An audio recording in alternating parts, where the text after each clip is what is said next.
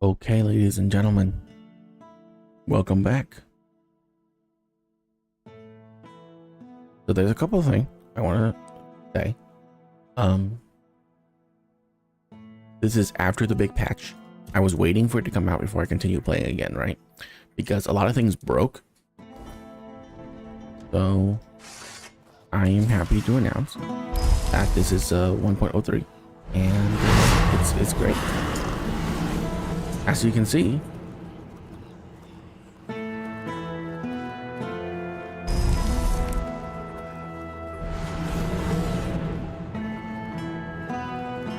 one, two, three, four. Okay.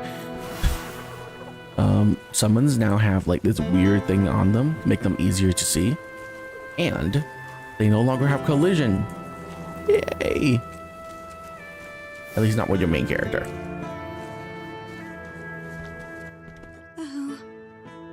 Please hurry. Oh yeah, I talked to all this.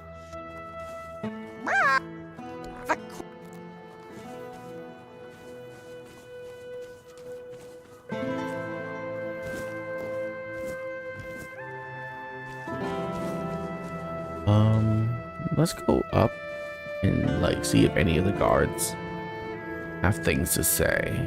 I doubt it, but yeah. Worthless waste of time.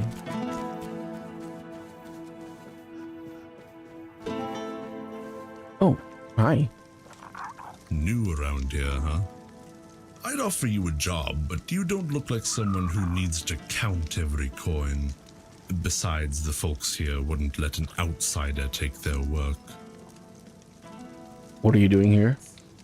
Keeping an eye on the goods Kunacht provides to strengthen the capital. We're gathering what we can, timber, supplies, and soon, the men here. Then we'll take the people and head back to Camelot. We're building a home there, for Avalonians who want to escape the wordness.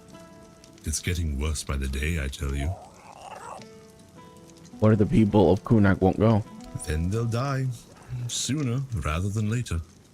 Don't get me wrong, I understand. This is their home, their land. But if they want to live, they need to come with us. Otherwise, the wordness will take them. And trust me, nobody wants to end up like that. Can I help with anything? Appreciate you asking. There is one small thing if you're up for it.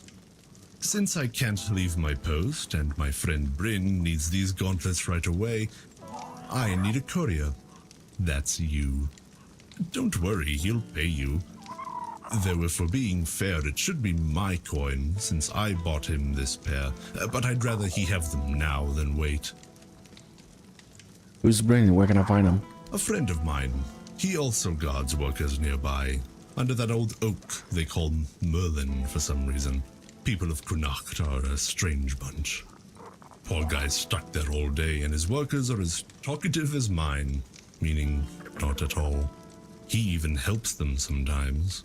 That's how he ruined his gauntlets. If he doesn't get them back, he'll waste away from boredom.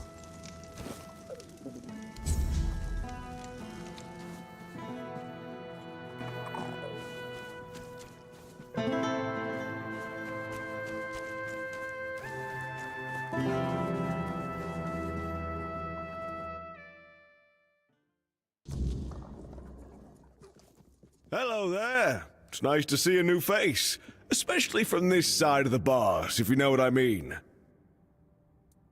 Who are you? Really? You walk into the prison and ask the one man in Camelot soldier gear who he is? Oh, that's a good one. Well, stranger, I'm Flan, and I am a prison guard. Fortunately, I'm not terribly overworked, now that most people have either left for Camelot or died of red plague. Oh, was that insensitive?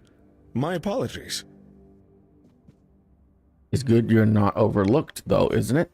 Well, it depends. Take this, for example. We have a beggar here, all mother bless his soul, who figured out that committing only minor offenses would land him here, rather than at the gallows. This way, instead of begging on the streets, he gets a roof over his head and a warm meal paid for by Camelot. How clever must you be to come up with that? Pretty clever, I'd say. I probably would have done the same if I were him. May Morrigan's wings shield you from enemy eyes. So, you're looking for the children. That means one of two things. You want in, or you're in the way. Which is it? I want in. Tell me more.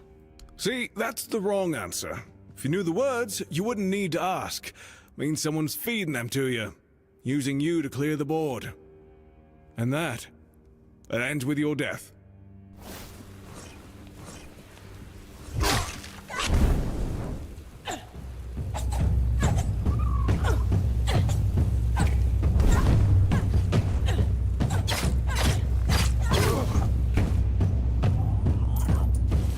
Next to me, you.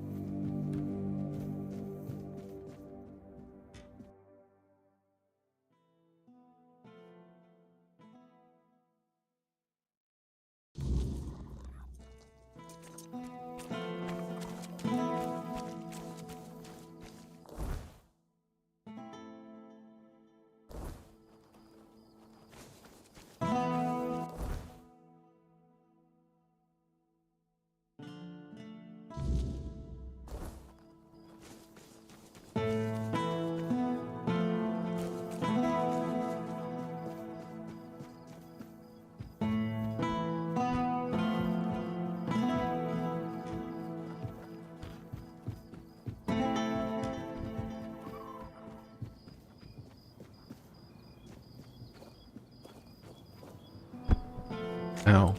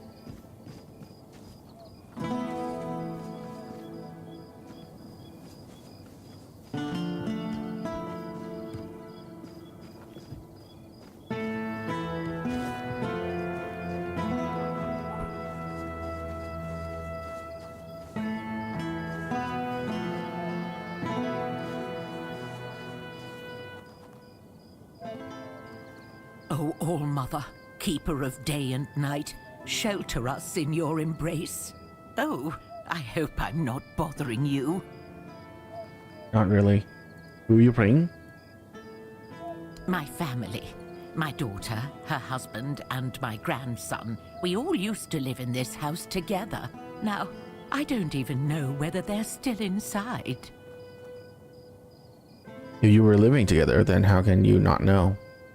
I was visiting my sister in the borough for what might have been the last time. She's 2 years younger than I am, but she's always been sickly. When I got back, the plague was already raging. The Red Priests either took the others or drove them away. Nobody can tell me if they took my family to the island asylum, or if they're all lying dead inside, with flies crawling all over them. So I sit here and pray. What else can I do? I'm sorry about your family. Thank you. If you ever pray to the All-Mother, please keep us in your thoughts too.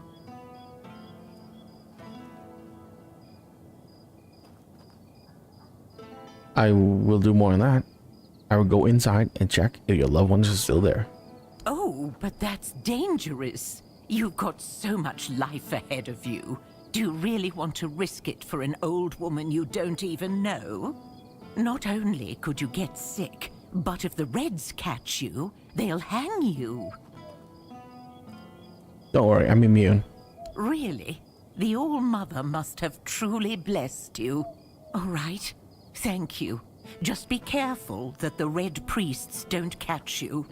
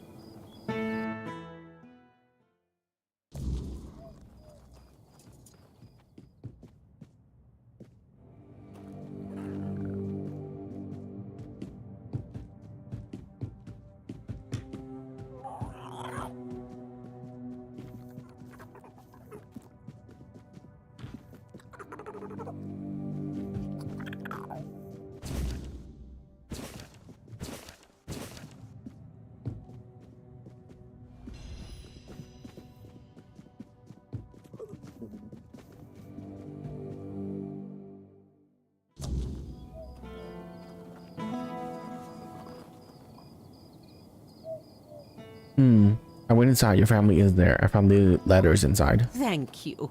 You're a good person. Now I'll pray to the All-Mother for my family to come back safe, and for you too. Okay.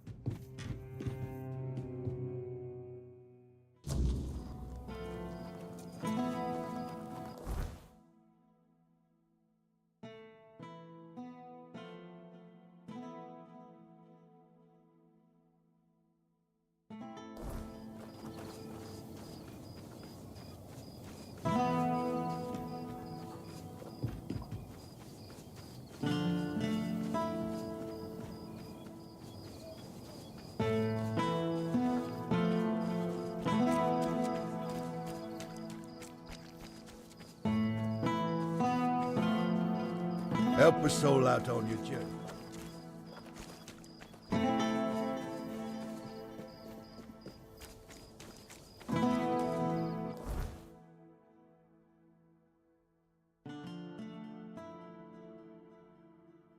Okay.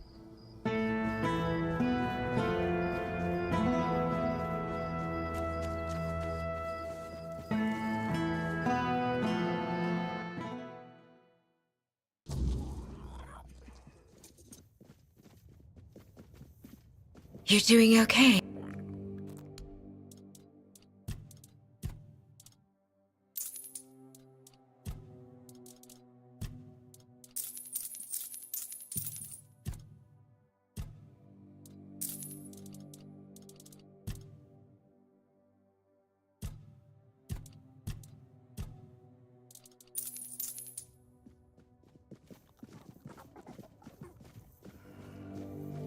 Oh, is that you, Roy?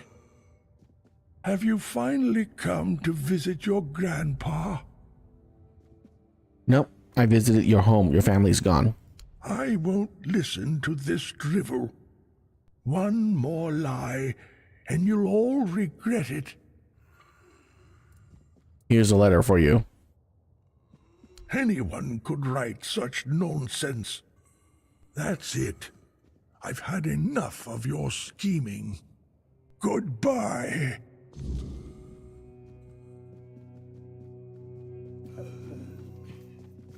Always. I couldn't convince her to get help. I'm sorry. Damn it. Damn it. I know you tried. This isn't your fault. It's mine. Wilbur was my patient. I can't run this hospital all on my own. It's an impossible task. Well, you definitely need someone to help you out here. Someone with money, preferably. I won't lie. I've thought about it already. More than once. Someone who can supply us with ingredients. Maybe an alchemist to make the medicines. At one point, I even considered asking the Red Priests for help. But Neonte would have my head. Then I thought about Orwin and the Merchants' Union. But I can't abandon the patients just to have a long discussion about the business prospects of a failing hospital. What does Neonte have against the Red Priests? What doesn't she have against them? First, she abhors the doctrine of K on a purely theological level. Her words, not mine. And then it's all about politics. She says the influence of the Red Church is undermining the position of the All-Mother on Avalon. I don't know. Maybe people just turn to whoever is willing to help. If the priestesses aren't enough, someone has to step in. But the priest methods are questionable. I know. That's why I'm hesitant. But some of them are also quite innovative. No one can deny that their research into the Red Death has led to real progress in medicine. I suppose if I were ever to run a hospital with one, I'd have to make sure they don't get too ambitious. I could talk to someone for you. You'd do that? For me? Why? I just told you the hospital has no money. I can't pay you for your efforts.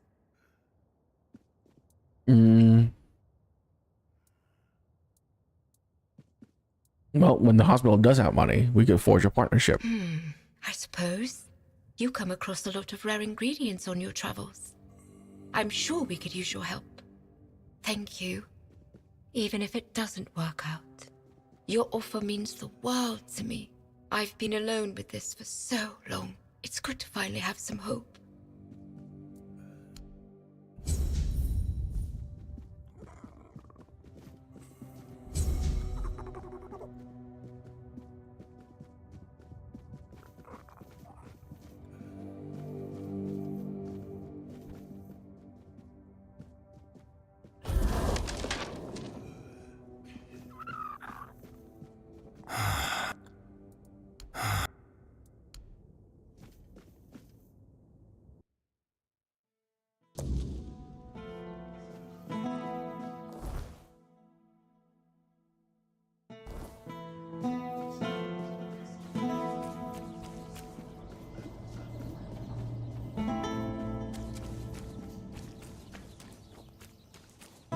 Always a pleasure. Good day. Let me know if anything catches your eye. Illy's looking for an investor for the hospital. She's wondering if you might help. She is? That's interesting news. Though I had no idea the hospital had financial problems. I thought it was funded by our brave Camelocian army. Or was it Lord Yvain? I can never remember. It's run by Camelot, but Lord Yvain appointed Niante as the head of the hospital. Who in turn dumped the entire responsibility onto her poor apprentice. That sounds like a complete disaster of mismanagement. Still, with a bit of restructuring, it might not be entirely hopeless. That said, a hospital doesn't exactly strike me as a lucrative venture, and I'm not in business for charity. When I invest, I expect a return. And here, I just don't see it.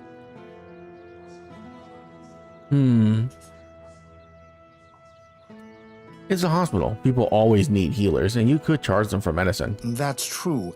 But in Connacht, people would sooner dig up their grandmother's miracle recipes than pay for something they used to get for free.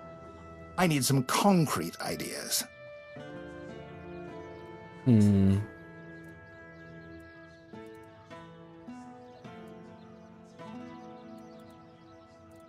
Treat the locals for free, but charge Camelotian full price? Don't let Leggett Denholm hear you say that. Well, at least not until we've made it happen. With how people feel about Camelot, a move like that could make the Merchants' Union popular enough to topple Lord Yvain. Not that we'd actually want to do that, of course.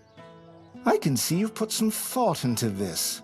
I can't stand when people pitch me a business opportunity and expect me to figure everything out for them.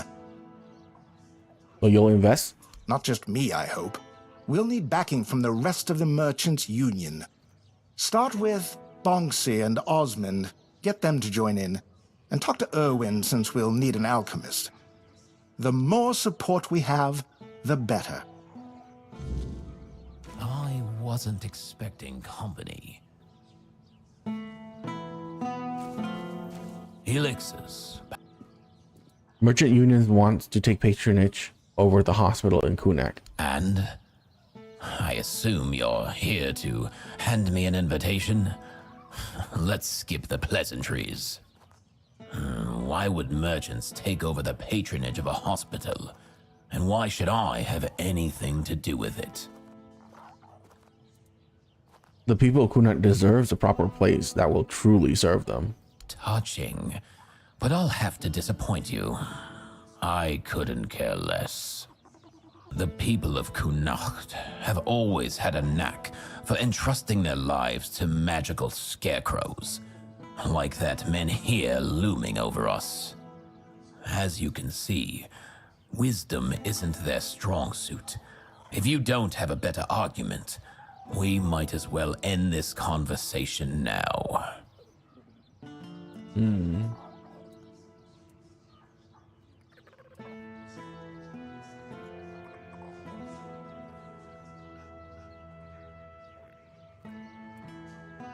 How about prestige? Another channel to sell your products? The possibilities are many. It's true that my business has been struggling for some time now.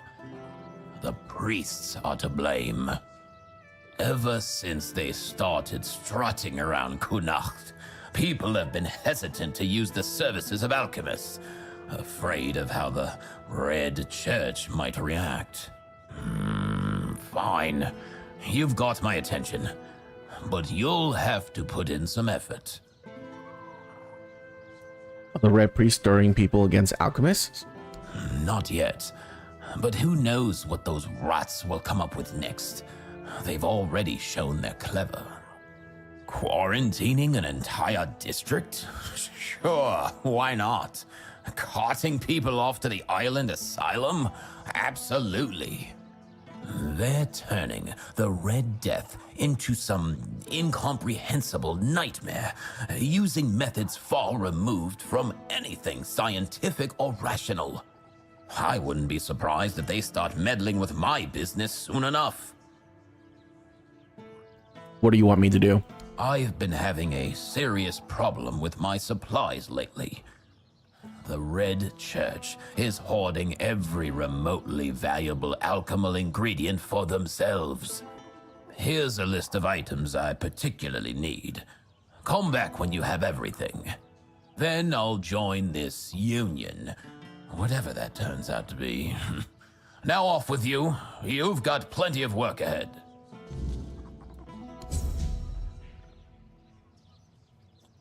You're back.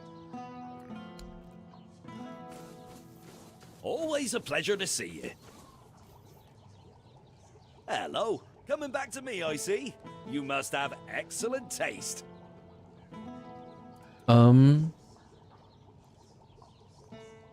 Alwyn would like to know if you'll support the merchant union investing in the local hospital. Ha! I'm not surprised he's asking me. Without my financial backing and, more importantly, my experience, most of the guild's investments wouldn't stand a chance. They really value my involvement, and that gives me leverage. In other words, I can do a bit of bargaining. What do you want? Have you heard the legend of Robbie of Grubwood? A bandit who stole from rich merchants and gave the gold to commoners. They say he was an incredible archer. At least, that's how the story goes. People say the same about me, but I'm still waiting for someone to write a song about me, like they did for Robbie. It's only a matter of time. Robbie's long dead. I heard someone in his gang betrayed him. He's buried in a tomb not far from here, along with his bow. And that bow has been on my mind for a while now, you see. According to legend, it's made from centuries-old yew, and enchanted by a druid whose life Robbie once saved. Bring me that bow, and I'll support Alwyn's investment. What do you say? Alright, I'll find it and bring it to you. That's what I like to hear. I always say sticking close to older, more experienced folks is worth it. There's so much you can learn from them. Am I right? Of course I am! What about it? Then what do you... Oh, hello there. Good to see you. I heard that the merchant union want to invest in the hospital. Are you joining in? I don't know. I got an offer to supply ingredients for healing potions. But honestly, that doesn't sound very exciting. My adventures are more about leaping over chasms and escaping collapsing ruins than gathering wildflowers. Rare plants tend to grow in strange places. Maybe so, but it's still not worth spending as much time on it as Alwyn wants. I could be exploring underground labyrinths or running from guards across rooftops instead. If you can handle the journey, you can handle carrying a little extra. You know what? You're right. That could work. But I can't go anywhere until I sell off all my wares. How about it? Want to take the lot? I'll give you a big discount. Yes? Did you manage to scrape together the money? Oh, I hope so. I'm starting to feel like I'm rooted to this spot. Alright, fine. Fantastic. If you don't need something, you can always sell it later and even make a profit. Let Alwyn know I'm in, and I can't wait for my first trip to gather ingredients. Life's too short to play it safe. Where's the fun in that? Good to see. Luck.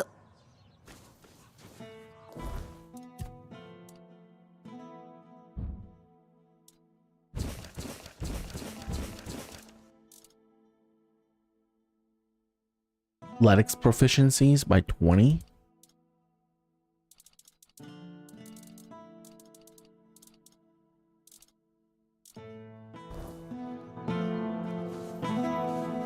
Oh, hello there.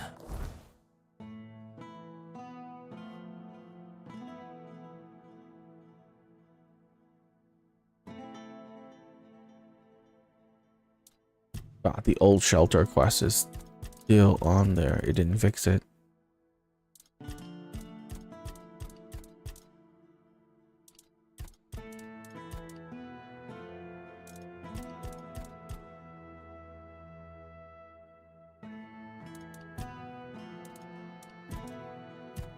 Okay.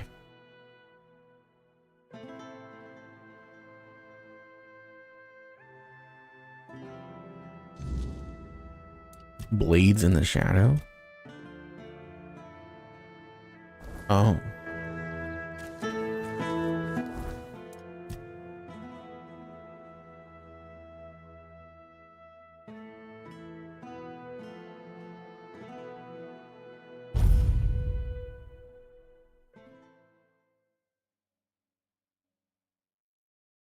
I'm glad you can just teleport between maps like this. It's nice.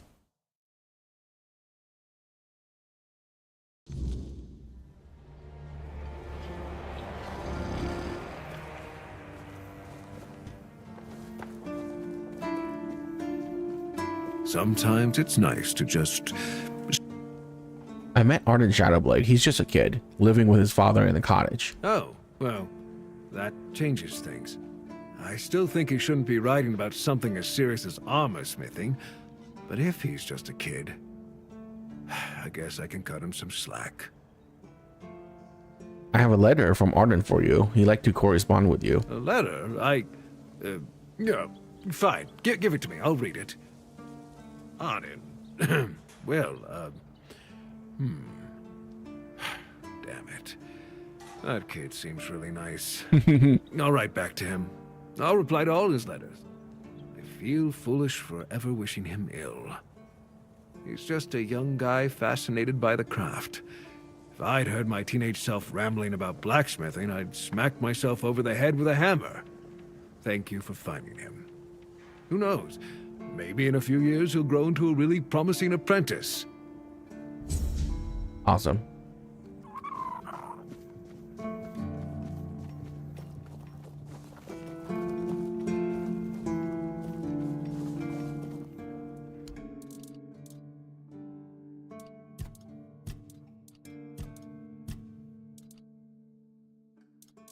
I'll keep it.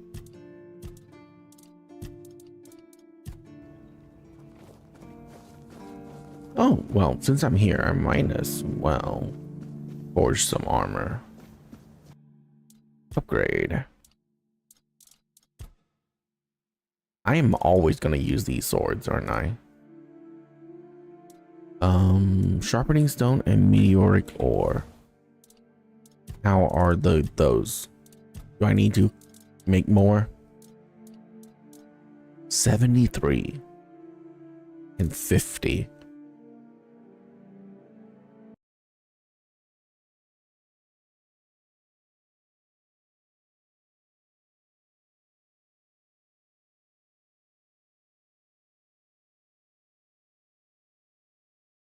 I'm gonna give myself 100 more of those.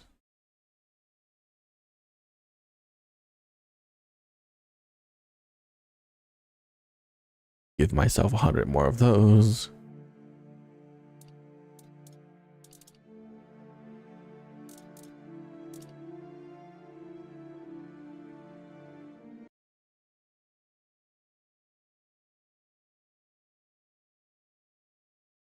Feel like, there you go. You know what? Let's just do that. Because I don't feel like going around and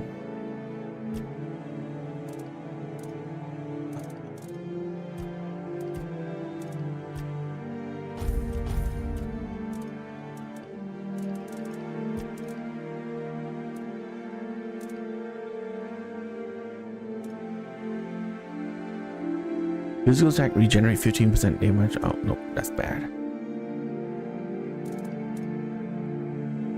Increase melee damage.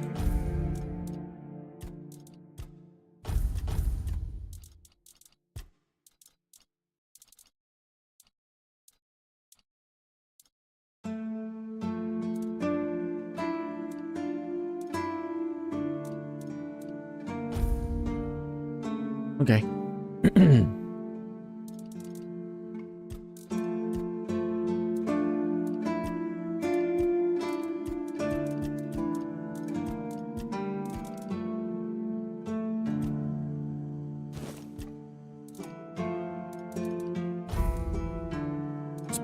Spell power.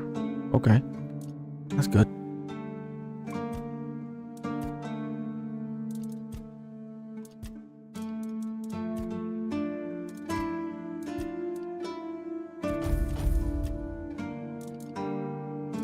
It's health.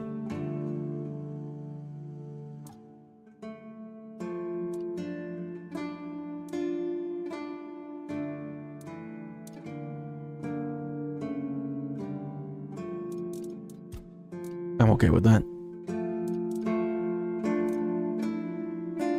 I'm okay with that as well.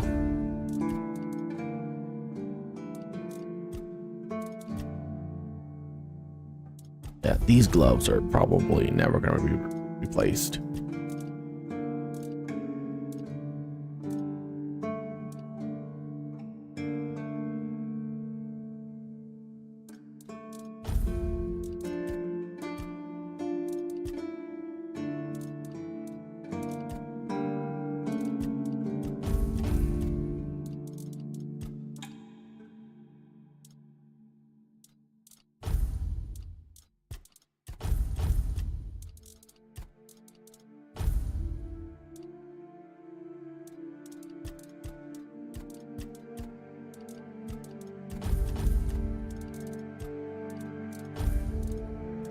Okay.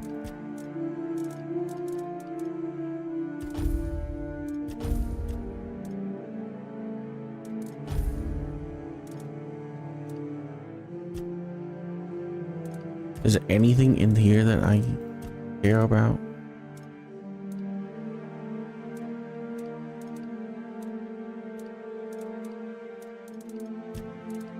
Not really.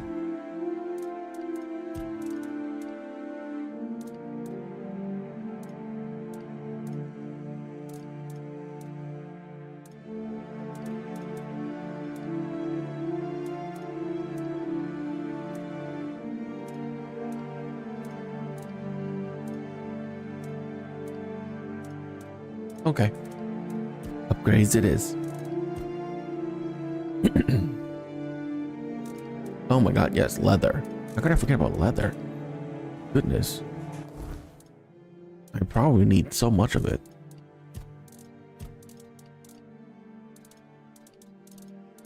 Yeah, look at that.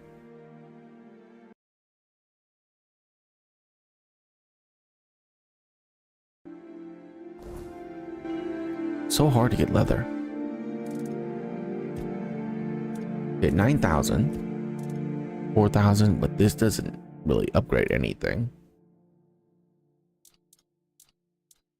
Spell power, critical chance.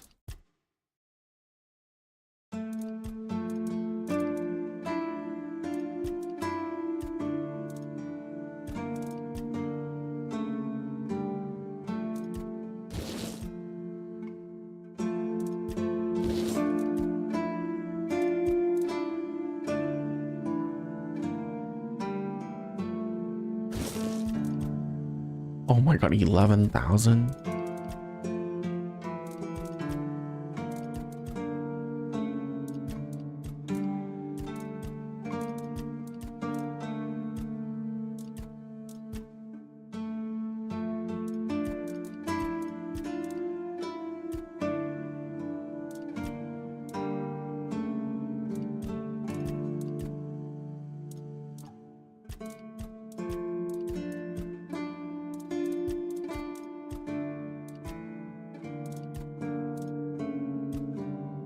Ridiculous.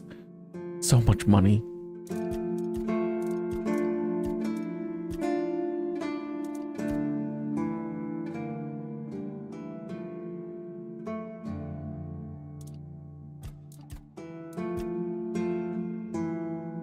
Okay, we'll leave some money. Always good to have a little rest. Yeah, like upgrading in this game, ridiculous. It costs so much of everything.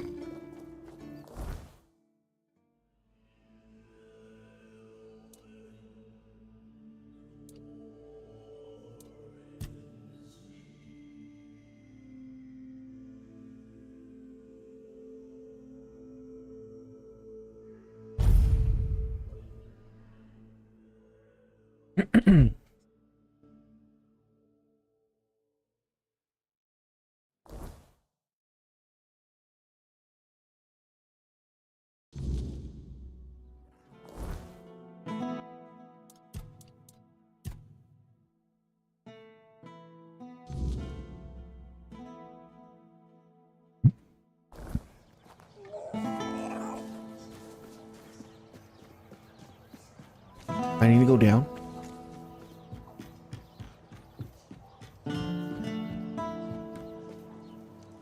That's too much down. I can survive. Ooh, okay. Barely.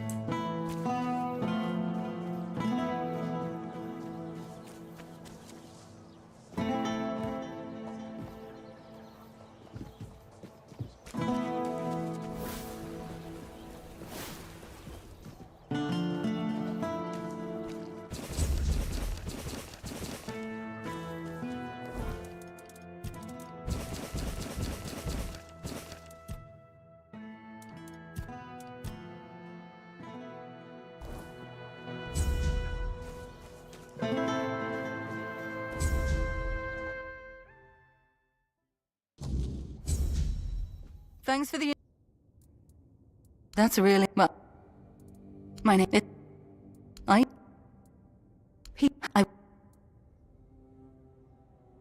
That's why I gave it... If... Maybe... You... As... I understand. I'm sorry. Thanks for the visit. Haven't you... Goodbye.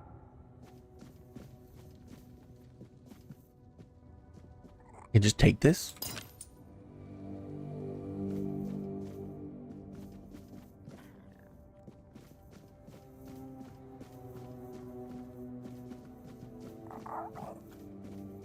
You need something?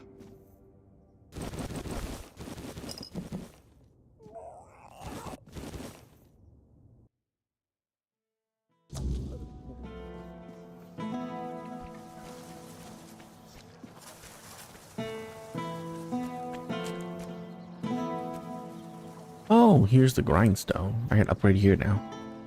Okay.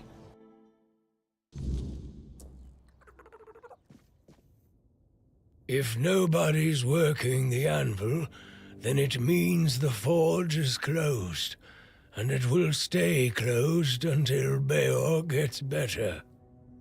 What happened? A woman happened. He was chasing after some girl he thought the world of. Almost ended up shuffling right off this mortal coil. One time he went to see her and didn't come back for 2 days. I looked for him all night.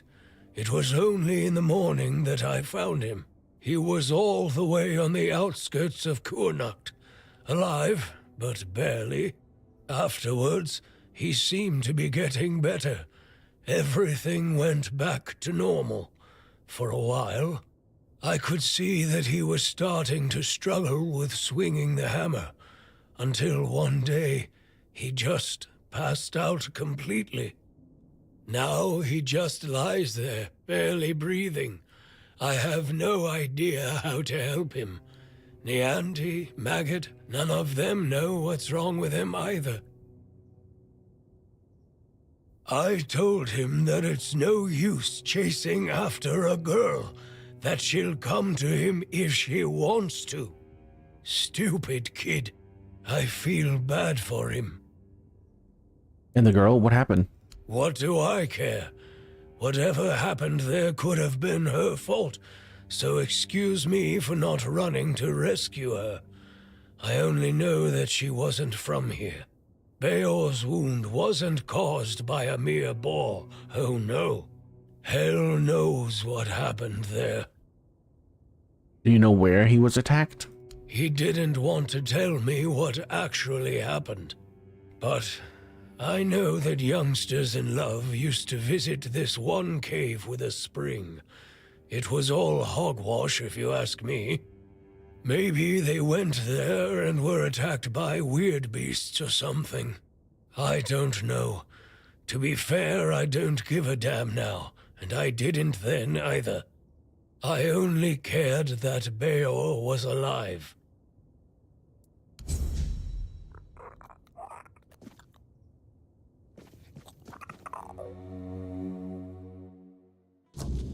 All right then.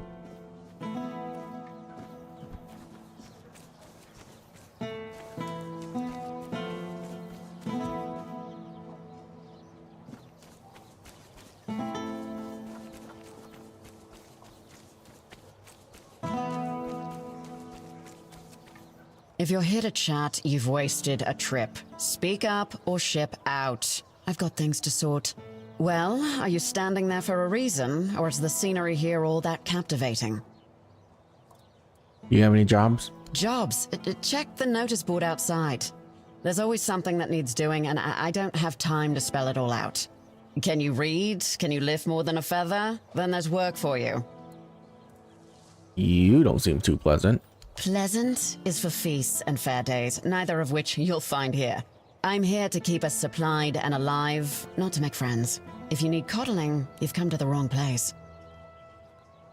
I got some questions. Who are you? I'm Shine, quartermaster of Camelot's Legion here in Kurnacht. My job is making sure this Legion doesn't fall apart from lack or neglect. A thankless job, let me assure you. Can you tell me about your commander? Legate Denholm runs the show here, and I make sure his boots are on solid ground. He's got a head for strategy and a heart for politics. He dreams of dragging Connacht out of the muck and into Camelot's arms. I just keep the wheels greased, so his grand plans don't grind to a halt. Tell me about something yourself. My story? Huh. It's locked up tighter than our armory and just about as useful to you. Focus on what you need to do, not on digging up dirt. Okay. Is there anything else I could do for you apart from the task on the board? I don't know where all that eagerness comes from, but I'm starting to think if I had 10 of you, my job would be a whole lot easier. And as it happens, I might have something for you, though it's a little different from what you've been doing so far. Sounds good already. It seems that over the past few weeks, some of our supplies have been going missing. Just small amounts, and I'm not gonna lie, I didn't even notice at first. But when I checked the books at the end of the month, the numbers told the truth.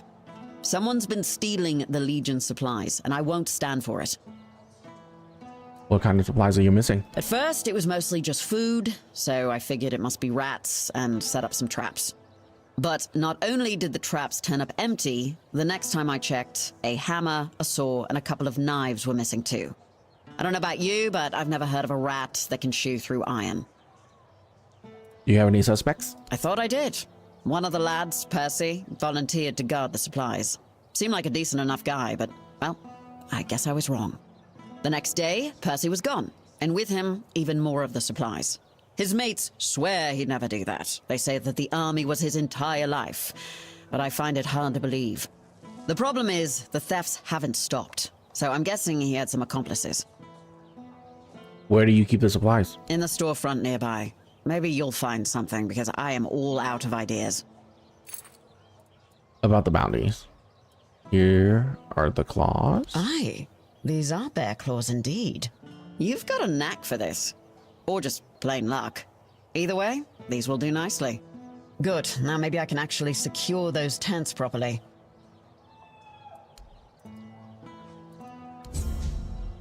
What is it now? If it's... Here's the pelts. So the job's done? And here I was, ready to send out a search party. You are full of surprises, which is more than I can say for most of the folks around here. Here are the marrow gas. Marrow gas shells, and in one piece. Impressive. These will keep our armor strong and our soldiers breathing. Don't expect a parade, but... yeah, well done. Now, move along. Here are the skins. Finally, Croakmore's skin. I'll make sure this goes to good use. Didn't think you had it in you, but you proved me wrong. Keep it up. Wow, look at you. You've done everything I asked. Hunted down Croakmore, collected marrow gas shells, and even more in between. Must have kept you quite busy, right? You know, sometimes I feel a bit odd posting all these tasks. They can seem pointless, running back and forth, fetching this and that. But some people, they just need something to keep their hands busy and their minds off darker thoughts. Keeps them from getting underfoot, or doing something reckless. Good to know you're one of those who can handle it. Keeps things running smoothly around here. So, good job, I suppose. Now don't let it go to your head. There's always more to be done, and I'm sure I'll have another task for you soon enough. Awesome. Back again?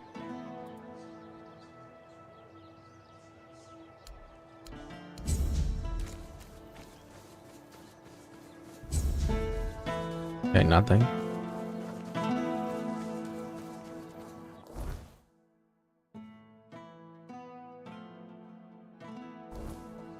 Let's grab quests first.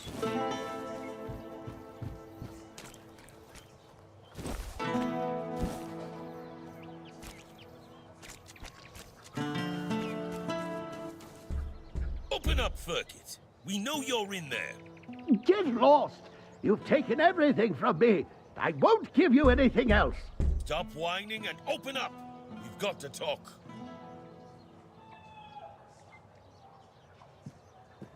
I've had enough of this lunatic. Keep an eye on him in case he gets out. I need a rest. What do you want? I'm just curious what's going on here.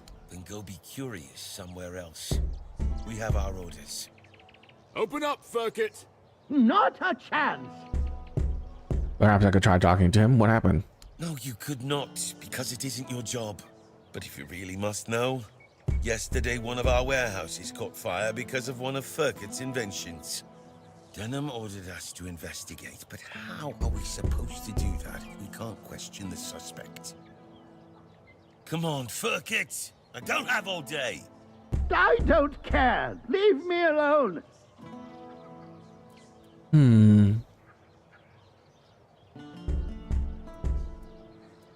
He doesn't know me.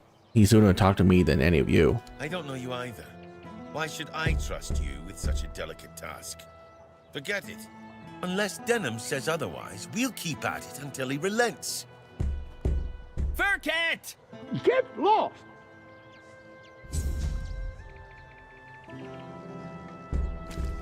If it turns out he set fire to the warehouse on purpose, I'm going to kill him myself!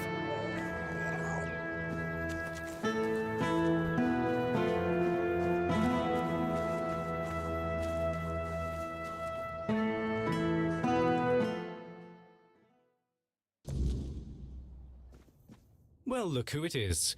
The one who reignited the men here. I must say I'm impressed. Tell me, how did you manage to do that? Actually, I don't know. I just did. Fascinating. You may not know, but I suspect the Kaya whispers her word to those who listen, even if they don't realize it.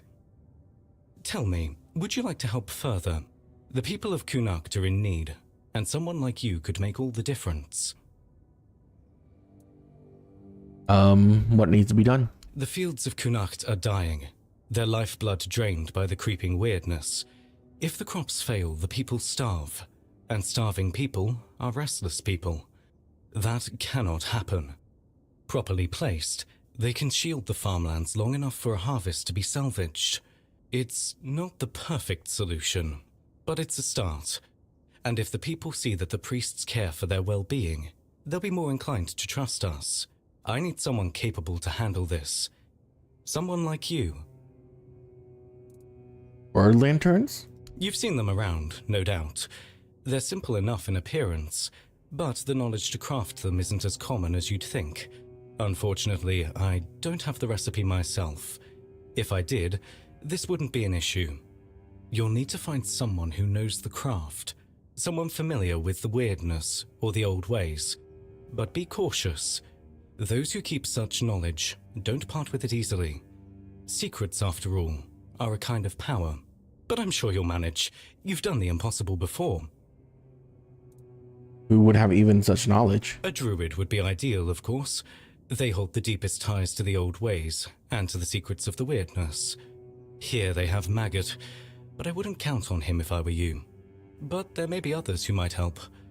Furkit, the local inventor, has a knack for turning scraps of knowledge into working tools.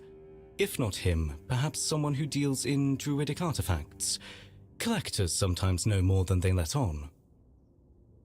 What's the catch? Legate Denholm won't be pleased. He prefers the weirdness close.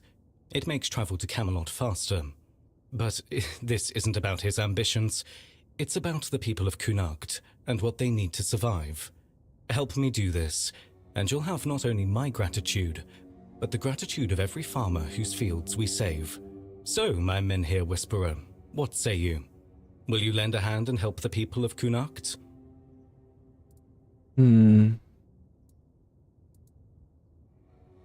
I will help you. People need to survive here. Good. I knew you'd see the importance of this. Together, we'll keep the fields alive and the people fed. For now, at least. If I have the lanterns, what next? Once you have the lanterns, they need to be placed around the farmlands. Start with the fields of Reese and Ida. They work as a couple and have some of the largest crops in Kunakt. Then head to the lands of Rob and Gil. They're brothers and, while they're stubborn, their fields are crucial to the town's food supply. Without their harvest, we'd be in serious trouble. Position the lanterns carefully. Their glow will push back the weirdness, at least for a time. It won't be a permanent solution, but it's what we need to survive the season I wasn't expecting company.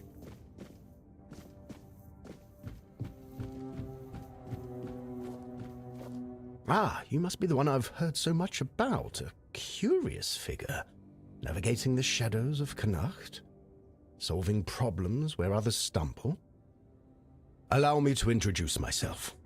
Brother Vitus, humble servant of the Red Church, or so the official title goes. I prefer to think of myself as an architect of change. Change? What kind of change? The kind that reshapes institutions and realigns priorities. The church as it stands is stagnant, weighed down by those who use it as a platform for ambition rather than service. Fabius, for instance, is a fine example of what I aim to correct. I seek reform. Nothing so dramatic as rebellion, of course. A more elegant approach is required. One must lay the groundwork, build alliances, and ensure that when the time comes, the transition is seamless. Isn't Fabius your superior? On parchment, yes. In practice, let's just say the hierarchy of the Red Church is more fluid than it appears. Fabius holds the title, but titles are transient. Influence, vision, and the ability to shape the Church's future, those are what truly matter. And in those areas, he's sorely lacking. Let him bask in his authority while it lasts. The tides are shifting, and soon enough, even he will see that he's relying on borrowed time. And where do I fit into this? I'd like to ask you to speak with Anselm, Yvain's major domo. He's a man of considerable influence. He holds the respect of the people and the keys to the court. Should Yvain's position become vacant, Anselm will step into power. A useful ally, wouldn't you agree? But Anselm is cautious, perhaps even suspicious of anyone bearing the church's seal. This is where you come in. What's in it for me? Ah, pragmatic soul, I like that. Let's say a generous reward and the gratitude of someone who is quietly shaping the future of Connacht. Not a bad return for a small favor, wouldn't you agree? Okay, I'll help you. Excellent. I knew you'd see potential in this opportunity. Together, we'll ensure Anselm sees the value of our efforts. The caravan is on its way. Find it. Secure the supplies and deliver them along with my greetings. Take whatever else you find. Coins, trinkets, that sort of thing. But the sealed crates? They must go to Anselm untouched. Consider it a sign of good faith. Do this and you'll have my gratitude. And perhaps more.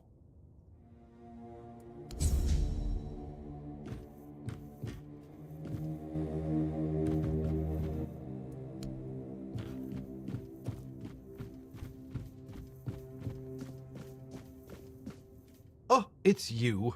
You look, well, all things considered. I always knew you had to have survived. There simply wasn't any other possibility. Do I know you? Ah, no. Sadly not. I apologize for my forwardness.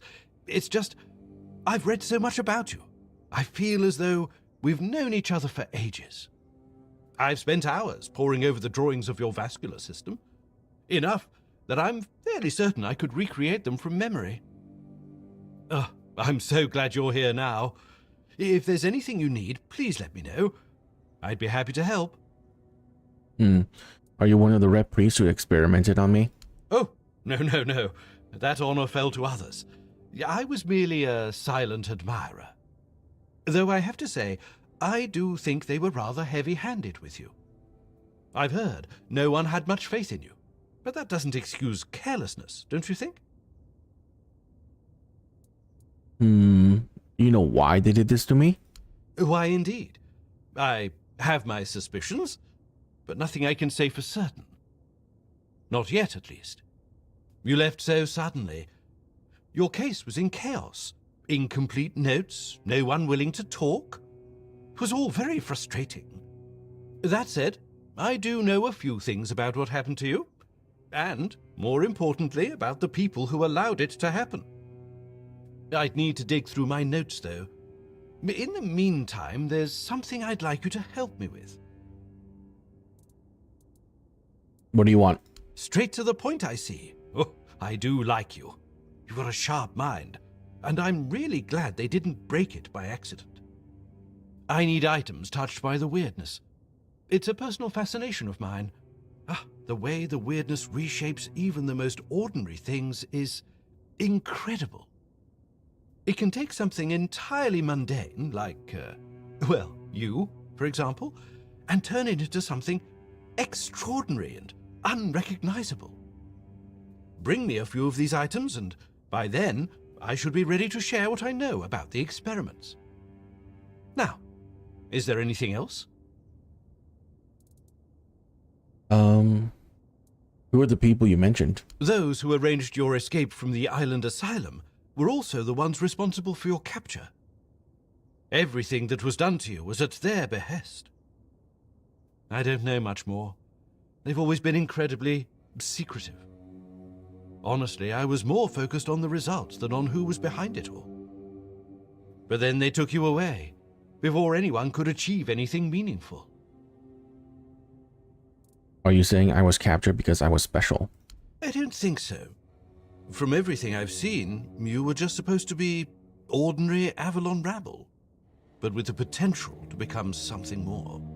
I don't have all the details about your case, especially concerning the Red Death, but something must have been done right, since you're not infected now. Sadly, the research was never completed. Now, I know we've never had that kind of relationship, but would you perhaps be willing to lie down and let me rummage a bit? No, and keep your hands where I can see them. Well, you can't begrudge me for trying. Do you know what was done to me? From what I understand, your natural affinity for the weirdness was enhanced. You see, centuries of living on this island have led to more and more people developing a certain tolerance for it. Sometimes that tolerance can evolve into agreeability. It does, however, take time, so you were given a push. As for the exact methods, well, I'll spare you the gory details. Besides, at this point, you know the results better than I do. Speaking of which, would you mind sharing the details of your current state? No. I can't say I don't understand. I respect your choice, of course. And I sincerely hope you live a long and happy life. But if any accident were to befall you, I would be immensely grateful if you chose to donate your body for further examination.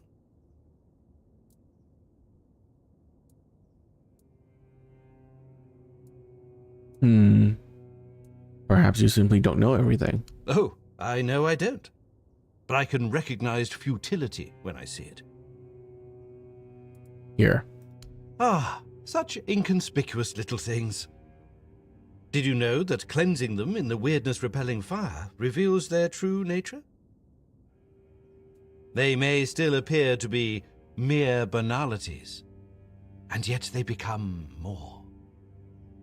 To think, you ventured into the weirdness and returned unscathed, all to retrieve a few items for me, as if it were nothing.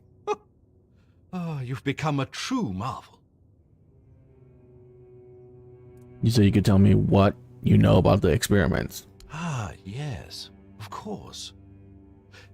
Now that you've proven the success of what was done to you, some things have become clearer to me. You see, from all the documents I've read and the research notes I've studied, I always believed that the way your treatment was conducted was for the greater good. It was meant to be the key to curing the Red Death. But now, I'm not so sure that the people who orchestrated your stay with us had the same goal in mind. So your request was what? Another experiment? Of sorts. I hope you'll forgive my little ruse, but I needed some answers myself. And you've delivered them in a most satisfactory manner. Not that I expected anything less of you. Go forth and thrive. or struggle. I'll find it interesting either way. Great. Ah, it's... Farewell. You had to take the best ones, huh?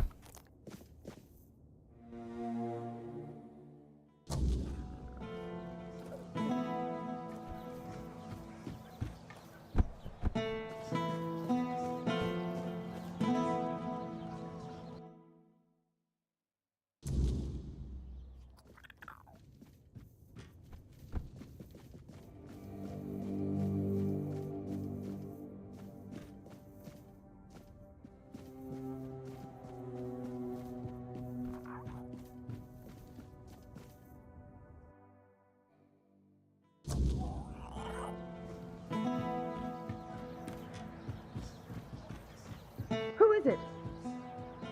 Bill sent me. Oh. All right. Come on in. So? Quill wants you to pick up his wages. So he won't be home for dinner? Or the next... I already listened to this. Thank you for... Is there anything I can help? Not unless you can give out... If this drags on... But... You seem nervous. You'd be nervous. I wish I told him if he had... You safe here? As long as... I mean, it's hard. I get that... People just lashing out. That does... They haven't hurt. I bet we haven't... Thanks for... You're welcome.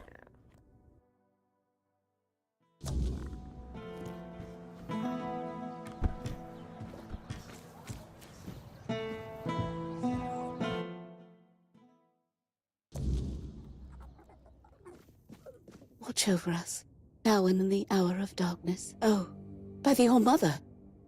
You stop. Didn't mean to frighten you. Oh. How long have you been here? I already listened to all this, I think. Think you here to be the Yeah. crew? Oh, I would see. No, if you go safely.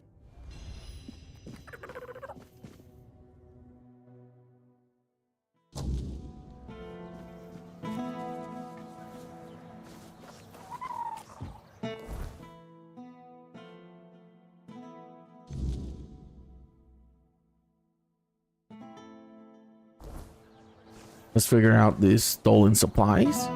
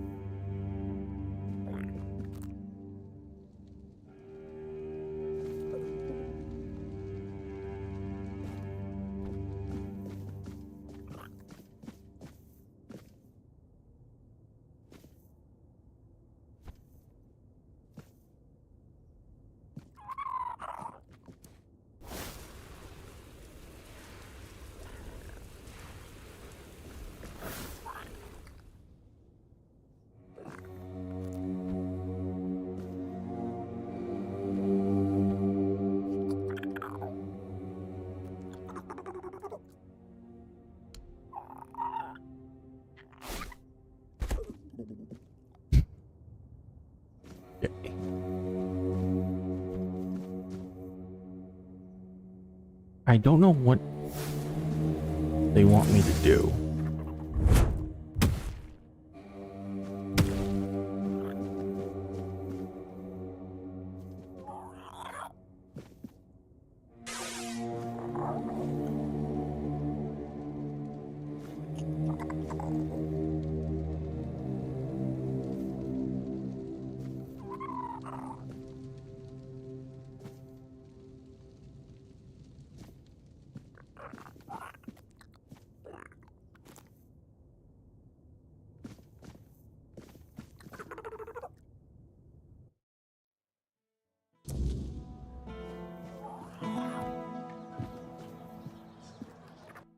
Investigate the warehouse.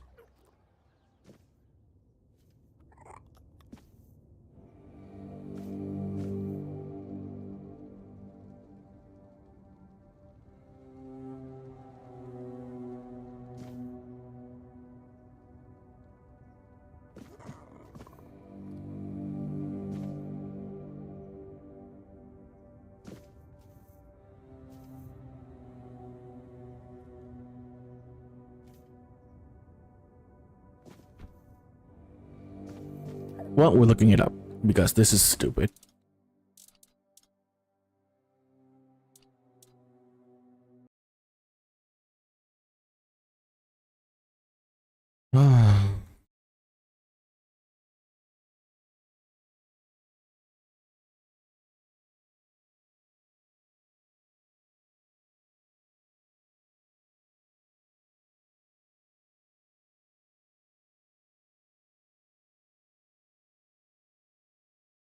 Are you kidding me?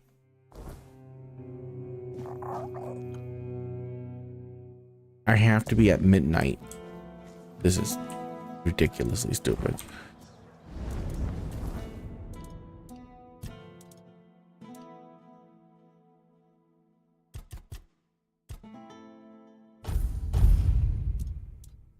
I need to get perception to 12.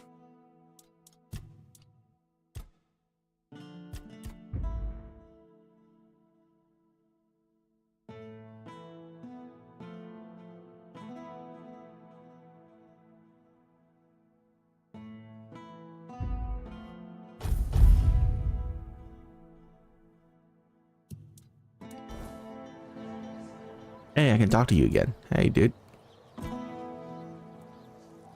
Oh, Lancelot. It was painful to watch what became of him. Did Lancelot truly betray you? I always believed Lancelot to be honest to a fault. He never hesitated to speak his mind. And I valued that in him as much as his loyalty. I trusted him completely. And I thought his faith in me, in my vision for Avalon, was just as strong. But it wasn't. I don't know when or how that trust was lost, and to this day, it still pains me. But know this, even in betrayal, Lancelot never sought to serve himself. He was a good man. Yet even the best of men can falter and lose their way. Will you forgive him? I forgave him long ago. What saddens me is that he still cannot forgive himself. But I understand why. The rebellion he led hurt not only me, it wounded all of Avalon. And Lancelot always hated senseless bloodshed. To be the cause of so much suffering, perhaps fighting by our side will finally bring him peace.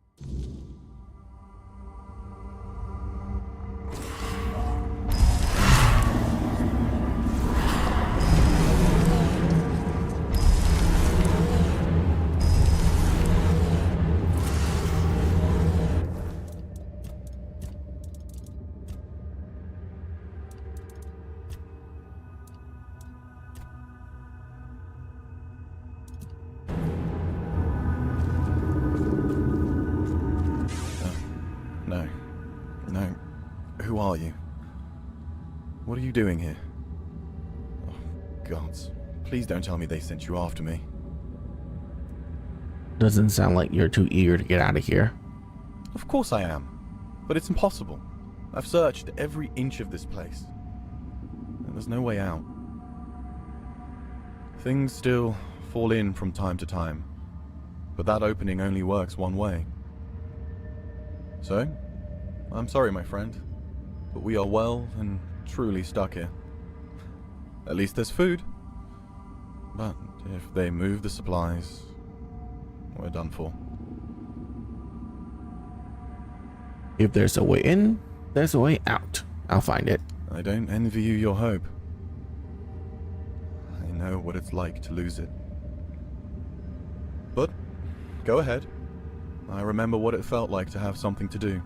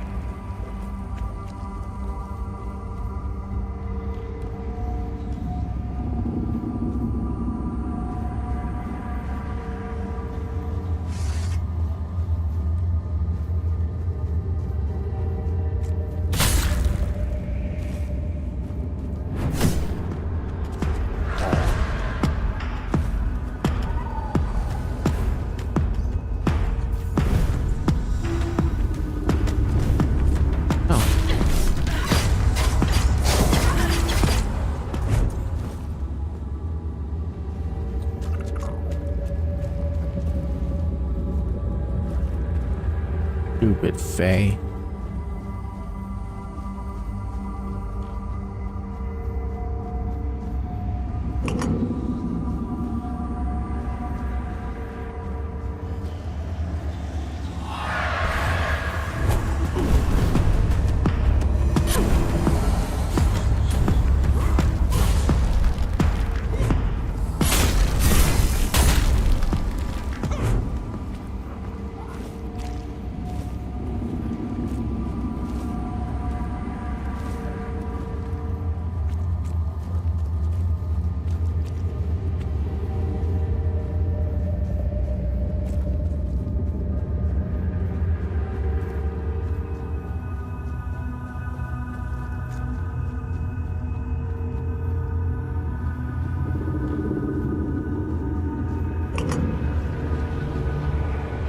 I'm guessing that's the way out.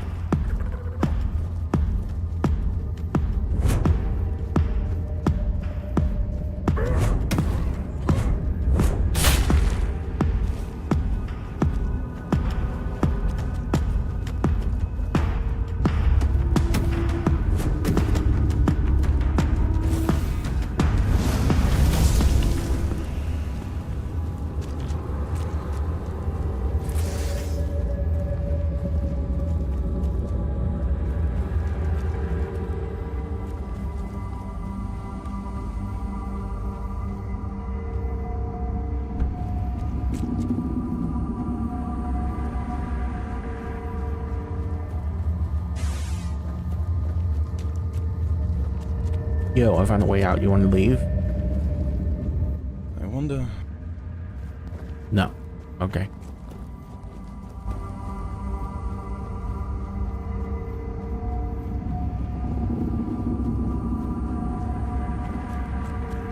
I am so glad that the summons don't have a collision anymore. Another guest?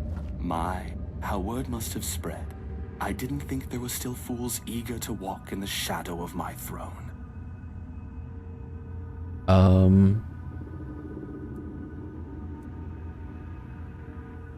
Who are you? I am Gaelic Tarian, rightful lord of Connacht, blood of Palamedes, born to rule, my legacy squandered by lesser men.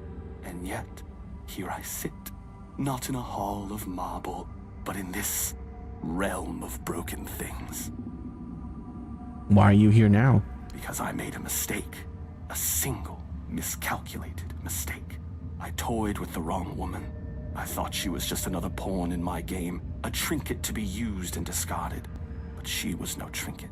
She was a Bandrui, a woman of power, of the old ways. And she cursed me for my arrogance. And all I wanted was to live longer. Well, seems like she granted your wish. Yes. And then some, as you can see. Eternal life.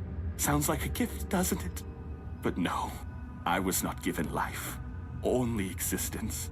Trapped in this mockery of a world, able to watch, to see, but never to touch.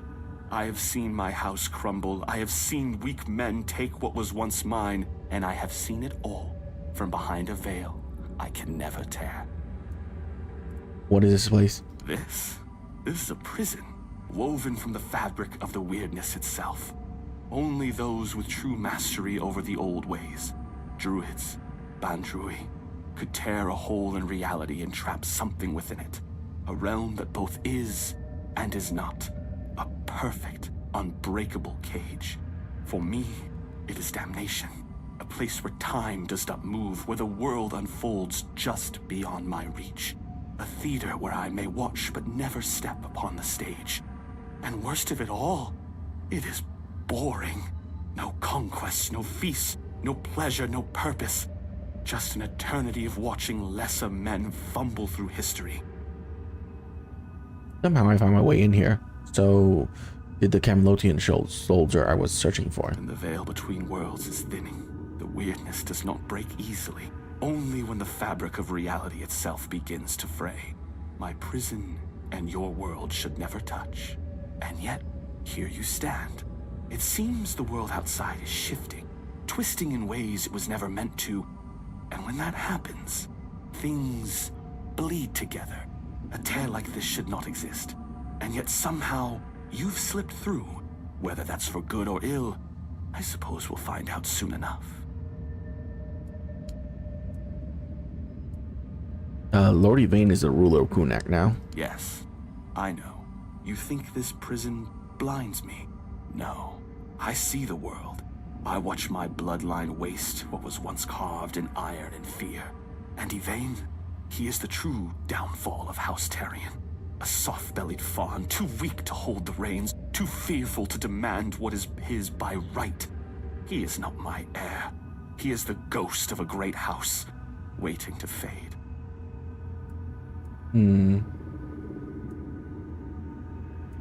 I never heard of Gaelic Tarian. Your name must be lost in history. Ah, history. The great devourer. It swallows men whole and spits out only what it pleases. Palamedes, my ancestor. His name endures, woven into the fabric of Avalon like a golden thread. But me, I am the frayed end, the unraveled strand, cut away and discarded. And why? Because I ruled not with honeyed words, but with truth. Because I did what was necessary. Connacht was mine. My name should have echoed through the ages, carved into stone, whispered in fear and reverence alike. And yet, here you stand, proving what I have long suspected. I was not lost to history. I was erased. You don't seem like a very gracious ruler. Gracious? You mistake me for a king who begged to be loved. Gracious rulers are forgotten. Merciful kings are overthrown. I ruled with a firm hand because Avalon demands it. The weak do not last here. Did my people fear me? Perhaps. But they obeyed. And obedience is the only thing that truly keeps a kingdom standing. Tell me, would you rather be adored and forgotten, or feared and eternal? Seems to me you were feared and forgotten, hence the weird realm prison. Clever. But this was not history's doing. This was her doing. A Bandrui's curse, not time's judgment. And yet, what's the difference in the end? Whether by time's hand or by hers, my name is dust. My throne is tainted. And the wretch who calls himself Terry and sits upon it, a hollow shadow of what should have been. I believed eternity was the right of kings. Now I see it for what it is. A punishment, fit only for fools. Can your curse be lifted? I don't know. I cannot be killed. Not by blade, not by fire, not by time itself. I've tried everything.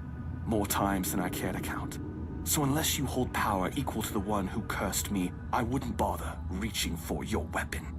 You can always duel me, and die for my amusement if that suits you. I might be powerful enough to grant you your wish. Oh, now that is a bold claim. You are not the first to make such an offer, nor would you be the first to fall. What am I, to refuse a dance? Come then, let's see if your blade can carve deeper than fate itself.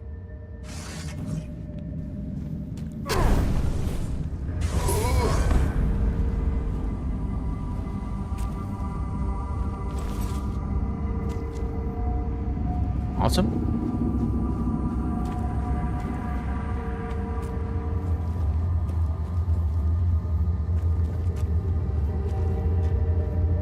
He is free. That kind of hurt.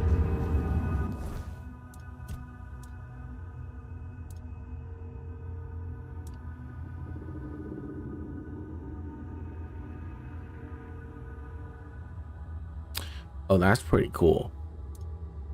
It's an automatic thing that just like, it doesn't even have like a range to it. It's just 24 damage, 36 for me.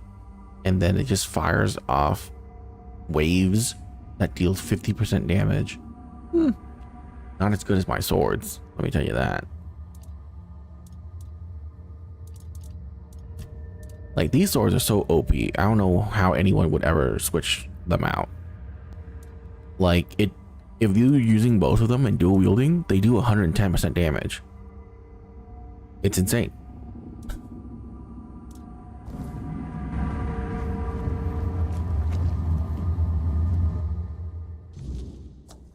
I can't believe it. We're actually free. You? How did you manage to get us out of there? Let's just say I'm a bit special. That I don't doubt, my friend. Oh, it's so good to be back. Funny, I didn't realize it before, but even the air in that place was different. Guess I'll go report to Shine.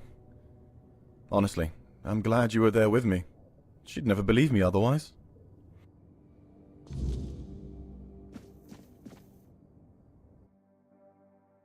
Is it daytime or is it still night?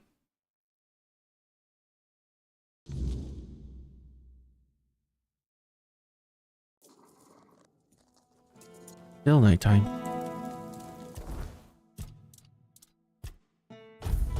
Yep, that needs to be 12.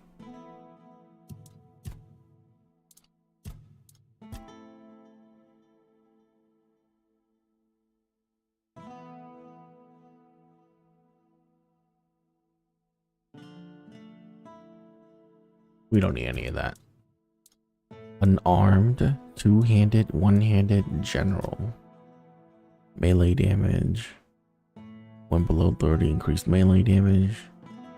Increased melee damage. Okay, I get it. Attacks with one-handed weapon are stronger.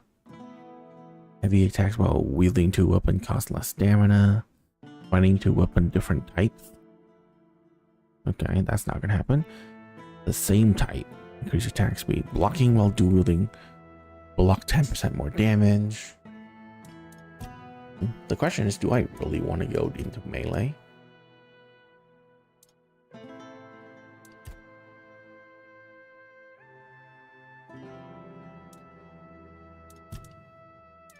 Anything I can do in parry?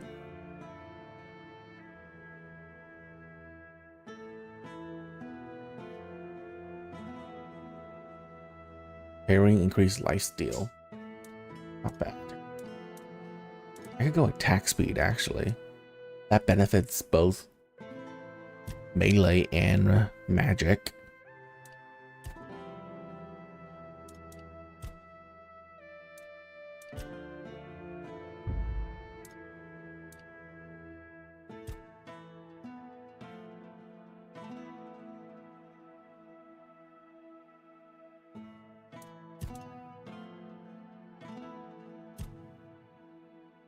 Yeah, let's go with attack speed.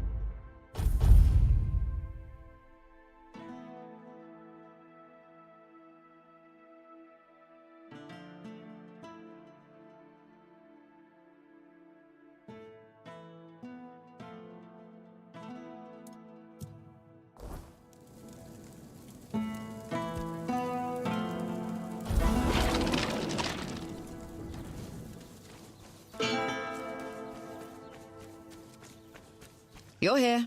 Speak. I found out what was happening in the supplies. Mm-hmm.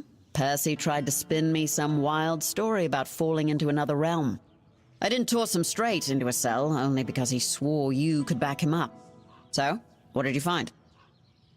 Percy's telling the truth. There was a crack in the fabric of reality. Things were falling through. You're pulling my leg, aren't you? Tell me this is some elaborate prank you two cooked up. No, it's true. Oh, mother have mercy. Can nothing in this goddamn place just be normal? I may be a bit of a city woman, but you can't tell me that it's normal to have creatures made of bloody straw attacking outside the walls. And now you're saying there are cracks in the world. Does that mean I need to move my supplies? I've closed the crack. Your supplies should be safe now. Well, that's some good news at least. Not gonna ask how, in case there's something about you that we'd both be better off with me not knowing. Thanks for your help. Smart woman. Here, something for your trouble. You mentioned that you're a city woman. Were you born in Camelot? Born and raised, yeah. My family has an estate in the country, but I never liked going there. All that space and nothing to do. Not even a good tavern in sight. I don't know how people live like that. An estate? You come from a nobility? A military family, dating back to the Age of Conquest. My father's a general, his father was one too, and my grandfather, yeah, you get the gist.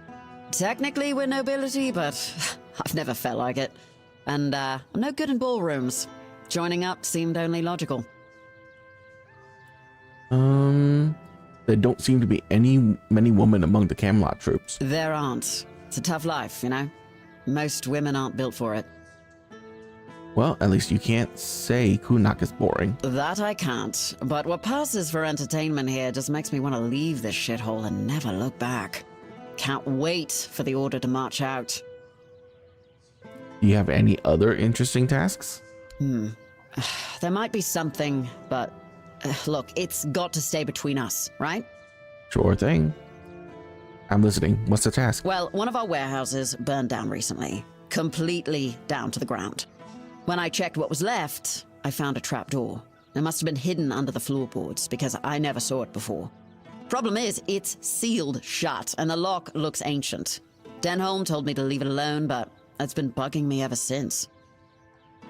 So, that's it? You're just curious? Yeah, I am. Really bloody curious. Can you blame me? There's not much here in the way of distractions. And who knows, you might find something useful down there. Even if it's just more space I can use for storing supplies. Have you tried picking the lock? No, because I don't know how. I'm an officer in Camelot's army, not a bloody thief. Despite what the locals think of us, we don't go around stealing everyone's stuff. Will there be a reward? Yeah, I've set aside some of my wages. Not like there's much to spend on around here anyway. Cool, I'll look into it. Great. Let me know what you find. Even if it's just a pile of rotten grain, I just want to know and be done with it. Oh, and one more thing. There's someone in Connacht who could help you get through that lock. Name's Filth, lives in what's left of the Eastern Tower. You're telling me there's a person named Filth who lives in Kunak walls? Yeah, well, of all the things I've seen in Connacht, at least I know Filth is harmless and knows everything that happens around here. I've never caught Filth doing anything illegal, and as long as it stays that way, we're good. Mystic Ward.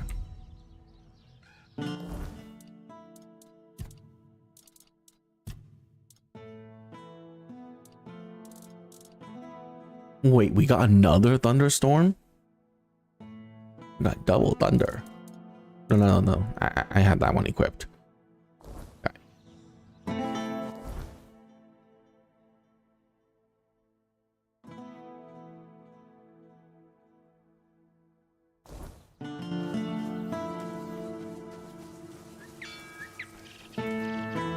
I think we can just go here and up.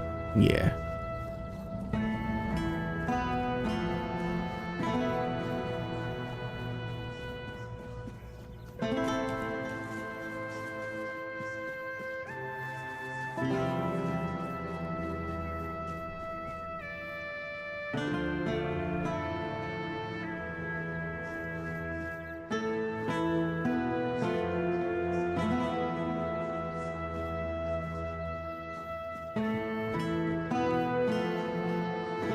You know, I saw this. I just did not go in for some reason. Oh, this is unexpected. You look beautiful, you know, and you have a beautiful soul. Maybe even more than just one. I can hear them fluttering. I see their soft shimmer. Will you show me? Show me, show me. Trust me, even though filth is filth, I can be generous. I want to be generous. I want to be good.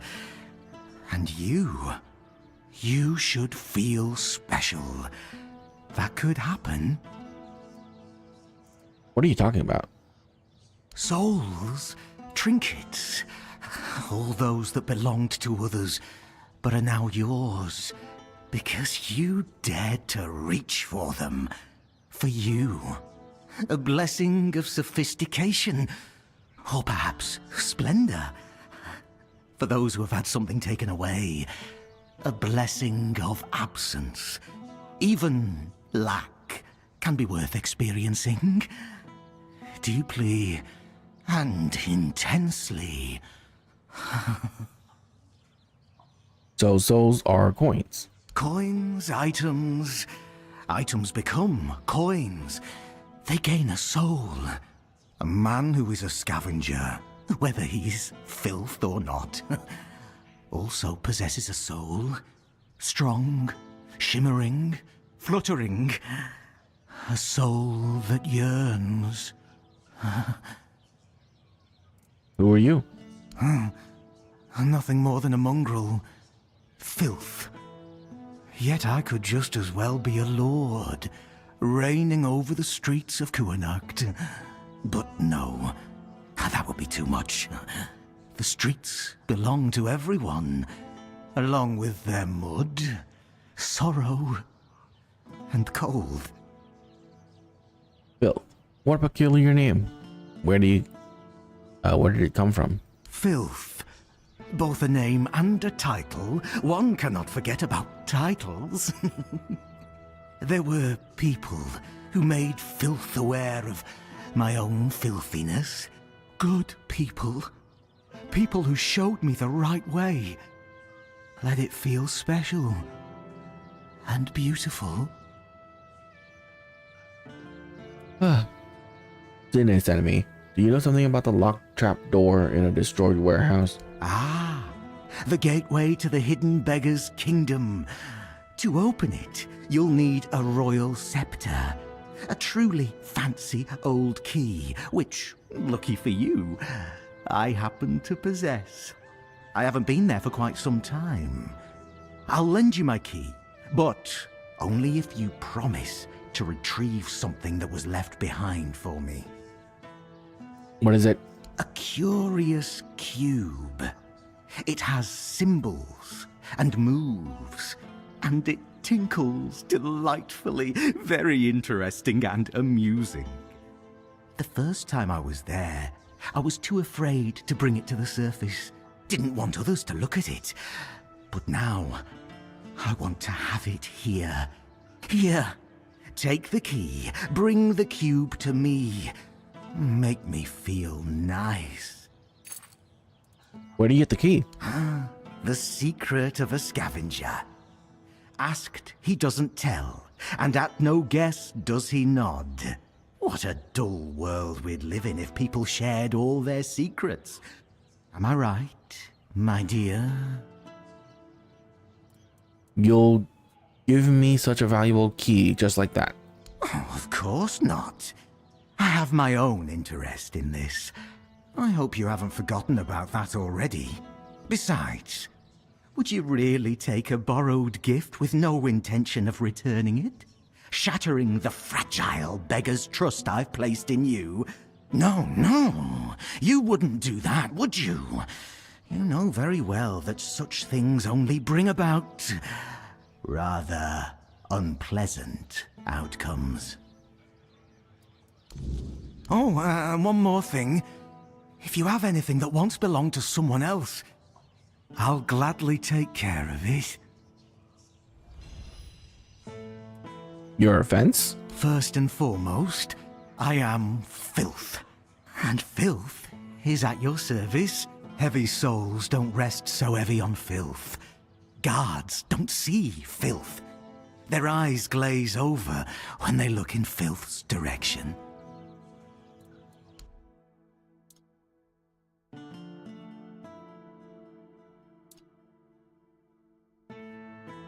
Revives after death?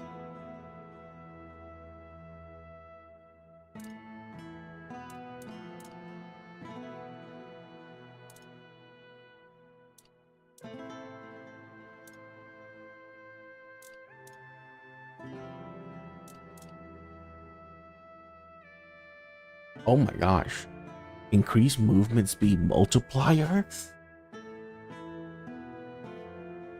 by 25%. That's just 25% more damage. Okay.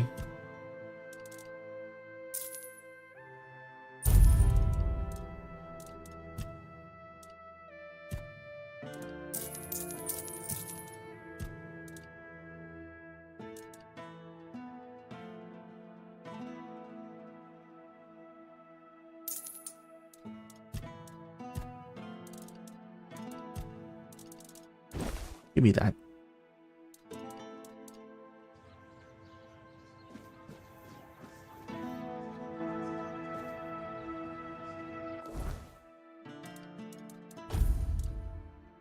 I need 11 decks. Always a pleasure to see you.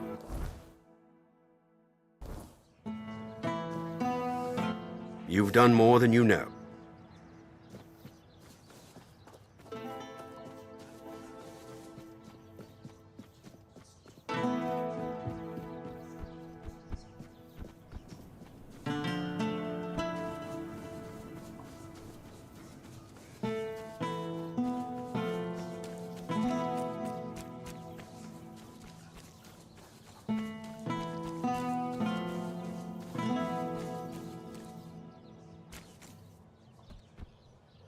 Thought I'd be alone today.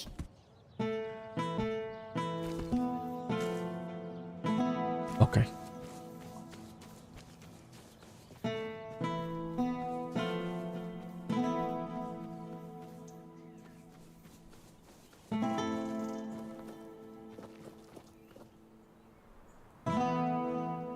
Old Kunak.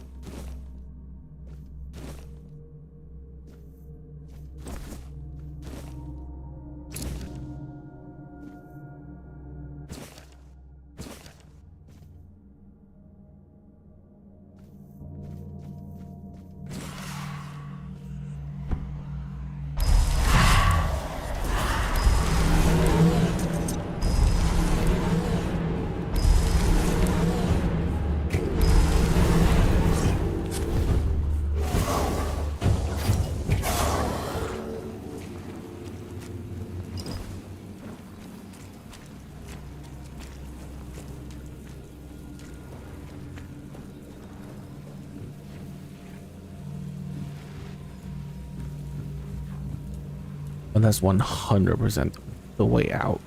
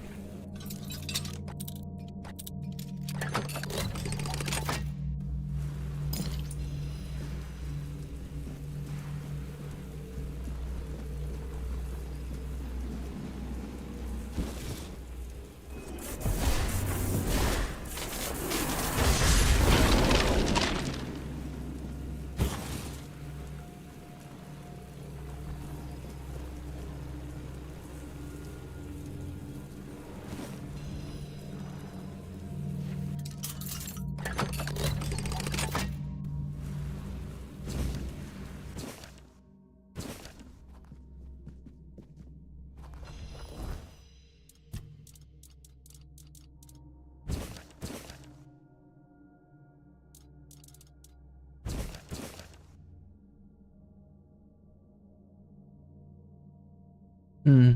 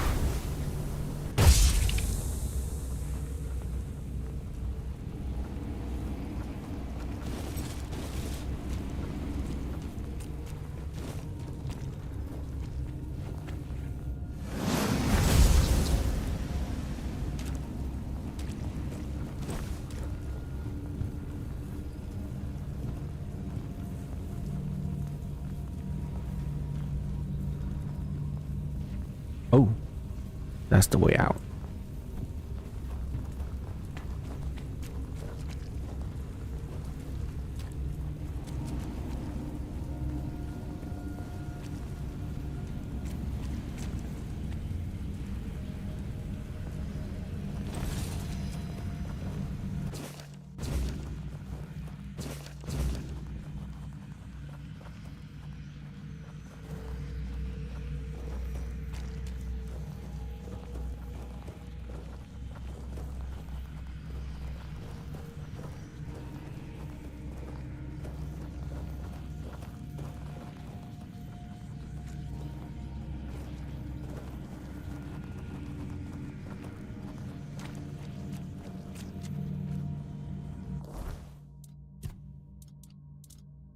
Ritual Blade. Incoming damage. Decrease incoming healing. Increase incoming damage? Hi.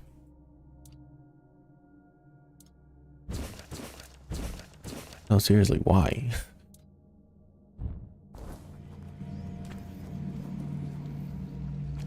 Okay. So I can leave. But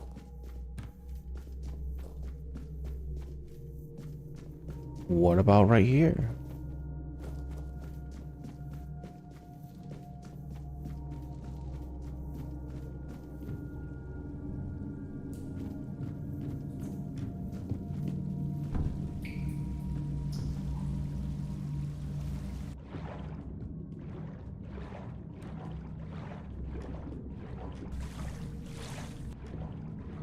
Oh, it's just a different way out.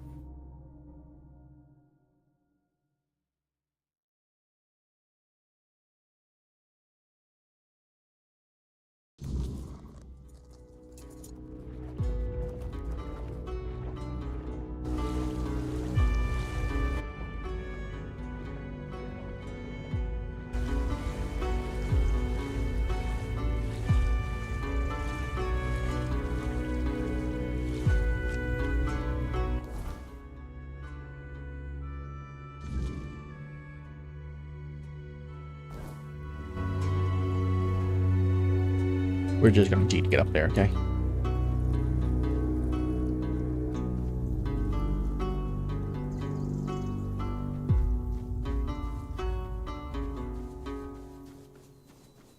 Getting. I've got your gauntlets from Ulrich. Thanks. So that's it? No reward? Sure. 10 gold coins. That's all I have. These cost more than 10. Did they now? I highly doubt it. Besides, I know these gauntlets. They're not sold. They're handed out by the quartermaster. Ulik paid shit for them. Oops. I think there's more to this story than you're letting on. Fine. Yes, there's a story. An inside joke, you might say. So, one day, I'm on duty, and my stomach's a mess. Nature called, so I answered. Found some bushes. You know the drill. Only then did I realize there was nothing usable afterwards. No cloth on me, no leaves. Well, you get the idea. I had to use the gauntlets. When Ulik found out, he couldn't stop laughing. Ever since, whenever we're stationed apart, he finds a way to send me a new pair of gauntlets. Oh. This is my 3rd pair so far. I wonder what he tells Shinna to get yet another set out of her. That's the whole story. You can go now. Ulrich said you ruined the gauntlets while helping the workers. That's because Ulik's a good friend. He wouldn't embarrass me, not even in front of strangers. But I was so damn bored, I figured, why not be honest with you? And I really wanted to see the look on your face. Worth it. Absolutely priceless. Sure. Thanks for the gauntlets. All right. What's cool. left for someone like me?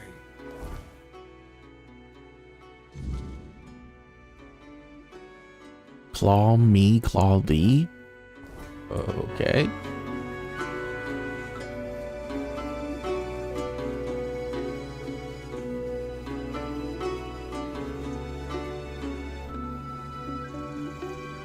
Oh, okay.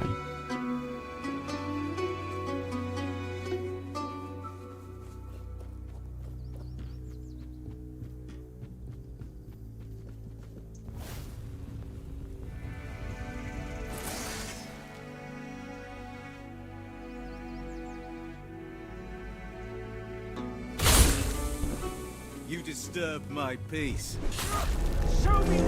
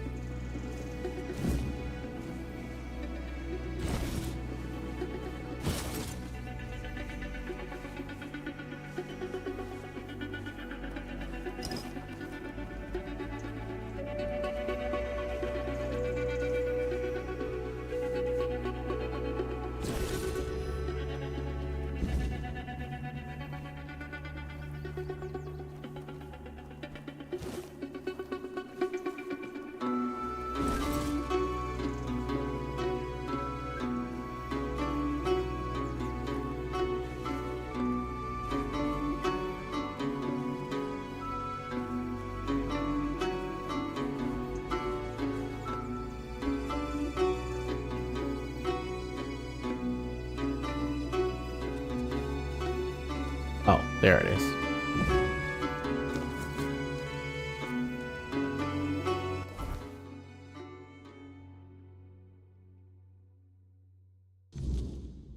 Lame Lord Can.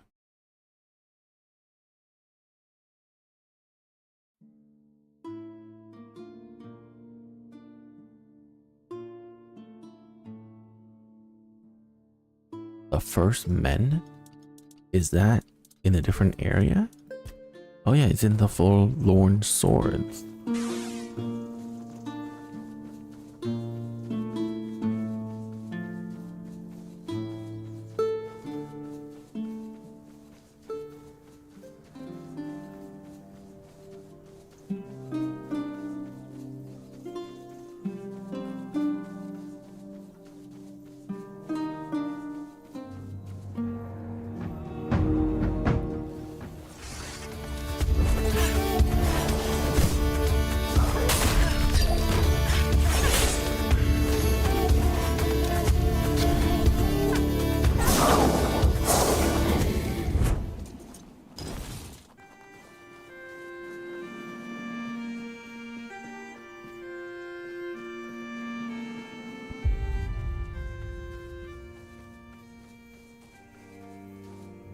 Stay focused.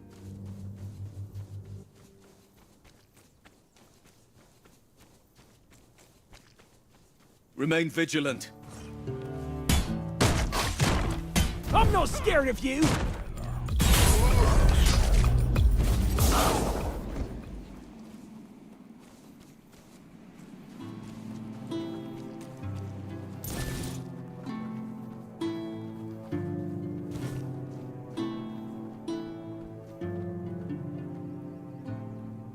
Stay sharp. Keep your... Oh, you'll regret this!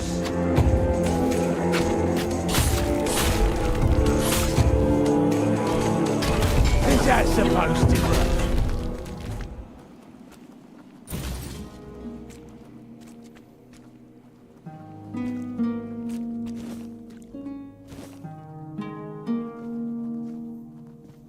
You guys alive? Nope.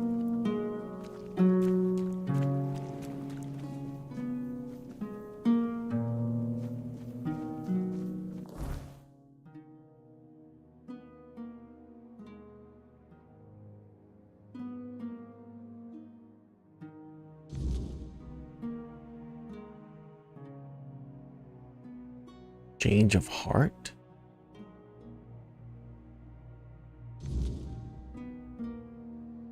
Do I really want to go up there yet? Not really.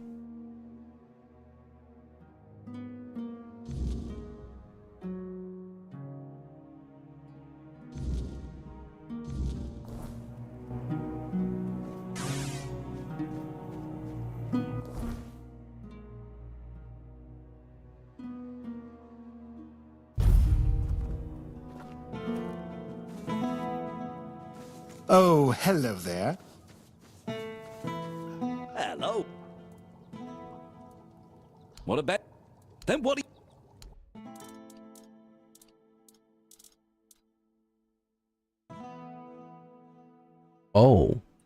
20 mana, adding 30% bonus magical damage. That's pretty good because 30% bonus magical damage gets multiplied by like all of my magic damage boosts. Not bad.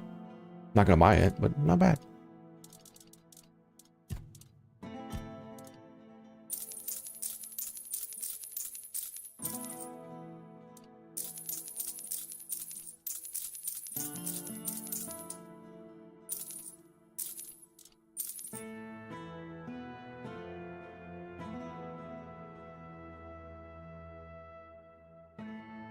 I mean, unless all 3 arrows hit, right?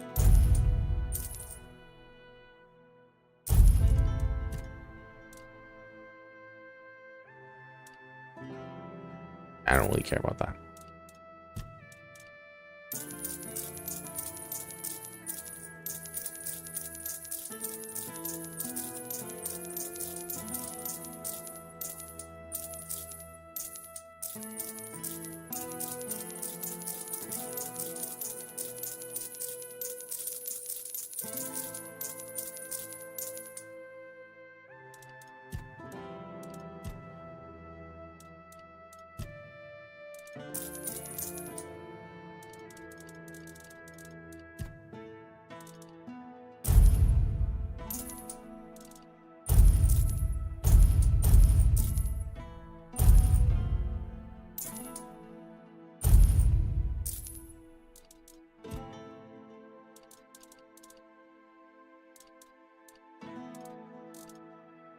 $500.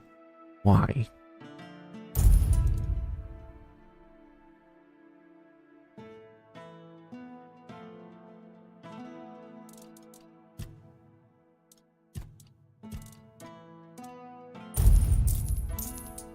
Leave it already? And we were having such a good time. What brings you this way? Let me put some of these back in the box.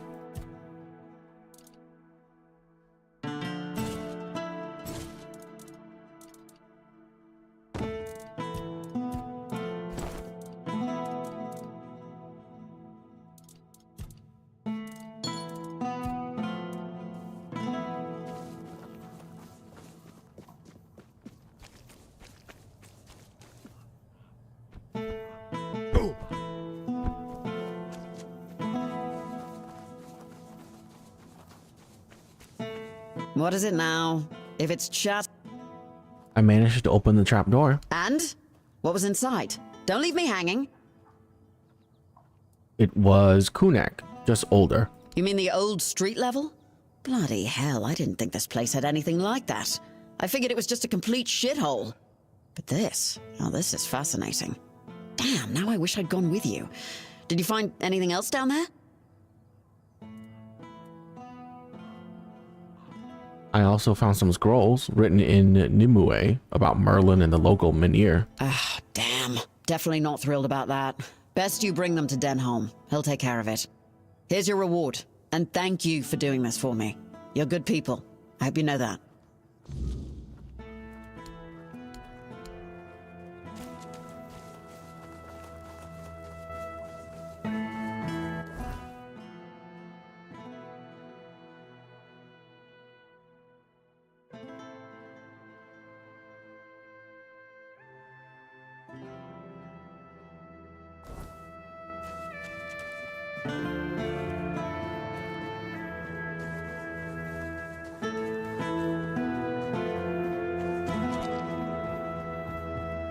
Oh, come on.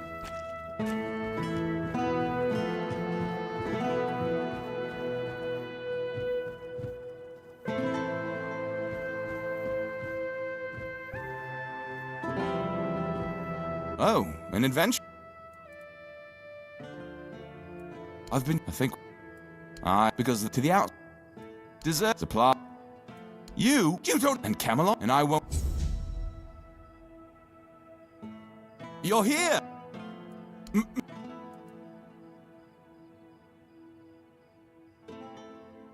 You don't know what it's like to live here. And Camelot, and I won't rot in a cell.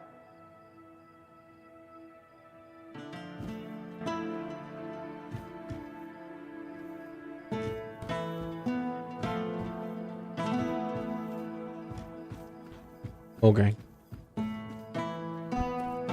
Have some spare food.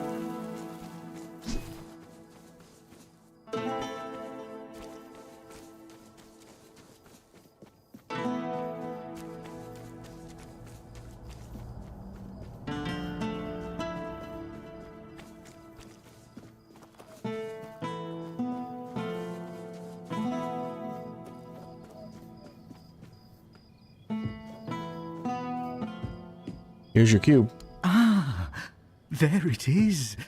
Oh, how I've missed this little marvel. Ah, yes, just as I remember. Smooth, intricate, and delightfully enigmatic. Look at those symbols. They twist and turn like whispers in the dark. What's so special about it? Oh, that faint hum. The way it catches the light just so. Oh, it's like it's alive, singing its own little song of secrets. Oh, I'll treasure it. Perhaps I'll figure out its riddles. Perhaps I'll just stare at it for hours on end. Either way, you've done well. And one more thing. My key. You didn't think I'd let you keep it, did you? A treasure for a treasure, as it should be. Here you go. Ah, good, good. You're someone who understands balance. Give and take is the way of the world, after all. My trust was well placed.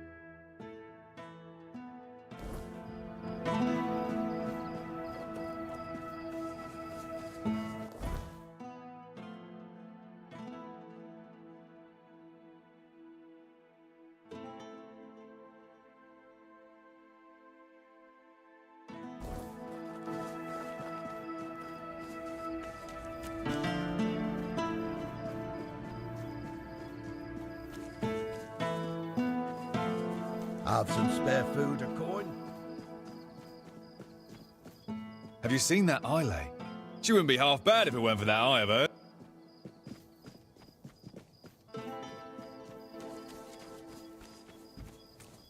There you are. I need to talk to you about that potion. It worked at first. I felt unstoppable. But now? Now I'm worse off than before. Weak as a kitten and needing more of the damn stuff just to stand straight. What did you give me? Maybe it's time to try something else. Tea? Recipes? Ah, fine, I'll consider it. Anything's better than this blasted weakness. Anyway, is there anything you need from me? Yeah, about that bounty. Yes. Here's the head. You managed to catch Lame Lorcan. Well done. I didn't know him personally, but he used to be a scout in Camelot's army. One day, he went on a mission and returned with a nasty wound above his knee. Supposedly, a weird beast got him, but he managed to kill it and drag himself back to camp. After that, he started to change, becoming more and more aggressive. Eventually, he began shooting people with his bow for no reason. He was hiding in the area, occasionally attacking people. And if it weren't for you, he'd still be doing it. Thank you. Here's your reward. I'll await your return. Yes? I'll await.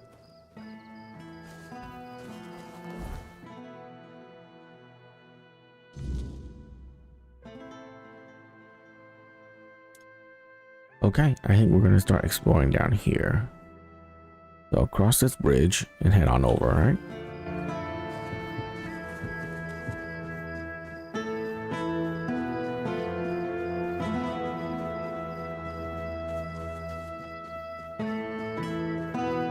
God, the enemies, Nice to see. someone's not having collision is so good.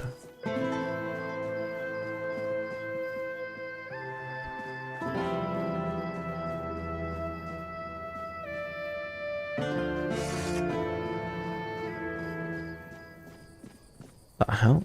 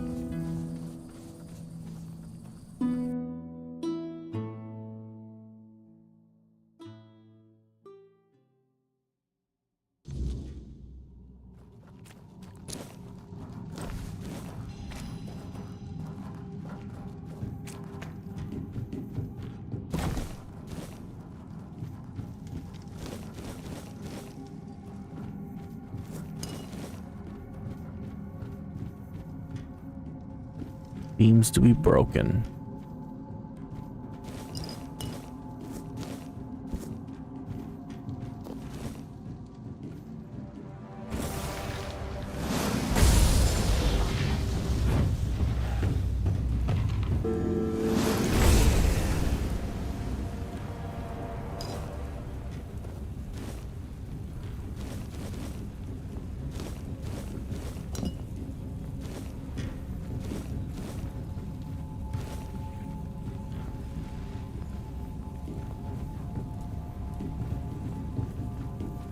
I can drop down slowly, or I can go this way.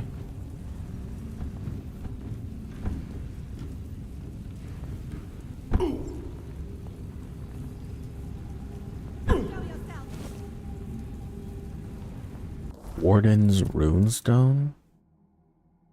Oh.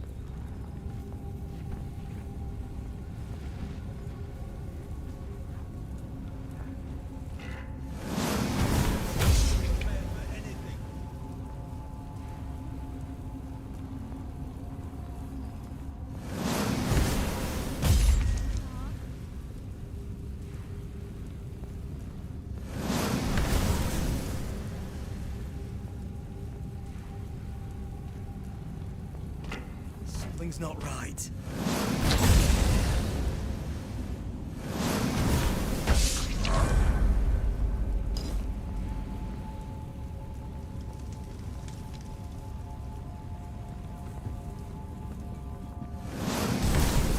We're being watched.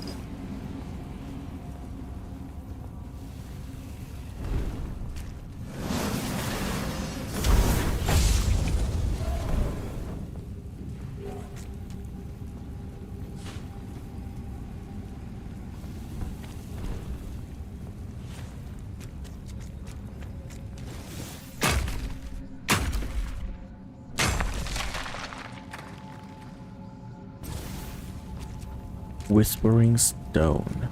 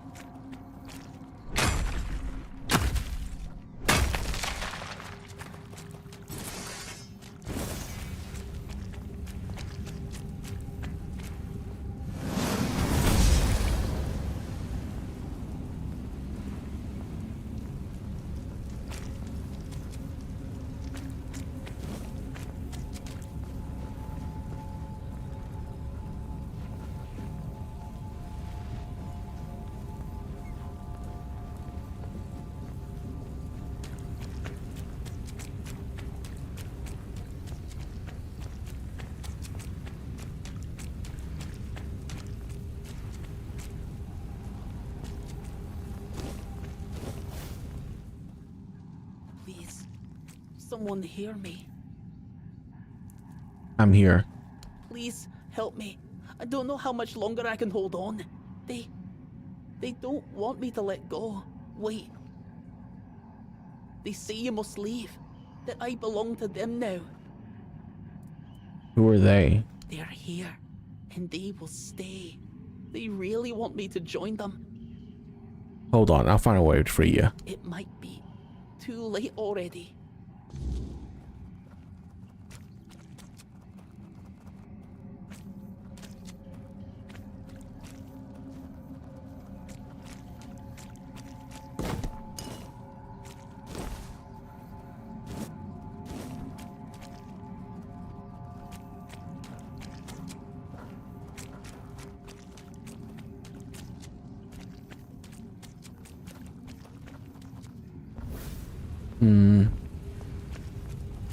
You can't be just attacking it. That'd be weird.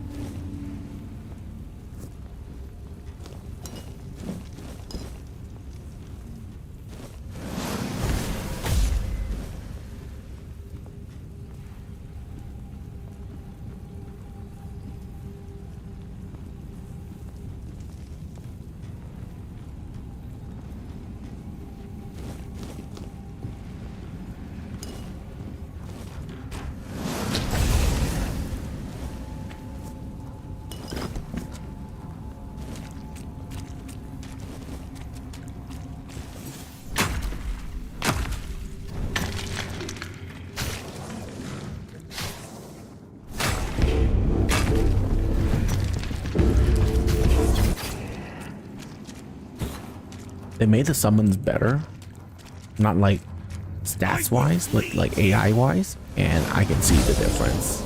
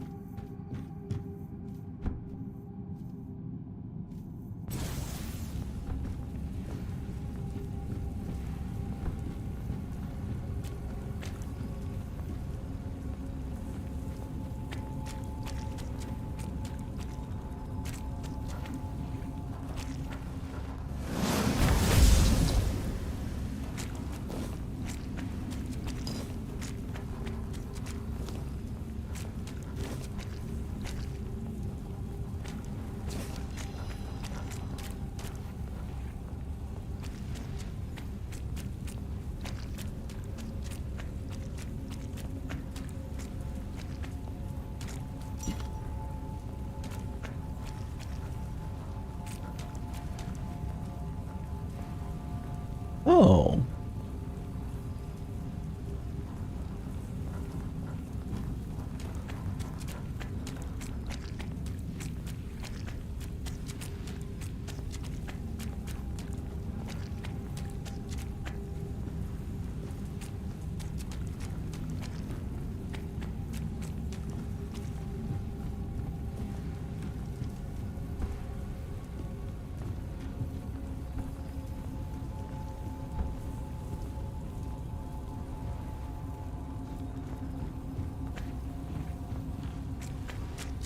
Oh.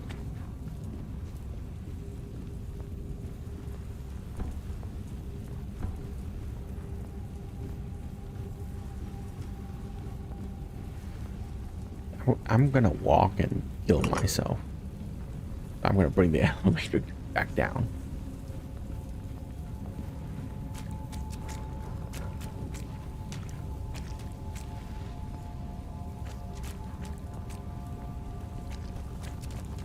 Oh, is that? Yeah, totally.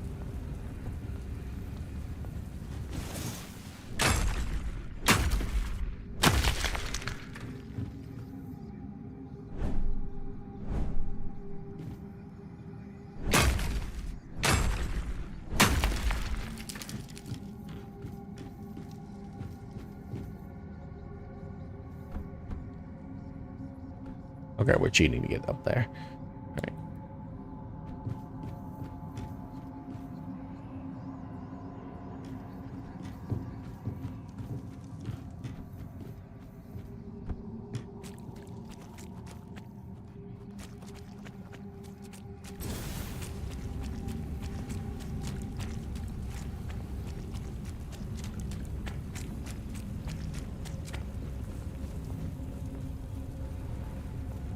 This is why this loops back.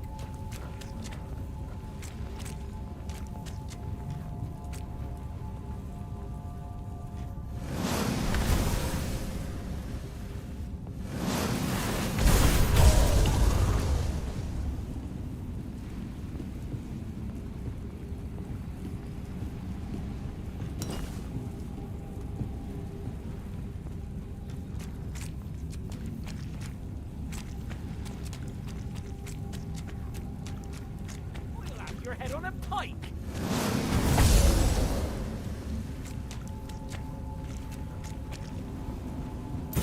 You'll be fertilizing the soil.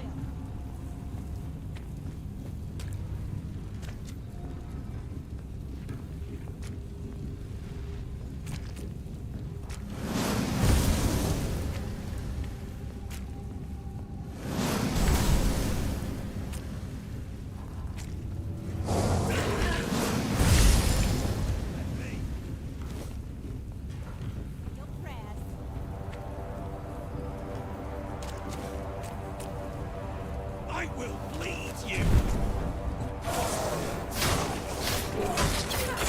Say your prayers.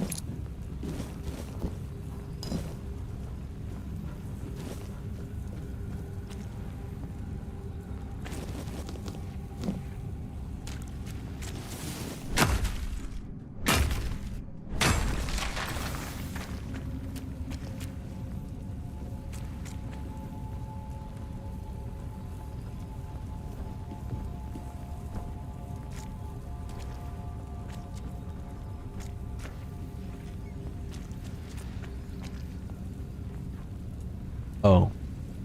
Ow.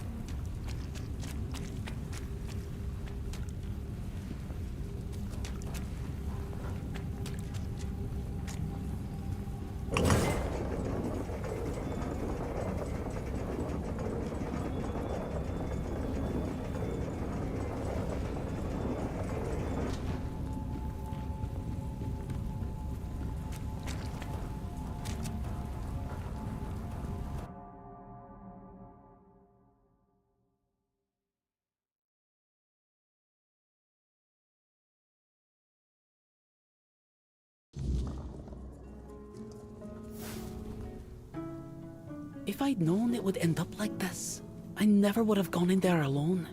Now, neither the Stone Wardens nor my own tribe will want me back. You know what those creatures were? I think they were old miners. Maybe someone cursed them, or perhaps the weirdness got to them. I have no idea. I just hope to forget about them quickly. I don't want to remember. If it weren't for you, I'd be one of them by now. I owe you my useless life.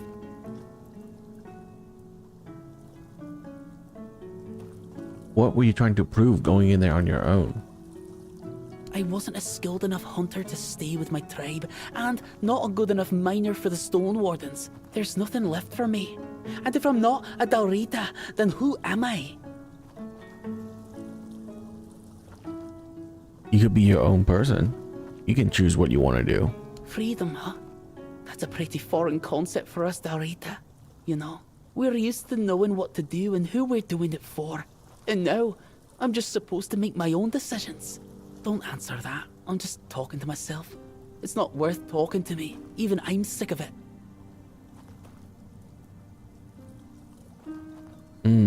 You're just feeling sorry for yourself. Snap out of it. Yeah, whatever. Tell Kavor he doesn't need to worry about me anymore.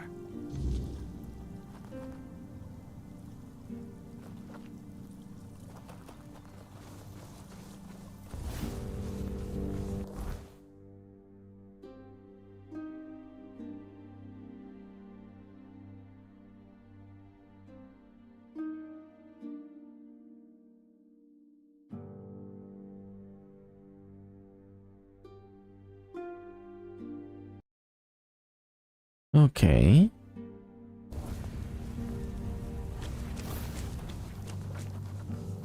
Well, I really don't want to go back up there the long way. So we're just gonna go ahead and no clip our way back up here, okay?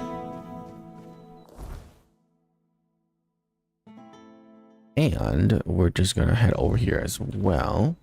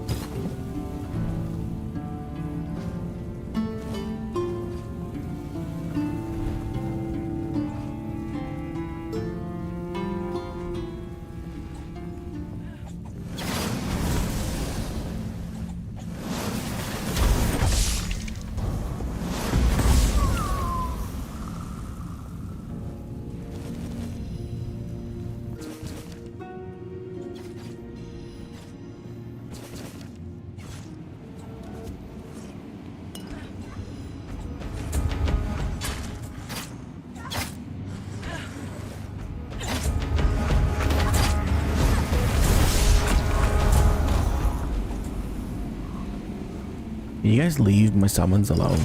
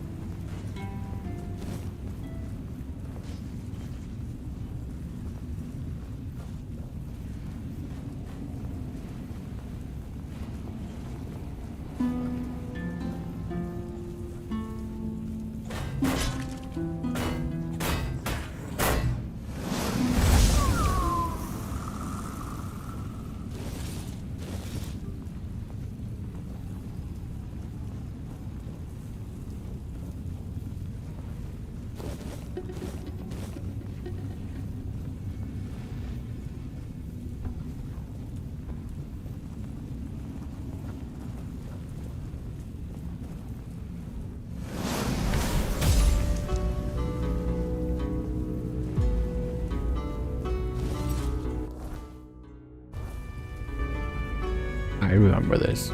Okay.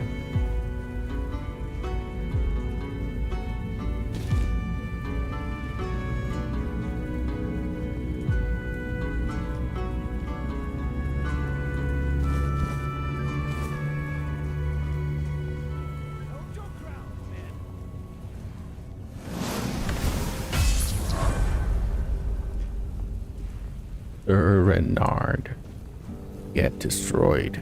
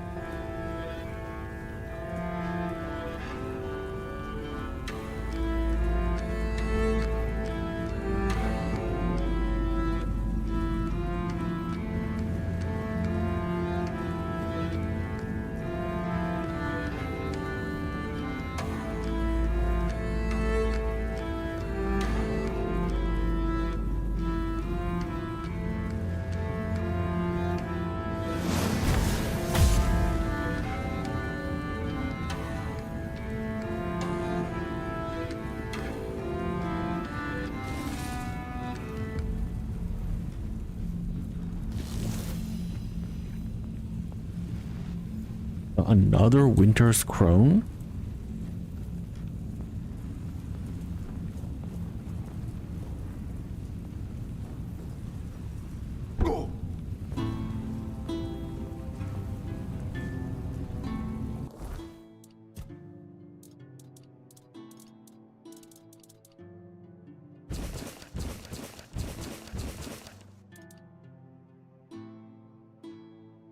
Ooh.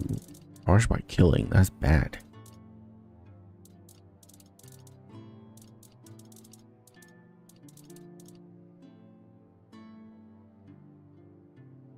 Increase critical chance by 15%. 1 mana per second is not bad at all.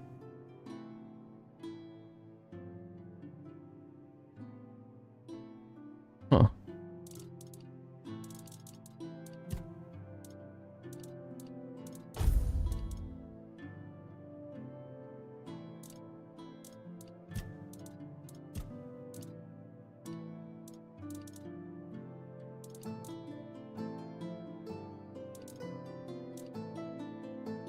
All bad.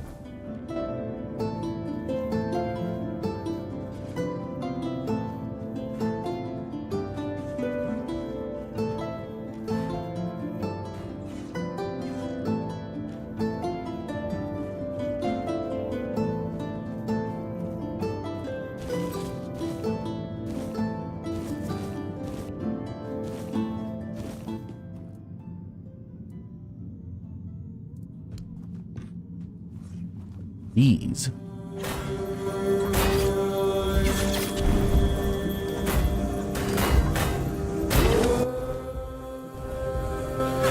Max health.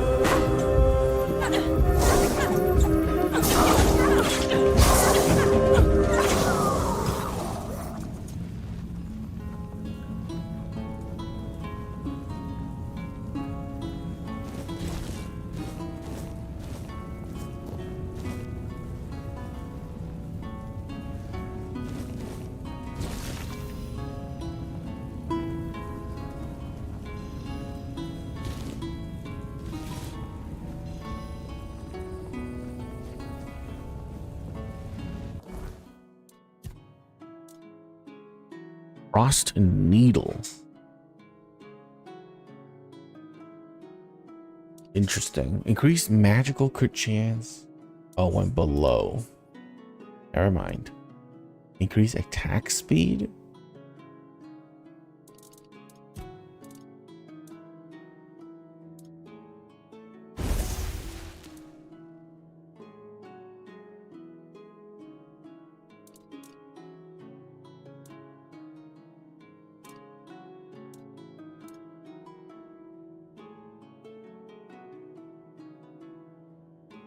300 damage. That's pretty bad.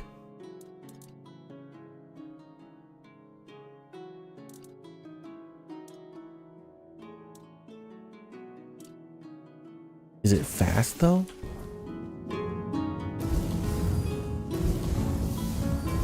It is fast.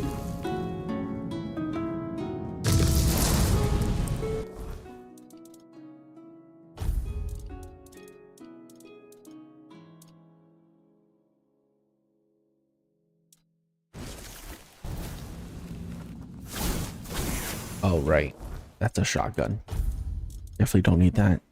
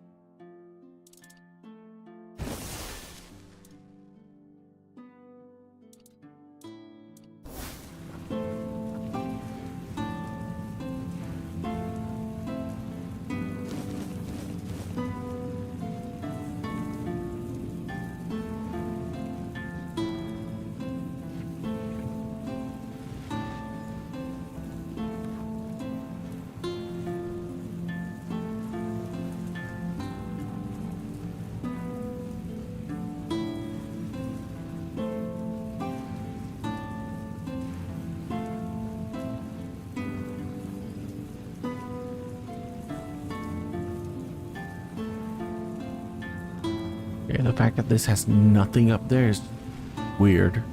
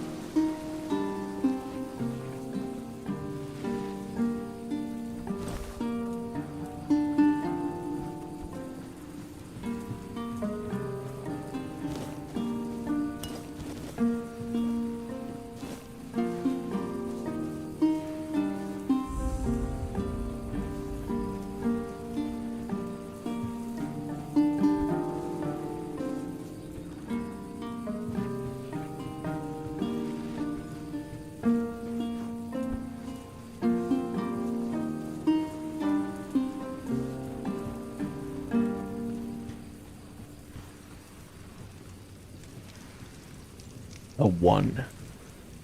You were awaited. In the past, in the present, and in the future. All stages have converged into one. And here you stand. Welcome, Hollow Shell. It is time to begin the next act of your journey. Who are you? I am the one, the vessel, the bearer of grace, the giver. I have worn many names, but names matter little, except for the prophets. Kai, listener of the bleeding heart of the plague, the sanctified pilgrim. What happened here? Simple minds with lofty titles, and simpler folk with no standing opened these walls to something they did not understand. Then came the outbreak of terror. The plague claimed this place. Red Death. What was that? A holy relic. A fragment of the sanctified body of the prophet. Who is Ignatius, and why do you choose to pass the gift to him? Ignatius is but a corpse now, walking his own path toward grace. But his journey nears an end. He survived because he was the only one prepared to become a hollow shell. I chose him to carry the gift forward, to pass it on to someone he deemed worthy. It seems that someone was you. What do you want from me? A humble soul is awaited by the bleeding heart of the plague. Someone who evaded its grasp. Someone who defied the destiny laid before them. Her name is Una, an old widow in Kuna. But she is not alone.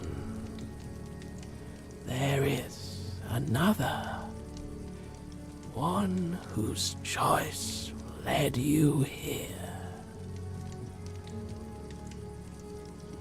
Ignatius, the man from the hospital? Yes, him. His role as the hollow shell must end. His purpose is fulfilled. He is no longer needed. In you, I have found a servant whose perfect obedience will enact the will of Prophet Kai and the Heart. What fate awaits Una? She will die in her sleep, and she will find peace in death. Those who defy their destiny cannot depart with joy.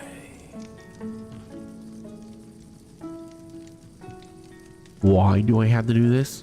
The gift you carry is only the beginning. Much within you must be purged before you achieve perfect obedience, before you are ready for the final act.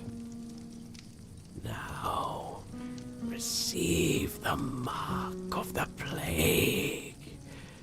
Pass it on to those I have chosen. When their fates are sealed, return here for the next step to be revealed.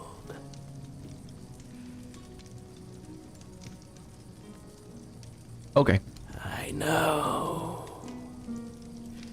Return when it is done.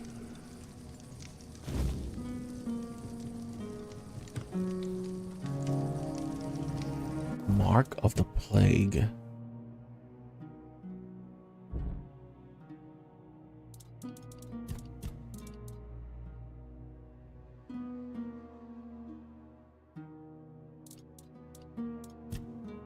Oh my gosh.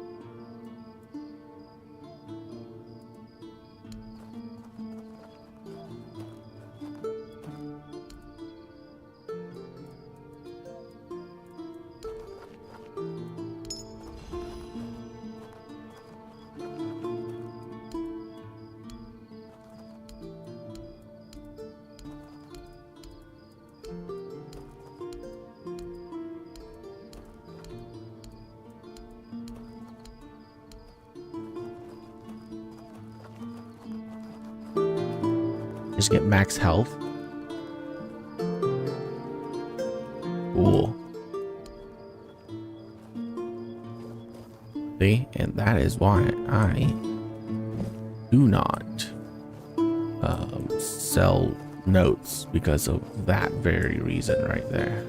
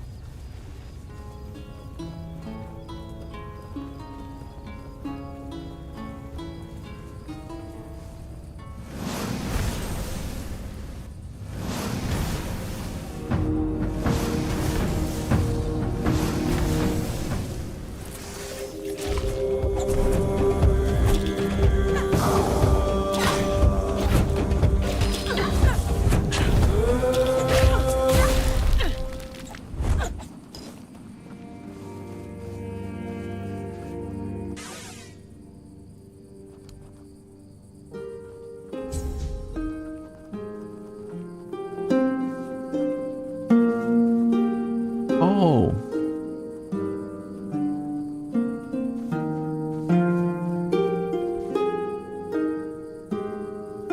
There's music here.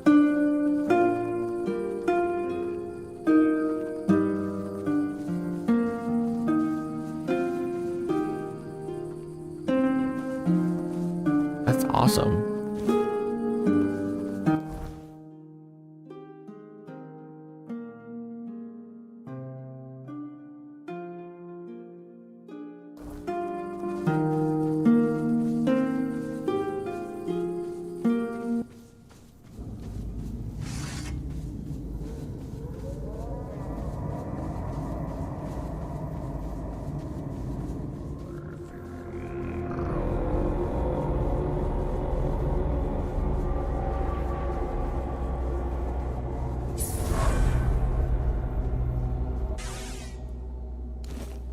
%3 crit chance. Nice.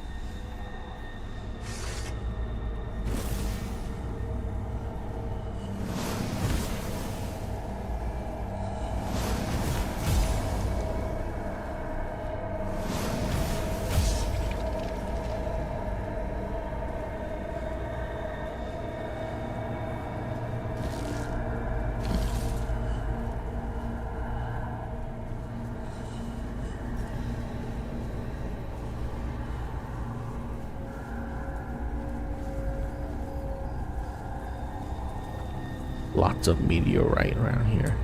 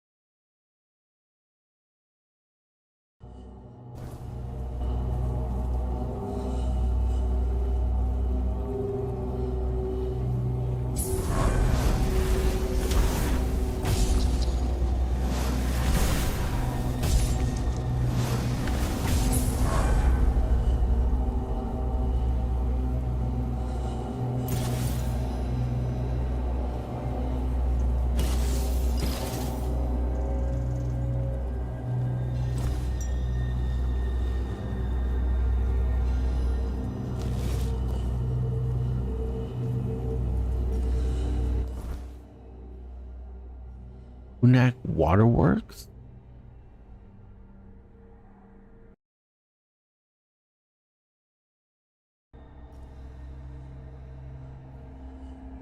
Hmm.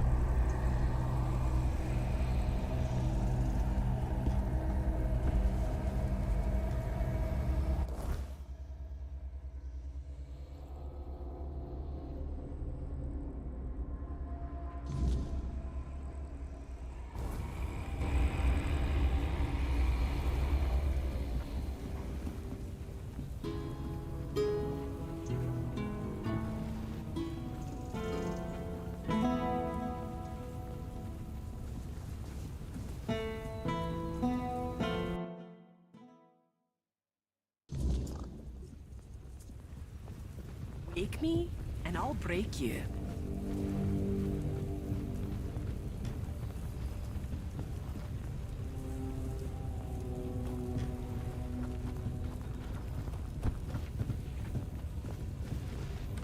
Hmm. Should I wait till daytime to talk to these guys?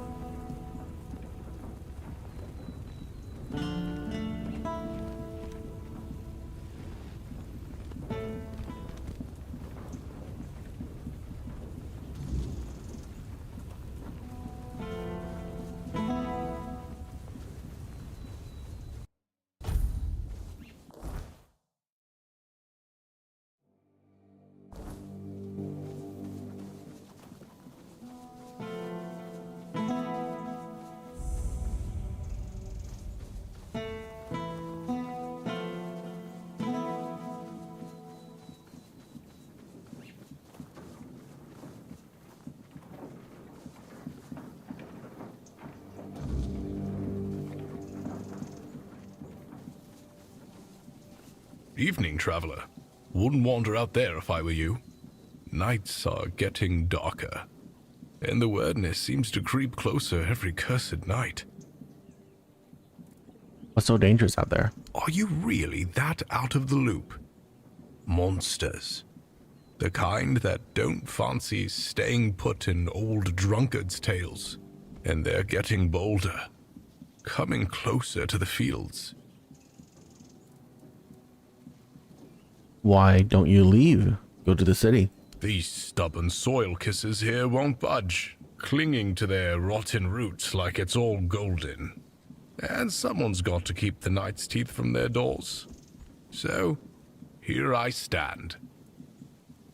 Do you have anything that could help me out there? Well, I might have something that could light your way, and singe a monster or two while you're at it.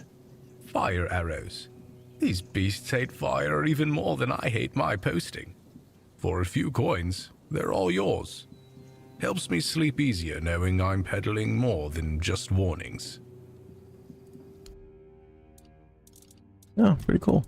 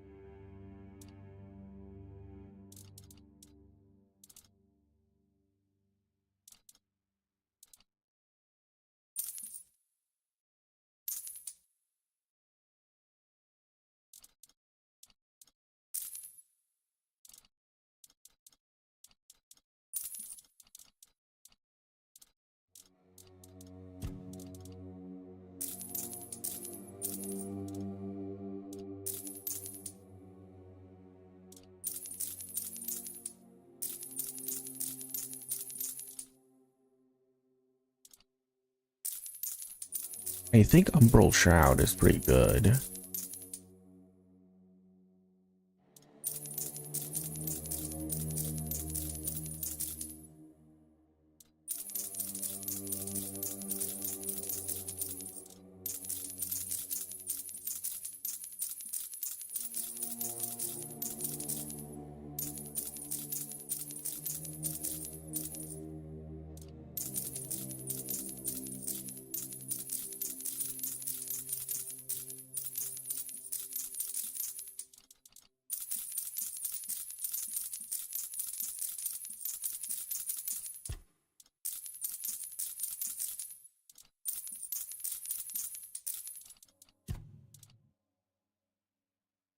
Oh wow, yeah, that's really good.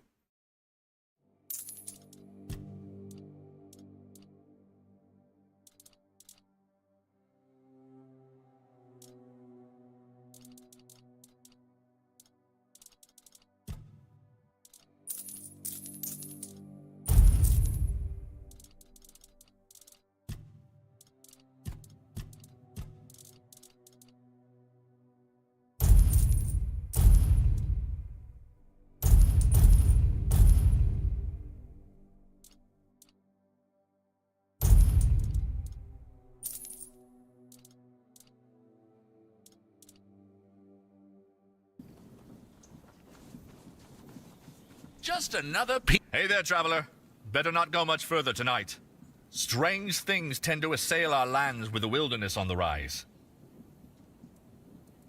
Sure thing. I've got fire arrows. They work wonders against those creatures. I can part with some for a few coins. Helps you, helps me. That makes the night watch feel less like a chore and more like preparation. And miss all the action? No. Plus.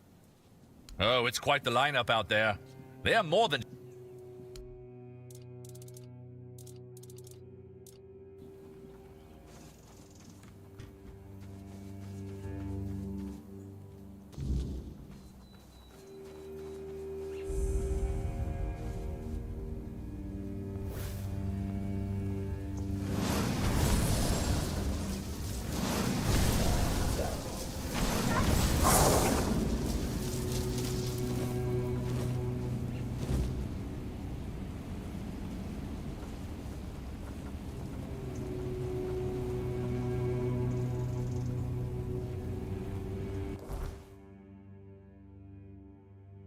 Haunted well.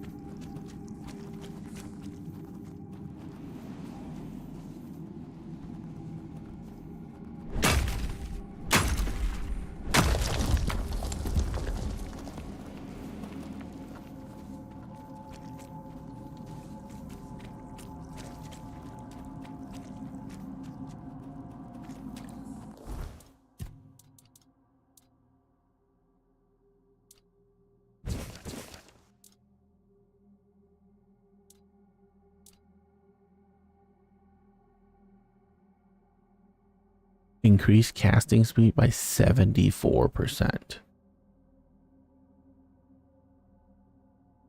That's insane.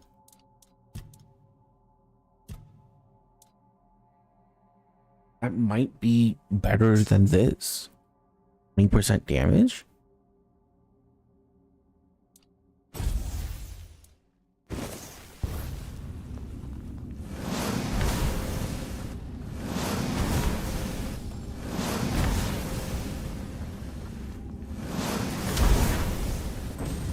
Eh? Okay, it's not that great.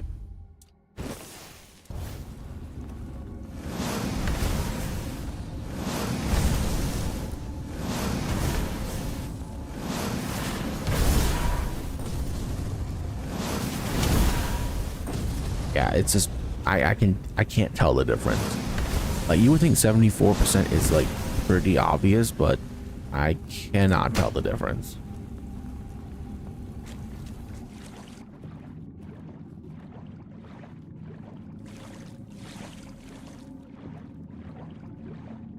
And when 74% leaves me wanting, then that's a problem.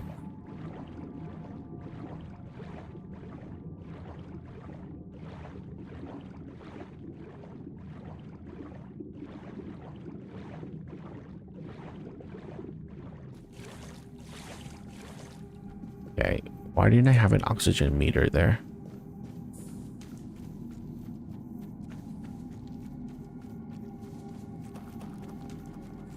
Strange.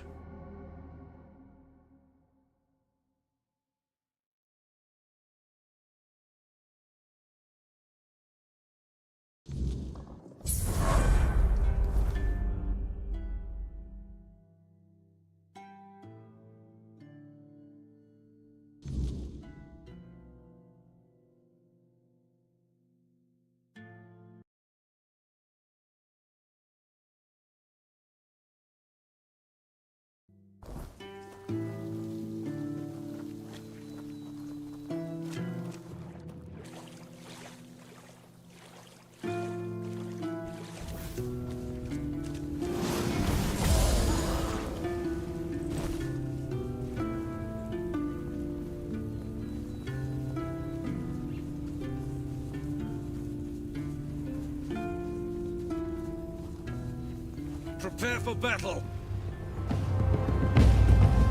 Show me what you are made of!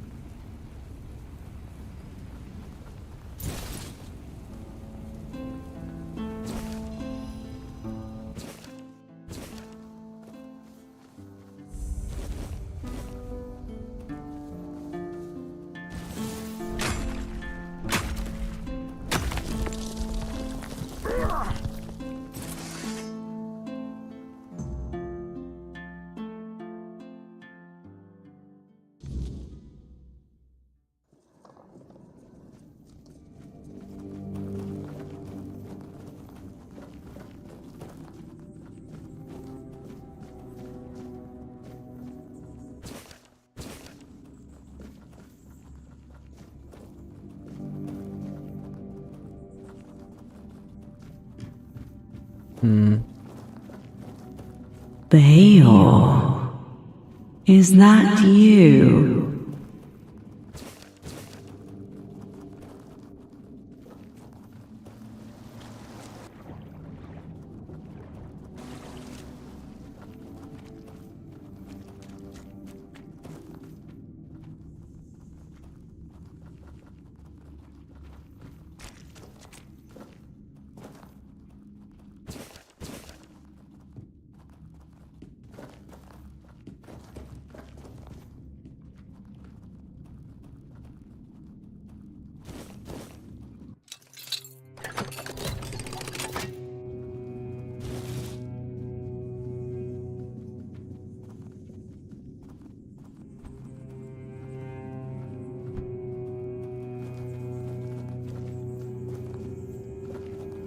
Oh my.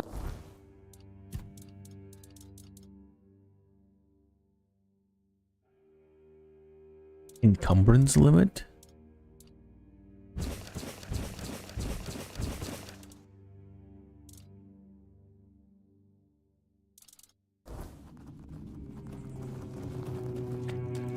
I missed you so much.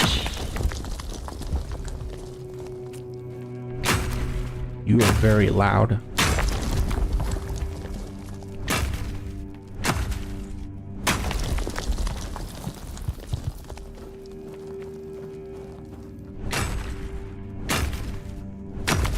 Come closer. Hug me. I want to feel the warmth of your body.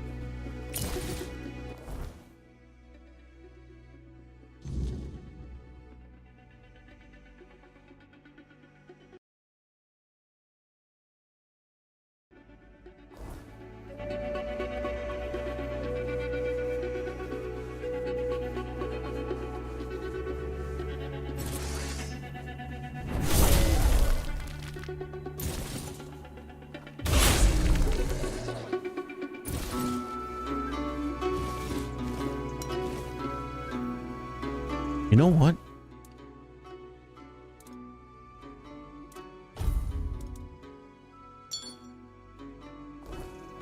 %25 more damage on these is better.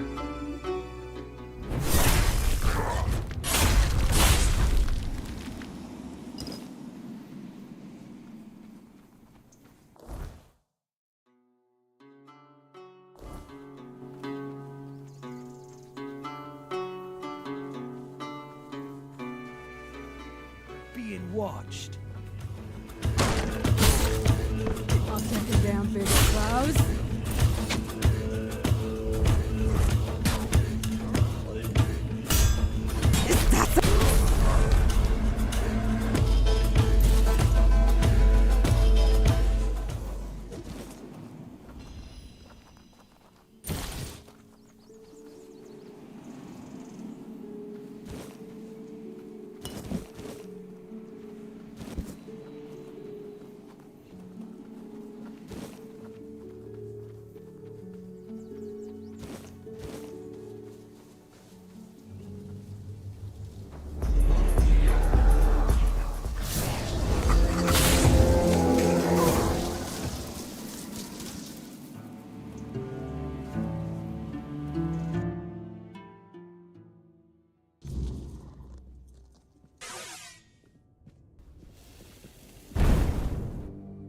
Who's there? Don't come any closer. I'm warning you, my husband is just downstairs. I'm not here to harm you. I didn't think anyone lived this far out. That doesn't mean you can waltz uninvited into the first house you see. We live here. Does that satisfy your curiosity? Living here without your eyesight must be difficult. I can't think of any place on Avalon where living without eyesight is easy. But I make do. I know my way around the entire area. I've had years to learn it. Besides, my husband takes good care of me. Could I talk to your husband? No. No, he's very busy at the moment. I'd rather you didn't disturb him. I'm not here to harm you. Well, if you're here to rob me, you're going to be disappointed. My husband and I live off the land. You won't find any riches here. Sorry for disturbing you. Then please leave, before my husband catches you here. Please just go. Well, now I'm curious.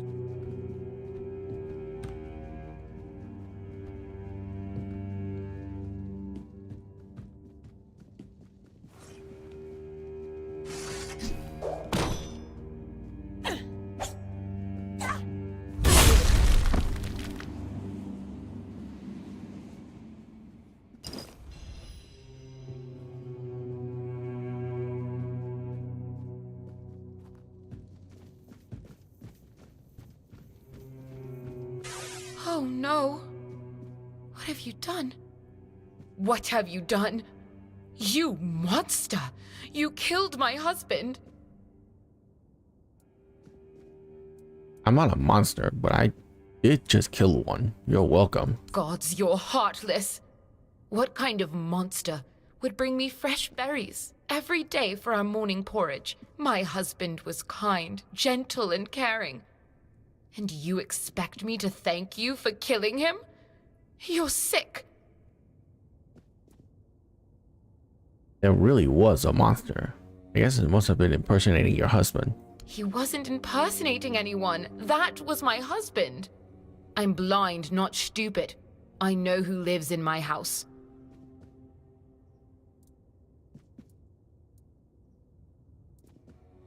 You were married to that creature?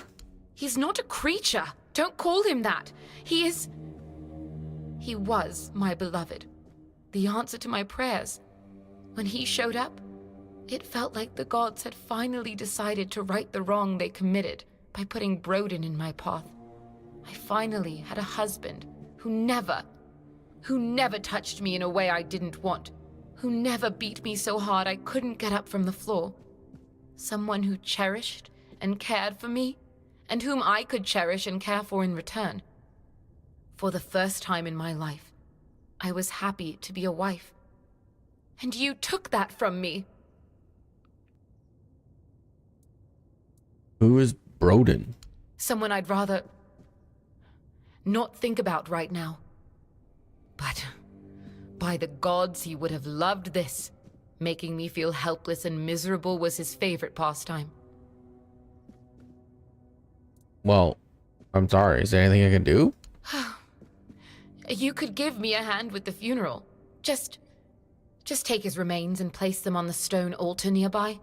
I don't know which god was worshipped there, but they sheltered me when I needed it, and then they brought me my greatest happiness.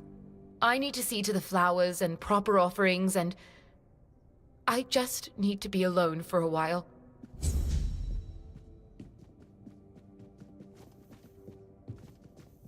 Who is it? Then, please, I can't believe.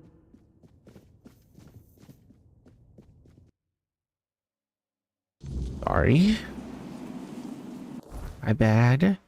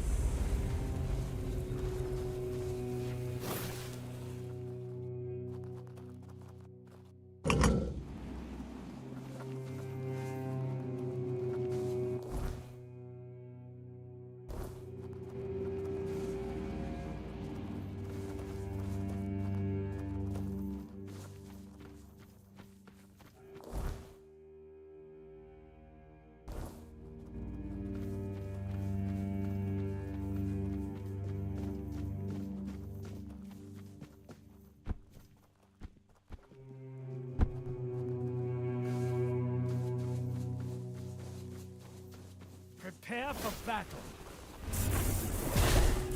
Face every threat. Strength of 100 men.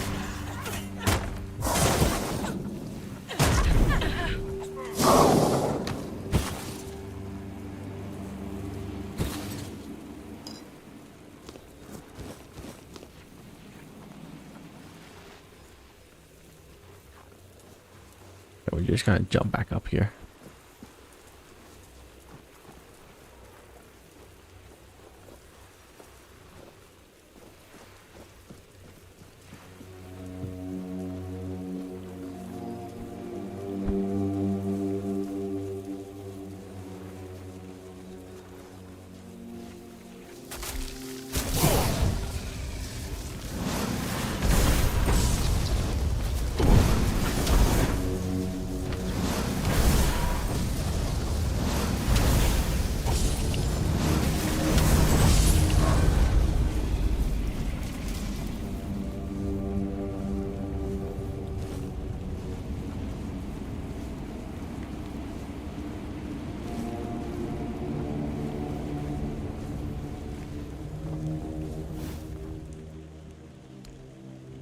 Max stamina. Not the best thing ever, but not the worst.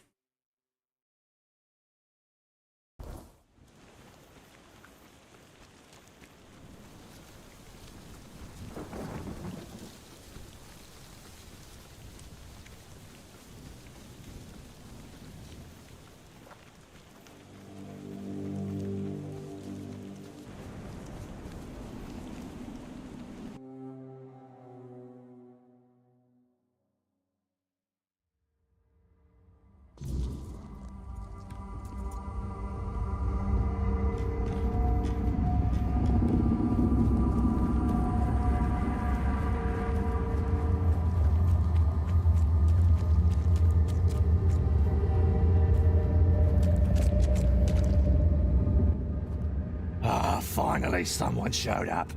Listen, you've got to help me get out of this place. I've been stuck here for what feels like ages. Who are you? Ah, right. My name's Brodin, and this is my house. Oh, well, it looks like my house, but I can't leave, and my dumb wife is nowhere in sight. Hold on. You're Deirdre's husband? Aye, sworn to her before the old mother and all that drivel. Why so surprised, eh? Because I killed Deirdre's husband. He looked different. Don't tell me she really made one of those freaks here her husband. Oh, Deirdre, I never thought you had it in you. Of all the lessons I taught her, I never thought that would be the one to stick. It doesn't matter now. Good of you to get rid of that thing. You just put it out of its misery. Deirdre said that they were happy together. Deirdre's deranged. She's spiteful and mean-spirited. Nobody could be happy with her. She makes it impossible. That beast stayed close to her because it had no choice. I've been here long enough to know how these things work. If a deal is made, it can't be unmade. I've always told her, like coals to like. We're not that different, regardless of what she claims.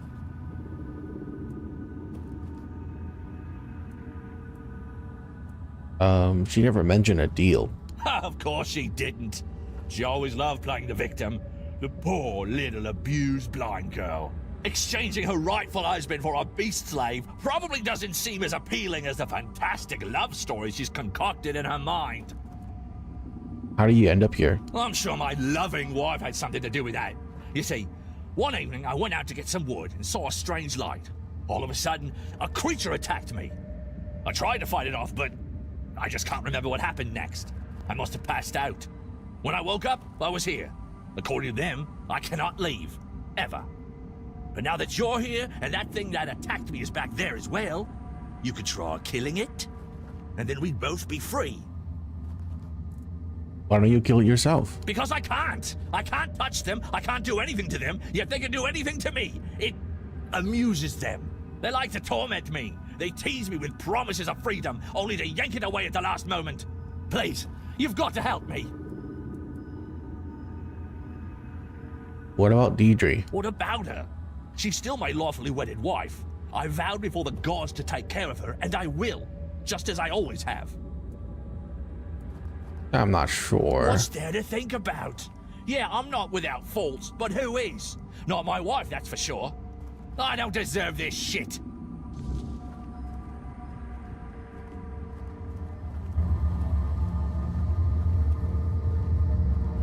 I don't deserve this shit.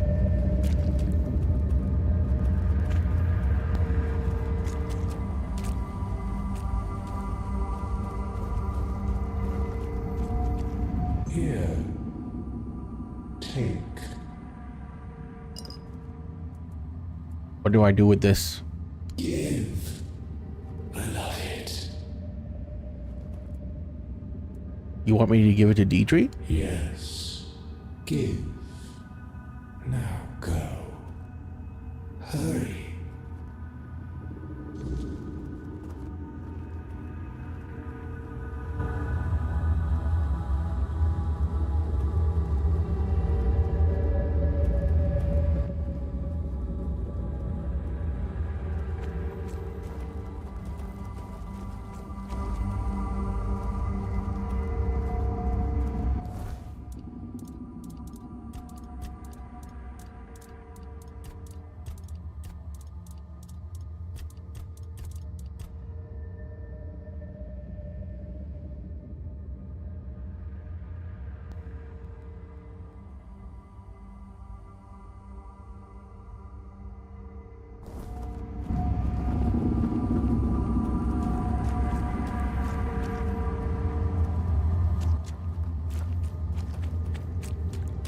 I don't deserve this shit.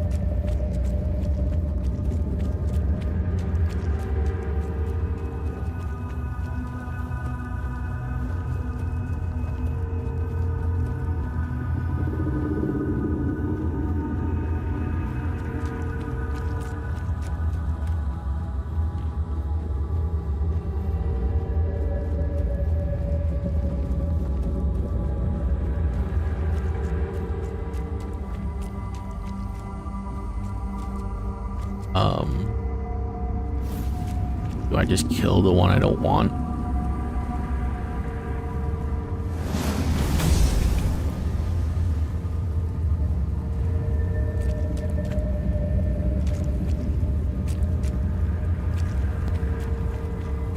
You've done well, mortal. You've done.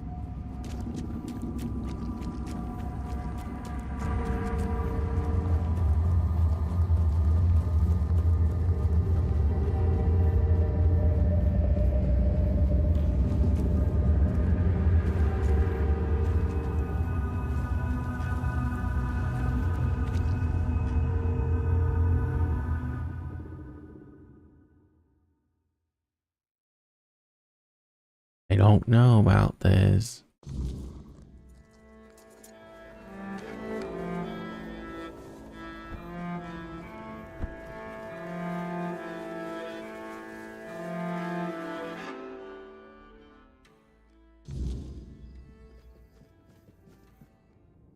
Hello?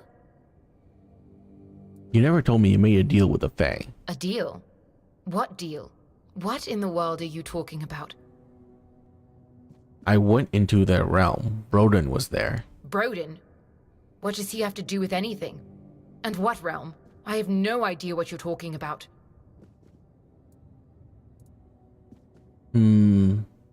So, your second husband was a Fae. You didn't know? No, I knew he was different, obviously. It was never a problem for me. But I didn't know exactly what he was. He rarely talked, really, just bits and pieces here and there. I thought speaking gave him difficulty, so I just accepted it. I even liked the silence. It was better than yelling. The altar has an entrance to the Fae realm. Broden was trapped there. Are you suggesting that I somehow sent him there? That's absurd. If I knew I could get rid of him that easily, I would have done so before he literally beat me blind.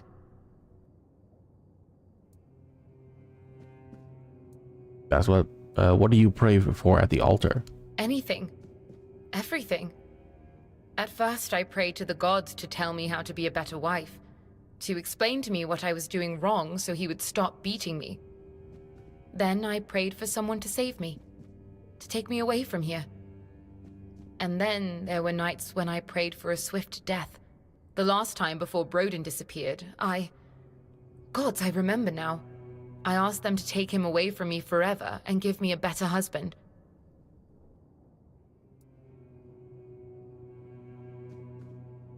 I can see why Broden couldn't leave. You left him no leeway.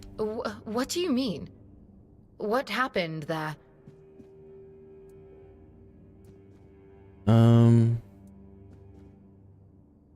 I tried to help him escape, but it wasn't possible. You tried to... What? Why would you do that? That man is a monster. He would have killed me the moment he came back. Oh, gods, he would have... Please, just go. Just leave me alone. Get out of my house and never come back.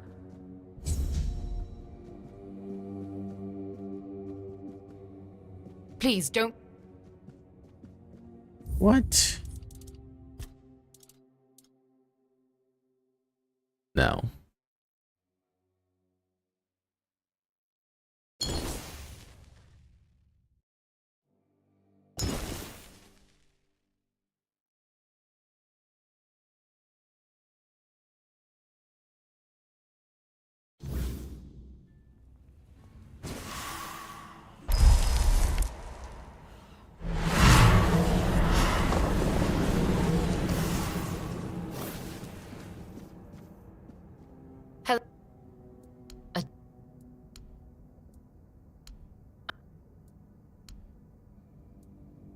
And you believed him?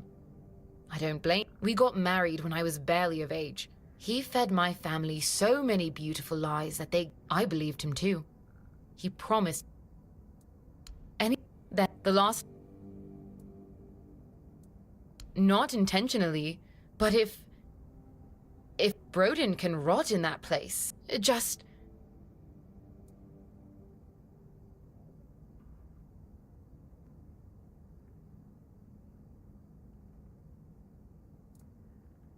Oh, gods, I'm such an idiot.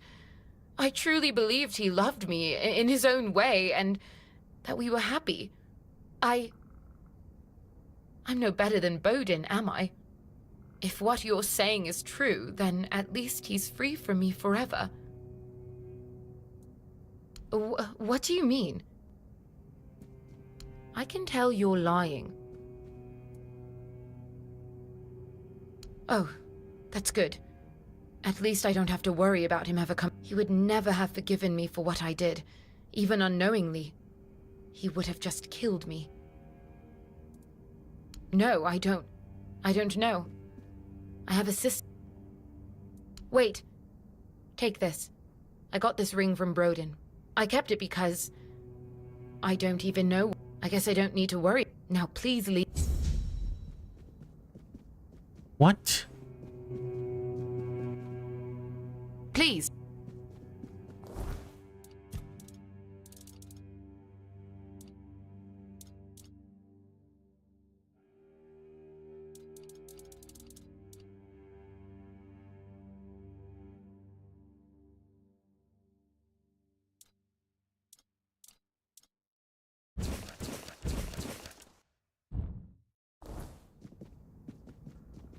I can't give her the pearl now?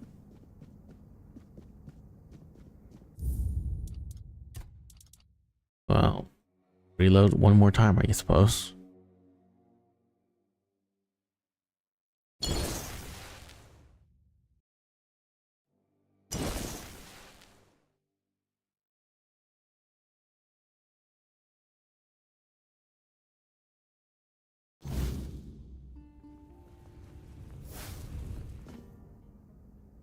Hello?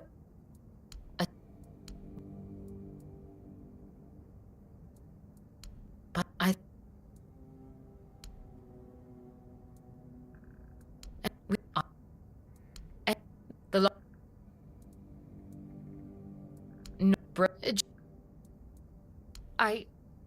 I'd like to think it's not true. I know, but it doesn't mean they will love you, or even be... I just hope he was... Oh, he would... No. Wait, I guess... No. Oh. Okay, so I have to give her the thing. Without saying any of the other stuff.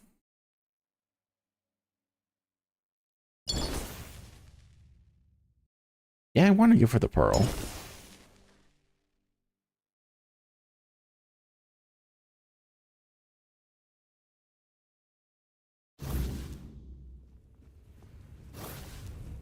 Hello? Oh, this feels just like... It feels like my beloved. So he's alive? You didn't kill him? Please, tell me everything. Broden, are you suggesting that I... That's absurd. And we got... The law... No, right. I don't... It's important, so I'll take care of it. And in turn, he'll take care of me. Here, take this key. There's a chest buried behind the house. Before I lost my sight, I managed to... I hid it, thinking I could use it to run away one day. Take it all, I don't need it anymore. And be safe out there. Oh. Oh, it's...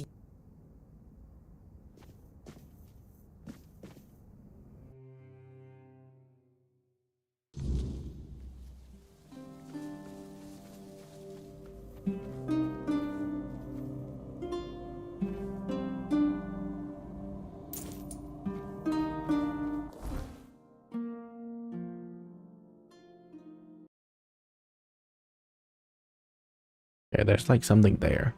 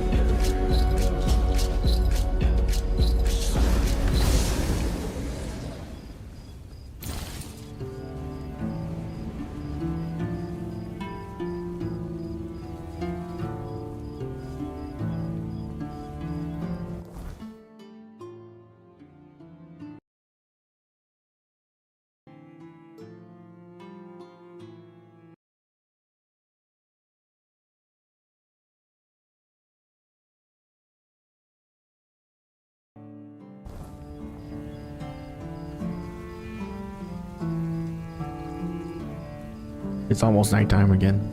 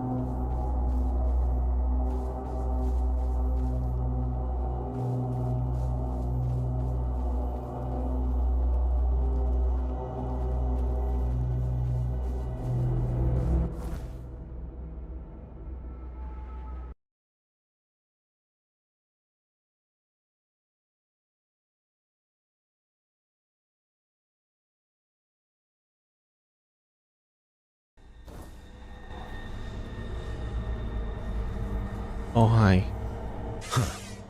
Another vessel of flesh wandering these damned lands. I sensed the stench of mortality upon you from miles away. Was it the church? The druids? Or have the old gods marked you as their sacrifice? Don't answer. All paths lead to eternal darkness. The wheel of suffering turns without purpose. You seek the crossroads, like all others before you, as if it would save you from what awaits beyond the veil. Who are you? I am Baharit, a knight of the abyss. The crossroads? It's where the weak gather, desperately clinging to the illusion of hope, to their prisons of flesh. It does offer temporary shelter, one final respite before the eternal night. How can I tell I'm in trouble? How can you tell I'm in trouble? Your soul is marked by corruption. I can see the void growing within you. If you seek liberation from the chains of flesh, I can open the gateway. Your life has been nothing but a cosmic joke, but your death could become a sacrament. Just say the word. Are you challenging me to a duel? Yes. The void claims us all eventually. I accept. Excellent. Let blood be the key that opens the gate to oblivion.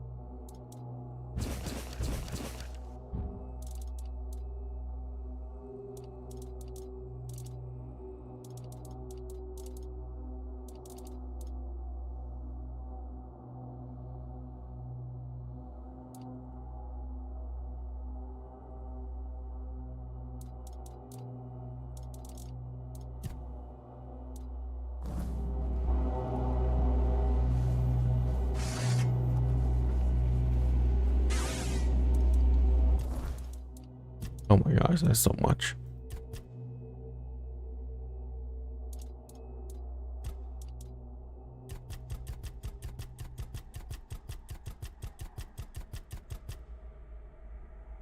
Oh, I can go beyond 100.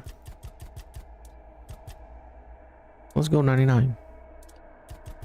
And then we will increase this for some critical damage.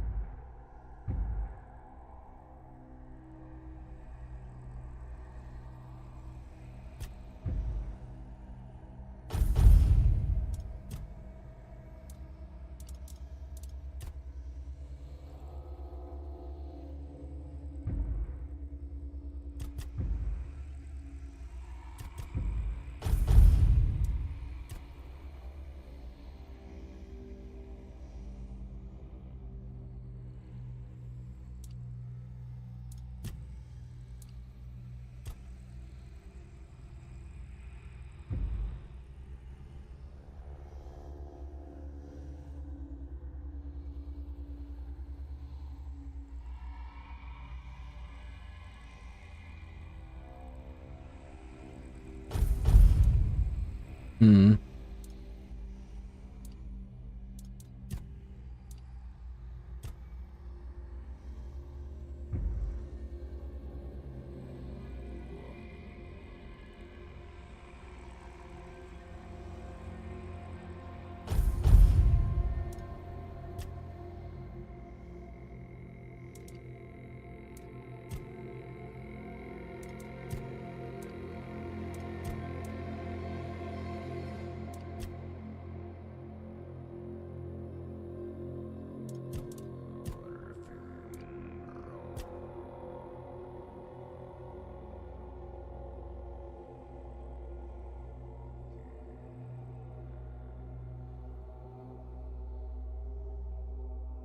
Healing resets the counter.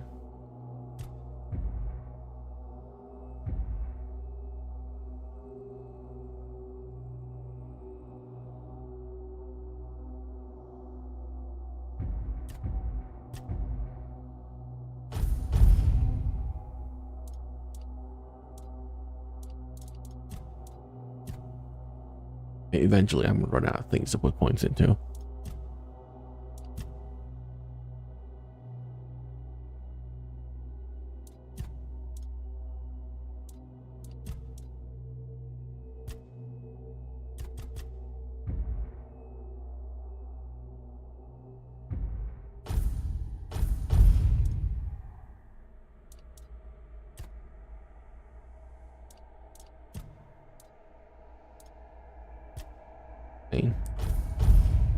Points into that.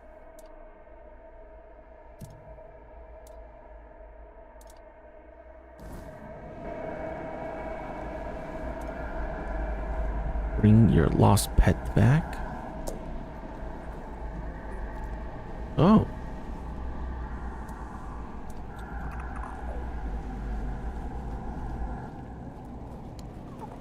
Did I lose you, buddy?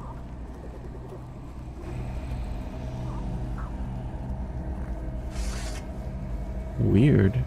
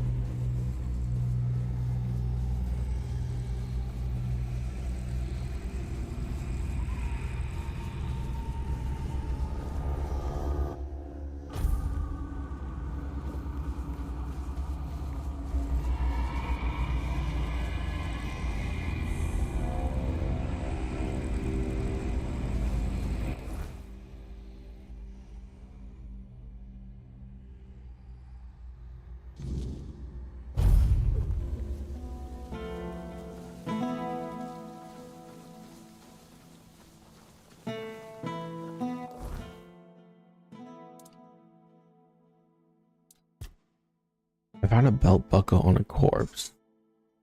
Perhaps someone in the area may know its story.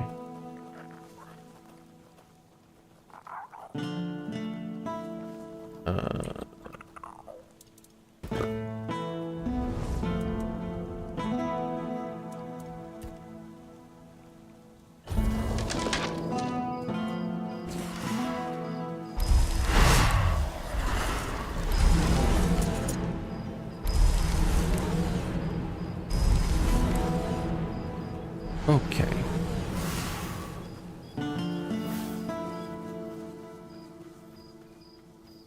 Another one? We've had enough strangers in Kunakt. You lot bring nothing but trouble. What kind of trouble are you talking about? Which ones do you want to hear about? The Camelotians who want to take our Manir and rob us of our land? Or the Red Priests knocking on everyone's door and dragging people out into the streets? We already had enough problems without all those prissy arseholes adding to them. The Red Priests dare to go outside town? Aye, more of them every day. And no just in the village either. I saw a few of the younger ones wandering around outside, looking for trouble. They say they're looking for people sick with the Red Death, but all they do is drag decent people out of their homes and haul them off to all mother knows where. And people still get taken by the plague, so what good are they? Bunch of quacks. What would ask about them in here? The Camelotians are saying our Manir is dying, and when it goes out, we'll get snuffed by the weirdness. Vipers, the lot of them. Yvain brought them here a while ago to help with the Kunakt. That's what he told us anyway. And now they want to take our Manir. Pah! Not just the Manir, they want to take everything. They're saying all the folks here will have to move. All mother only knows where. My old man won't hear a word of it. And you know what? I don't blame him. We've worked too hard. We've gone through too much to just leave everything behind. You rather risk the weirdness? Aye, why no? Everyone says me auntie's girl got touched by the weirdness. But she's still here, ain't she? Besides, we know the weirdness. We live with it every day. If it kills me, then so be it. There's no much left for me in this world anyway. Niente? Our priestess, or rather, Yvain's priestess, because we haven't seen hide nor hair of her in ages. She took Ailey in, and that ended up being a blessing for us all. She might be a little odd with that eye of hers, but she's a sweet girl. A girl touched by the weirdness? What do you mean? Go talk to her and you'll see. I might be an old woman, but I am no one to gossip. Maybe they'll move you somewhere better. Maybe they will, maybe they won't. Makes no difference to me. They could promise me a palace and I still wouldn't leave. This farm belonged to my father, and it belonged to his father before him. When my older brother died, I promised Pa I would nae let this place fall to ruin. I hoped to pass this land on to my children, but, well, they ended up buried in it. It's only fair that I should rest here with them. What about other farmers? Do they want to leave? I know some do. The two brothers from the neighboring farm, they can't wait to be rid of that place. But it's no wonder, with the life they've had there. Truth be told, if I were in their shoes, I'd have run for the hills ages ago. You're not very welcoming. Ha! Welcoming, you say? When your lot just barges in and takes whatever you please. Like old Norm's woodshed. That got requisitioned by Camelot. They shoved some fancy paper in his face and said, "This is ours now." They say it's all fair because Norm got compensated. But what about us, huh? We lent Norm our best axe ages ago, and he left it in that bloody shed. Can't you just ask for it back? Oh, I tried. They told me everything in that shed now belongs to Camelot. And if I've got a problem, I should go take it up with Norm, since they gave him money for it. Problem is, that coward packed up and left the same day. Either they paid him too much coin for that hovel, or he wanted to be long gone before they checked the place over too close. Do you have anything to hide? I don't know. I don't go poking around in other folks' business. But Norm, he was a quiet one. Kept to himself mostly. Though he had a temper on him. Rumour has it a debt collector came to his place once and never came back out. Not that anyone ever found proof that he had anything to do with it, mind you. And it's not like anyone here would shed a tear for one of those leeches. But it could all be hogwash. Maybe the fellow just got eaten by something out on the road. We'll never know. Are the Camelot soldiers still there? Nah, they bolted it shut and took off. No clue if they're even using it. But if I tried to get our axe back and they caught me, they'd throw me in for theft. For theft! Can you imagine? Of my own property! I could get back for you. Why? For a fee, of course. And here I thought you were doing it out of the kindness of your heart. Huh. People these days. Fine. Bring back the axe and I'll pay you. Just stay out of trouble. I've set up the lantern. Notice any difference yet? Difference? Sure, it's brighter. Safer, maybe. But let's not pretend this fixes everything. The weirdness isn't going anywhere. It's just waiting for its next chance. Those lanterns are a patch, not a cure. What do you mean? The weirdness didn't just take our fields. It took our neighbors, our friends. You cannae fix that with lanterns. Don't think I'm not grateful. I am. But it's hard to celebrate when you know it won't last. These lanterns may keep the crops safe, but they won't bring back what we've lost. And don't expect me to start singing the Red Church's praises. Ha! I'd sooner thank the chickens for laying eggs than thank a red priest for anything. Difference? The weirdness? We'll try. And remember.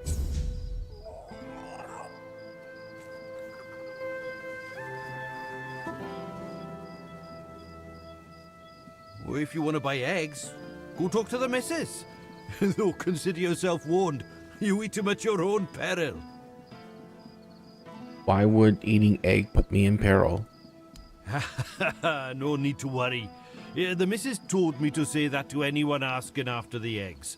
Or grains, or veggies, or anything, really.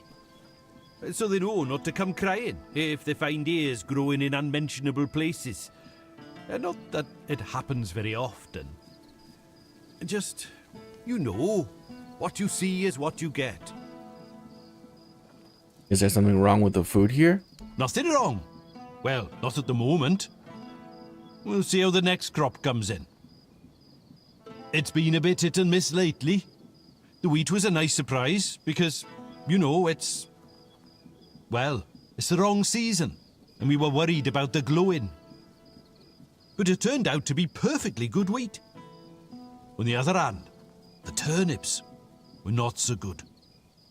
We fed them to the pig as we always do, and it turned her inside out. Poor thing, eh? Maybe it's time to move the plots within the range of the weirdness repellents again. You plant your crop in the weirdness? Aye, that we do. It was getting into the crops one way or the other, so why not use it, you know? You see, with the weirdness, sometimes it's good and sometimes it's not. But the good has saved us from starving to death. I ate potatoes that looked like pig hearts and carrots that tasted like what standing in a field in the middle of the night feels like. All perfectly nice food. I say, it's better to have a meal that's a tiny bit different than what you're used to, than not to have one at all. Your way of farming sounds risky. Aye, it may be. But it's not like we got a long stretch to live, the missus and I. We didn't want to just lie down and wait for death. And I'd bet we ain't the only ones. What else are folks to do in this blasted weather? All ready for winter, but winter won't come. And if winter won't come, neither will spring. The last normal harvest came and went ages ago. I'm telling you, if not for the weirdness, we'd all be dead by now. Wouldn't it be better to hunt for food? And make my missus a widow? Pah! The whole area's full of monsters, and they sure ain't edible. We tried that once, and, well, let's just say we never tried it again.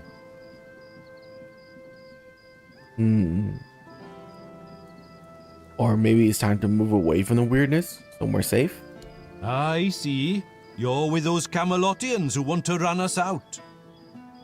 We've already told your lot. We ain't going anywhere. If we die here, then so be it. And I ain't talking about it no more, so don't even try.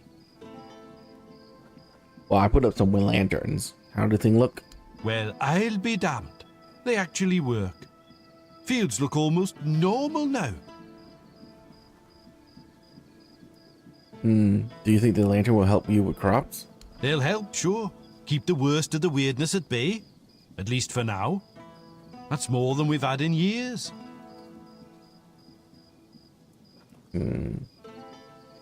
Well, it's the best I could do for now. Aye, and it's more than most would bother with. Truth be told, the weirdness has been getting too strong of late, even for us. This'll give us a fighting chance.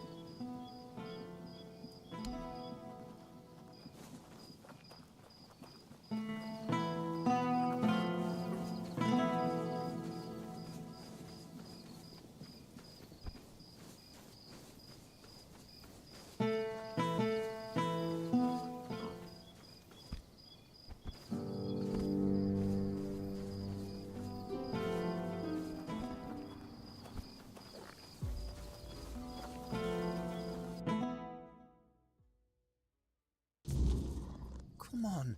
We can't sell Daisy. We're gonna need her. What we're going to need is money, and she'll fetch a good price. We still need to move somehow, don't we? She could pull the cart. We have Clover for that. Look, I know how much this horse means to you, but I've already talked to Dinham. He's willing to pay a lot of gold for her. But what if we... No, Gil. Enough. We're selling her, and that's that.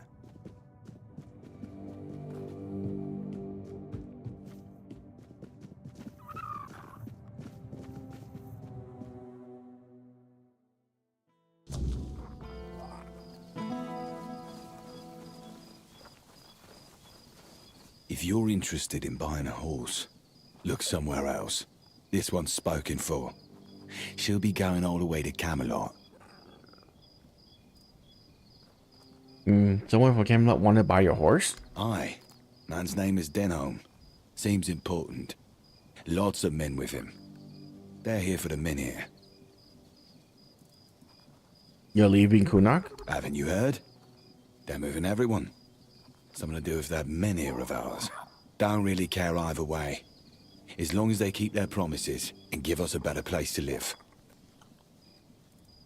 Is Kunak not a good place to live? Aye. And Morin Pa would rather us alive somewhere else than dead here. What are you planning to do after you leave? Don't know yet. But we're strong and we're not afraid of hard work. I'm a decent carpenter and Gil is good with horses. I'm sure we'll find something for ourselves. Are you telling me about living here? You don't have happy memories in this place? That's one way of putting it. This farm belonged to our grandfather. My parents were tending it, but he was the one in charge. Both Ma and Pa died when Gil was still small. That left us with just dear old Grandpa. And he was a nasty piece of work. What was he like? Drunk most of the time. Built like a barn door. That's something Gil got from him, I guess.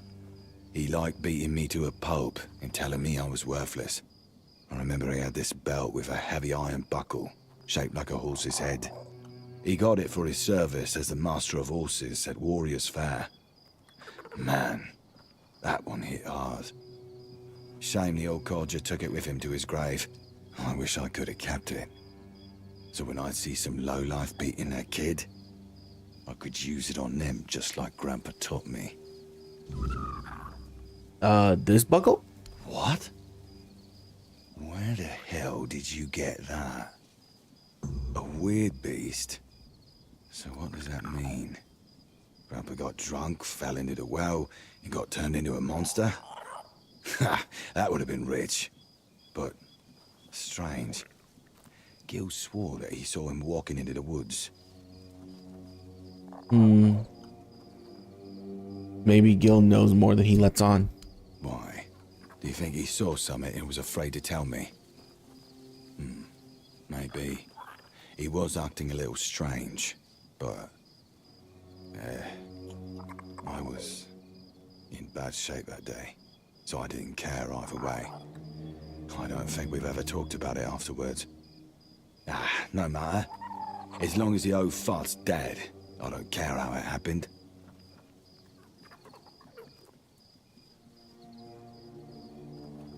Wouldn't it be better to know? Would it? Maybe. I don't know. I don't see the point in dragging up the past. Though, perhaps that's what Gil needs to finally let go of this place. Anyway, thanks for this. And for clearing out the well, I guess.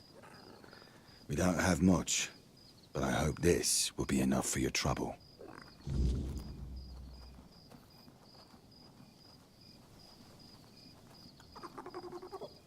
The lantern seems to be working for now. What do you think? Yeah, they're doing their job. For now. But let's not kid ourselves.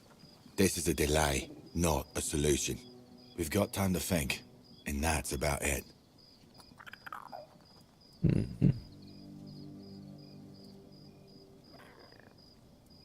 You don't sound convinced. Do you think staying is a mistake? I've seen enough to know this place isn't safe. Staying means taking a gamble, and I'm not a fan of bad odds. We should leave while we still can. Take care of yourselves. We'll manage. Just make sure you do the same. Times like these, it's every bit as dangerous out there as it is here. Be careful out there. It can get dangerous, especially at night. I hope that Camelotian knows what a treasure he's getting.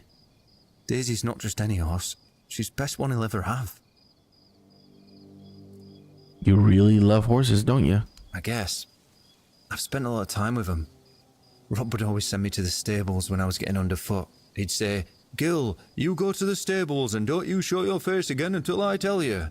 I guess I must have been an annoying kid. You don't feel bad about leaving your farm? I do. Pa had to borrow money from Grandpa to buy it, and he had to work so hard to prove that he deserved it.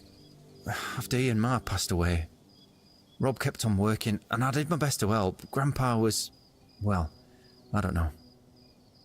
I didn't see much of him in those days. And now we're supposed to just leave after everything. It feels like we're letting him down. Rob told me your grandfather was a violent drunk. He never seemed so bad to me. But like I said, he didn't bother me too much. If he was in a good mood, he'd even show me a thing or two around the stables. Well, that didn't happen often. But I suspect things might have been different for Rob. Well, the farm feel calmer with a weird lantern. It does give you some hope, doesn't it? The lanterns make it feel like the farm can breathe again, even if it's just for a while. That's more than we've had in years. Rob thinks leaving is the only option. What about you? I get where Rob is coming from, but this place is home. It's where our parents tried to build their lives. Leaving feels like giving up on everything they worked for. Have a nice day.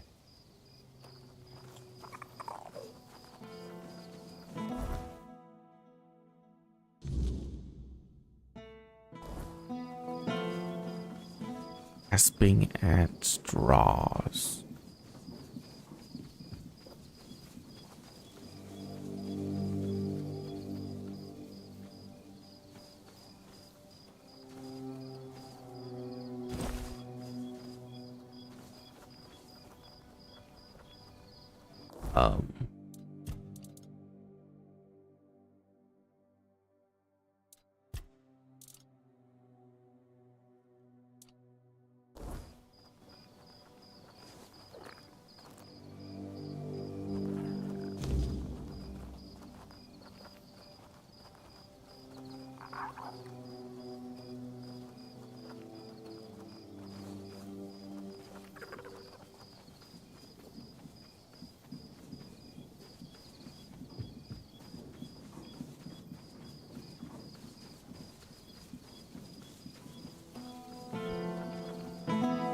What do you need? Anything else? Your husband said you has eggs for sale? Eggs, some veggies. There's no much to spare, but we share what we can.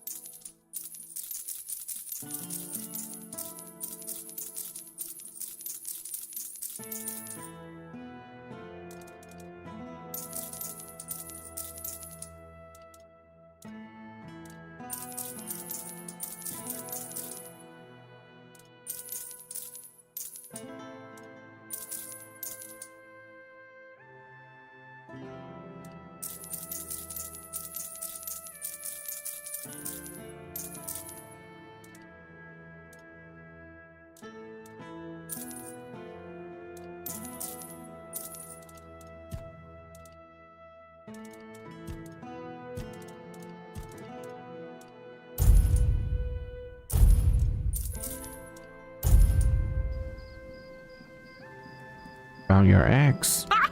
You really did! Camelot didn't give you any trouble? No, the straw monsters in the shed did. Huh. Maybe there was something to all those tales about Norm after all.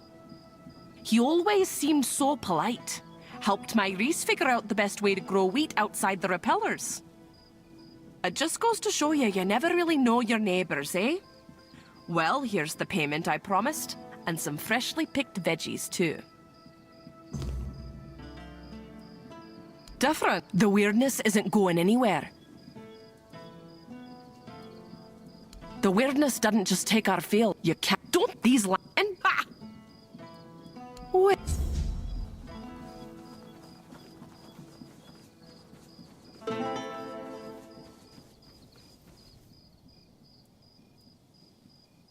Your brother doesn't seem all that keen on leaving. I know. He loves this place, and he loves his horses. Gil's memories of this farm are different from my own, and I only have myself to blame. Mind you, I don't regret any of it, but it sure doesn't make things easier with him. Be careful out there. Have a nice day.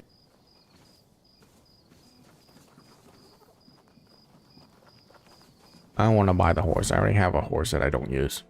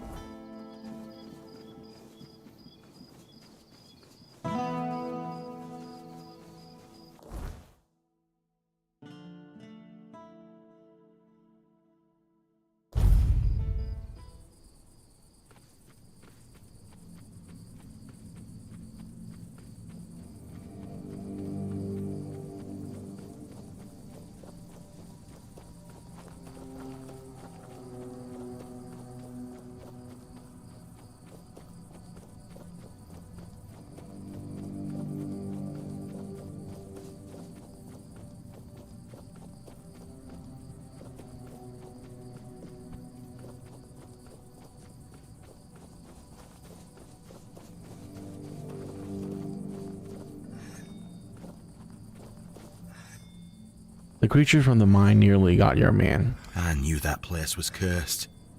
Mother, have mercy on those poor souls who never found their way out. I see he's not with you. Did you manage to knock some sense into him? I think so. He'll find his own path now. As all men should. Though I'm not sure how that'll work out for him. Kid has a knack for biting off more than he can chew. But his future's not his to worry about now. Let's focus on yours. To start your path in our brotherhood, you'll need a talisman sung from Weedstone. We carry it from the moment we join, and it's our only companion when we fall into the Stone Dream. Stone Dream? I'm sorry, but that's knowledge I can't share with you. Not here. And not until you've spoken with our leader at the Forlorn Swords. What talisman is that? One that will allow me to see if Oogway was right to send you my way. Here, follow this design, and when you're done, show the talisman to me. Shoddy work would be an insult to both me and Darvan.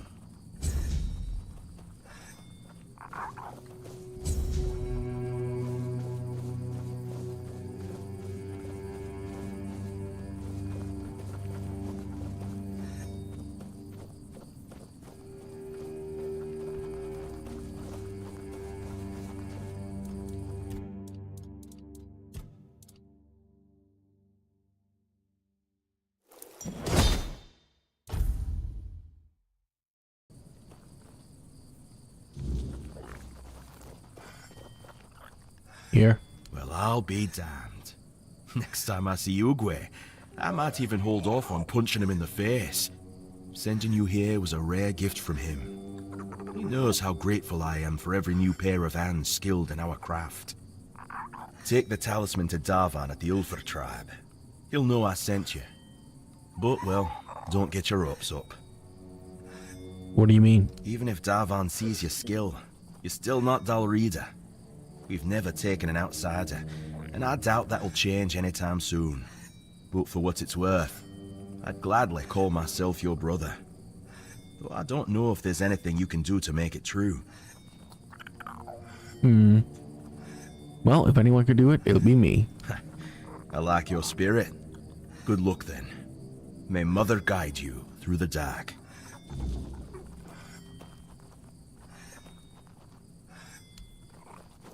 You need help?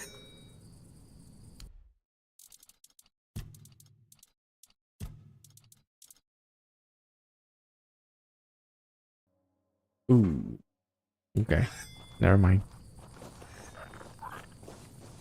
If it's important.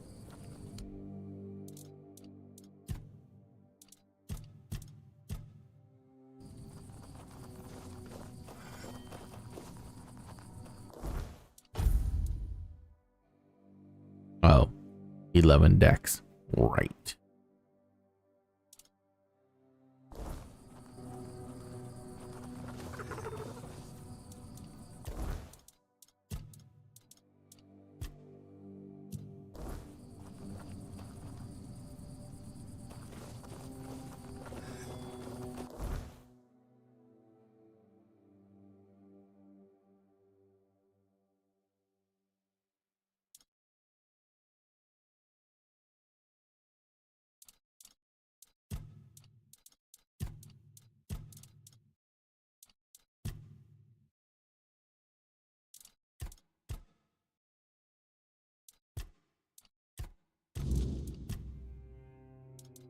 Okay. So we're not doing the Forlorn Swords.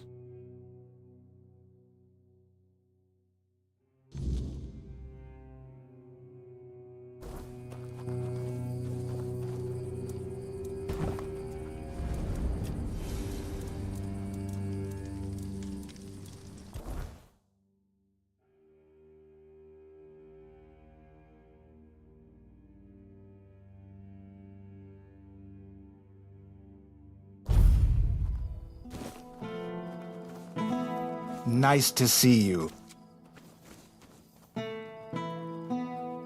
Elixirs, power. I have what you asked for. You finished quicker than I expected. Let me take a look.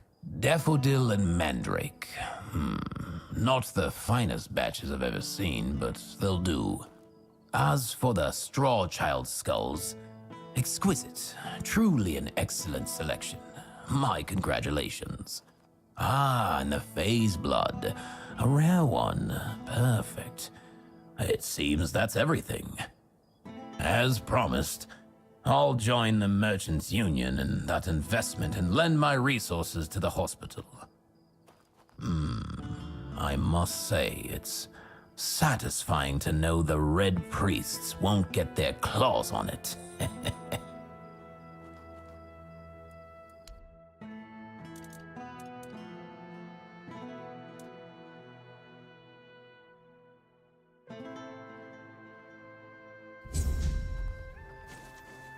Always a pleasure to see you.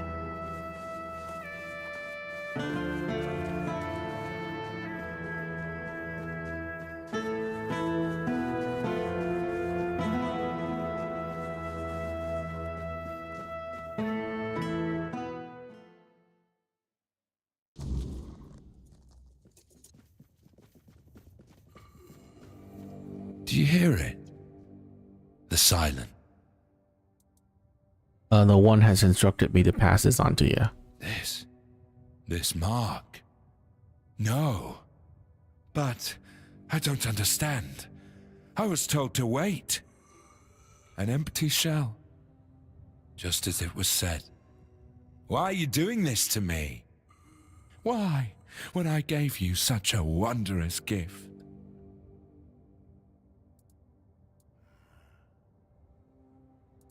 Don't be afraid, it'll happen in your sleep. Sleep.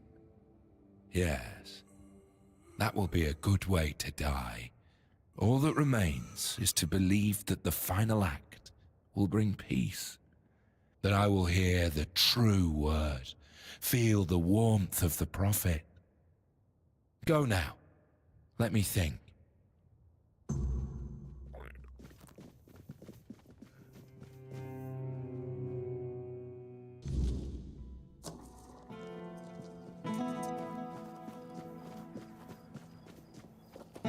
You doing okay? Doing great.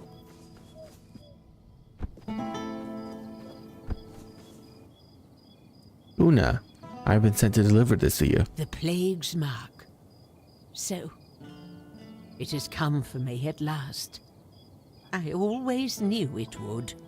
I prayed for my family, but never for myself. Perhaps this is why. You don't seem afraid. Oh, well, is there anything you wish for me to do? No, my prayers are said. My heart is prepared. Thank you for bringing me this warning. It's more than most receive. Go now. Death will come when it's ready. There's no need for you to linger and watch.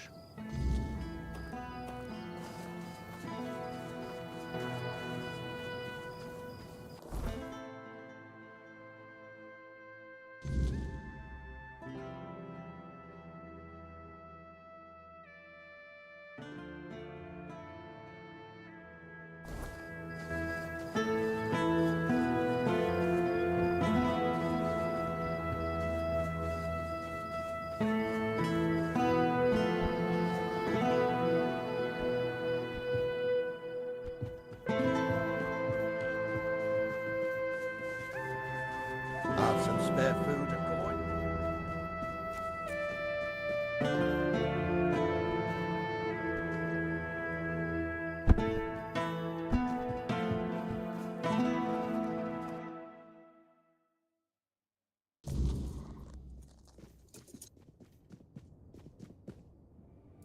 I think I have something that could help.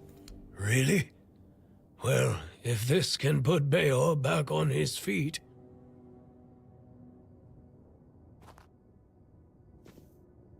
Beor, your wound, it changed. What? What happened? I don't remember much. There was a cave. And a girl? She touched me. I came back and dreamt. Then there's only darkness.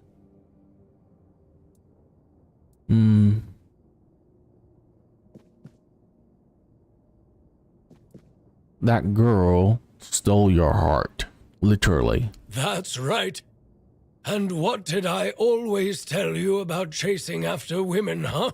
She stole your heart. Literally. You're lucky this one showed up. Otherwise, I never would have guessed you fell in love with a weird beast. Better take this to your grave if you don't want to become a laughingstock. You're so smart, and yet so stupid, eh?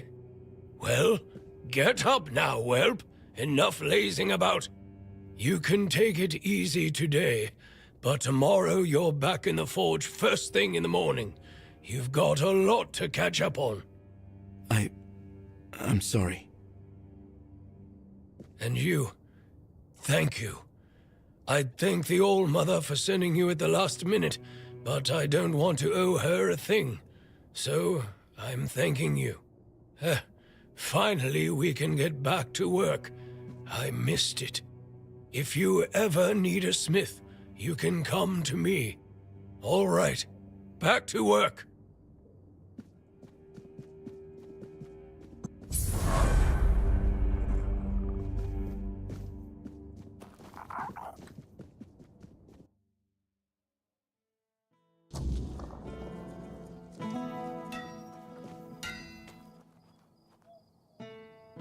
Oh, hello. Do you need something? Times are tough, but I won't forget what you did for Beor. Tell me, how can old Airfear repay you? What's been happening in Kunag recently? It all began innocently enough. Our milksop of a lord, Yvain, decided that we didn't have the right tools to unearth the riches of our land. So he sent messengers to Camelot asking for their men and equipment. It was supposed to make us richer. And it worked. For a while. They came here and resumed mining. Brought gold with them too. So for a while there, we were even happy to see new faces. Then news from Camelot arrived. The Red Death is in Kuanacht. The weirdness is getting thicker. We declare martial law, cut down all the trees and take the manure with us. Everyone goes to Camelot. Load of bullshit, if you ask me. The weirdness has always been here. Kuanacht has been doing just fine without the support of the dog-fuckers of the Round Table. Denholm, the one in charge of their army, came here with the Red Priests. It seems like he's well aware that his orders are stupid, and that people from Kuanacht are smarter than Camelot thinks. And now Kuanacht is divided. Some want to leave for Camelot. Others can't imagine it. Like me, I just can't stomach leaving the land of my fathers. Do you have to leave Kunak?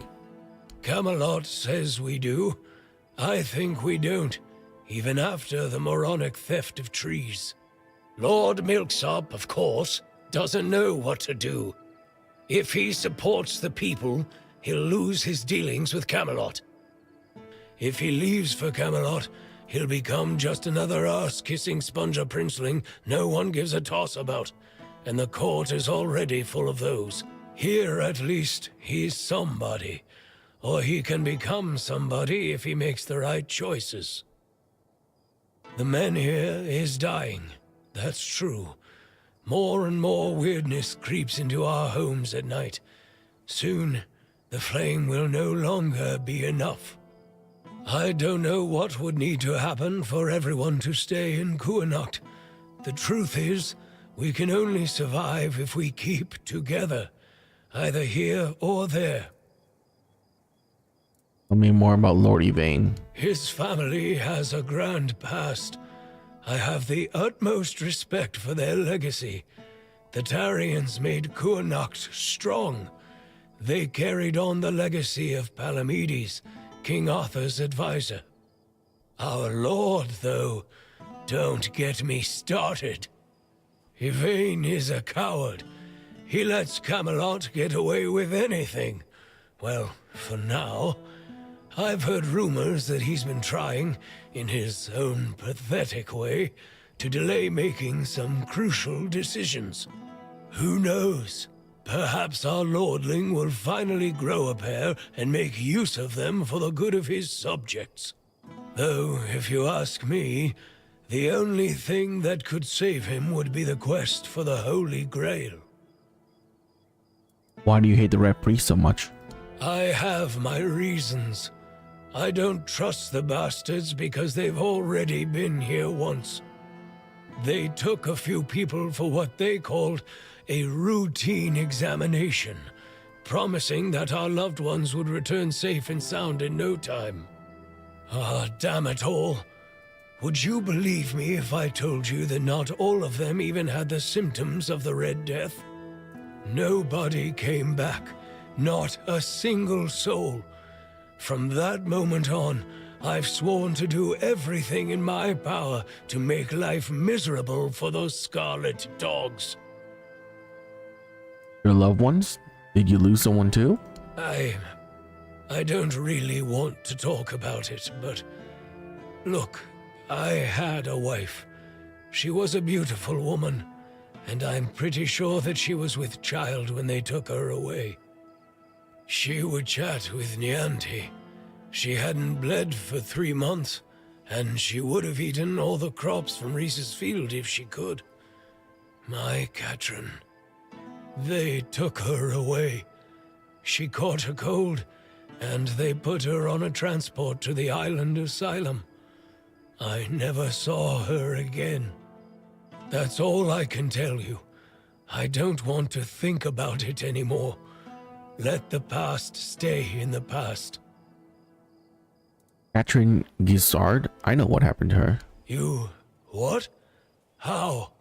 How is this possible? I found a letter she wrote to you in the bowels of the island asylum. She's dead. I can't believe this. My Katrin. Do you still have the letter? Please tell me you didn't throw it away.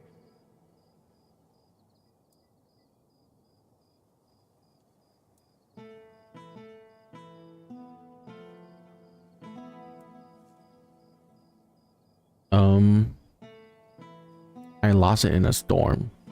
She wrote that if she had a baby, she would have named him Leywin. A boy. My little boy. She mentioned once that she liked the name Llewellyn. It made me laugh. It sounded so poetic, not really fitting for a blacksmith's son. I always wanted a son. Maybe that's why I've grown so fond of Beor. I thank you. I'm guessing the circumstances in which you got this letter must have been difficult. If everyone here were as brave as you, our Kuhnhacht would have a chance to weather the end of the world. Here, take this. I have no use for it anymore. I wanted to bury it with Katrin if I ever found her body. That's all I can do for you, and for her. What now? Why? This letter doesn't change anything. Years ago, I swore I wouldn't utter a single good word about those red vermin, and I'm not going to change my mind on that anytime soon. If anything, it has assured me that I am right.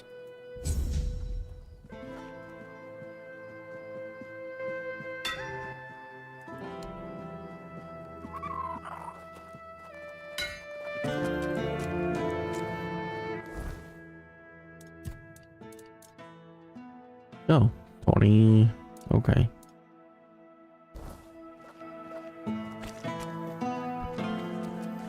You just can't. Are you really that desperate for me to send you crawling through some old tunnels again? Or is there something else you want from me? But I like crawling in old tunnels. Then you're in dire need of someone to show you there are better ways to spend your evenings.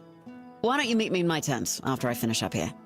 If you're that fond of getting dirty, I'm sure I can find a much more enjoyable way for you to do it. What do you say?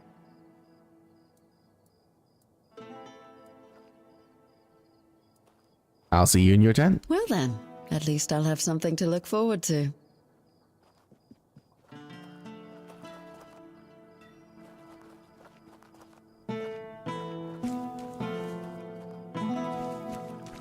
Back again?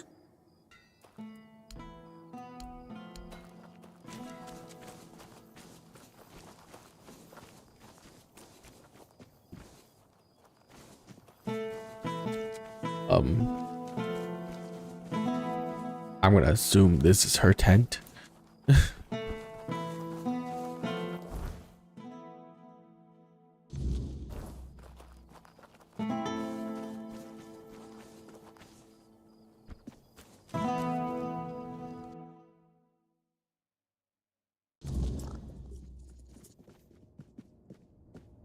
I'm finished with the weird lanterns. Yes, I've already heard about the fields. They're glowing like beacons in the dark. Well done, truly. Here's your reward. You've not only helped the farmers, but you've also helped me ensure that this town has a fighting chance. We really did help those people. Of course. There's more to this than just glowing fields and happy farmers. You see, the men here staying here is strategically important. What do you mean? Kuhnhacht is a perfect transfer point for us. Priests, supplies, knowledge, all flowing to the island asylum. If the men here were moved, or if its strength were undermined, we'd lose that advantage. And believe me, the church doesn't give up advantages lightly. So, yes, helping the farmers improves our standing. But don't mistake it for charity. We need this town stable. For now, anyway. You've done well, but remember, everything here serves a greater purpose.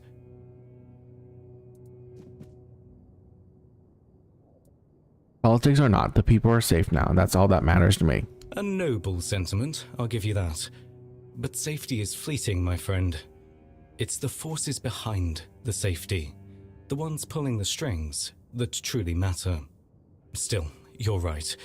The people are safe, and that's not nothing. Now, given that you've proven yourself eager to help the people of Kuhnhacht, Can I ask you for one more thing? A small favor, just for me this time. Tell me what you want. That's what I like to hear. Simple, practical. This is for Lily, a really religious girl not far from here. I'd go myself, but my duties keep me tethered. Deliver it to her and you'll have my gratitude. And my coin.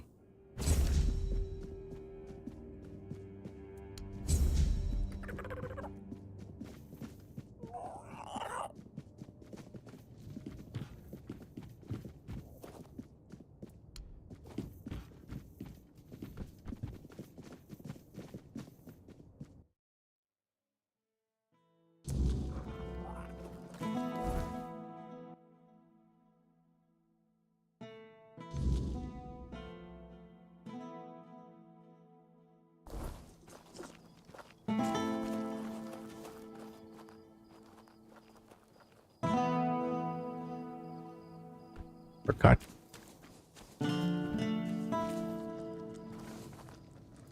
About the bounties. Here's Kestrel the Piercer. Well, well, Kestrel the Piercer.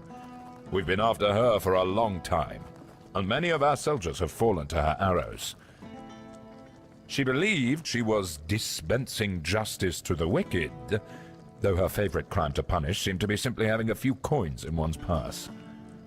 Well, I won't miss her. Here is Sir Renard's head. Sir Renard. What a shame he ended up like this. Don't get me wrong. It's good that he's dead. He just wasted his life. He came from a noble family, was tall, strong, brave. He loved dueling so much that he started challenging everyone for any reason, or none at all. Eventually, he killed a royal messenger and was banished. He must have been a tough opponent. You deserve the reward. Here's Sir Valen's head. And here are the remains of Sir Valen himself. Justice finally caught up with him. He was a scoundrel, a drunkard, and a libertine. And an aristocrat, too. At the Camelot court, he plotted, seduced, and stabbed people in the back. Literally. Eventually, he was betrayed himself. And he ended up here, as a common bandit. Or rather, as your handful of coins for his head. I'll await your return.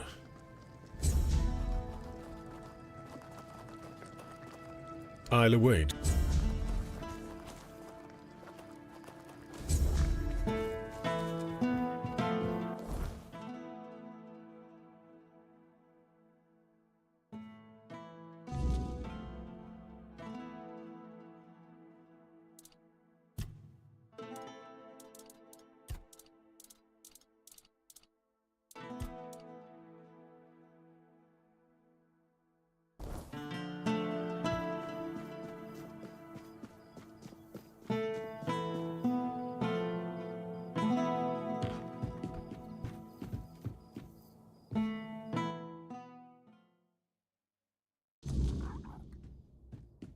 Haven't seen you at prayers lately.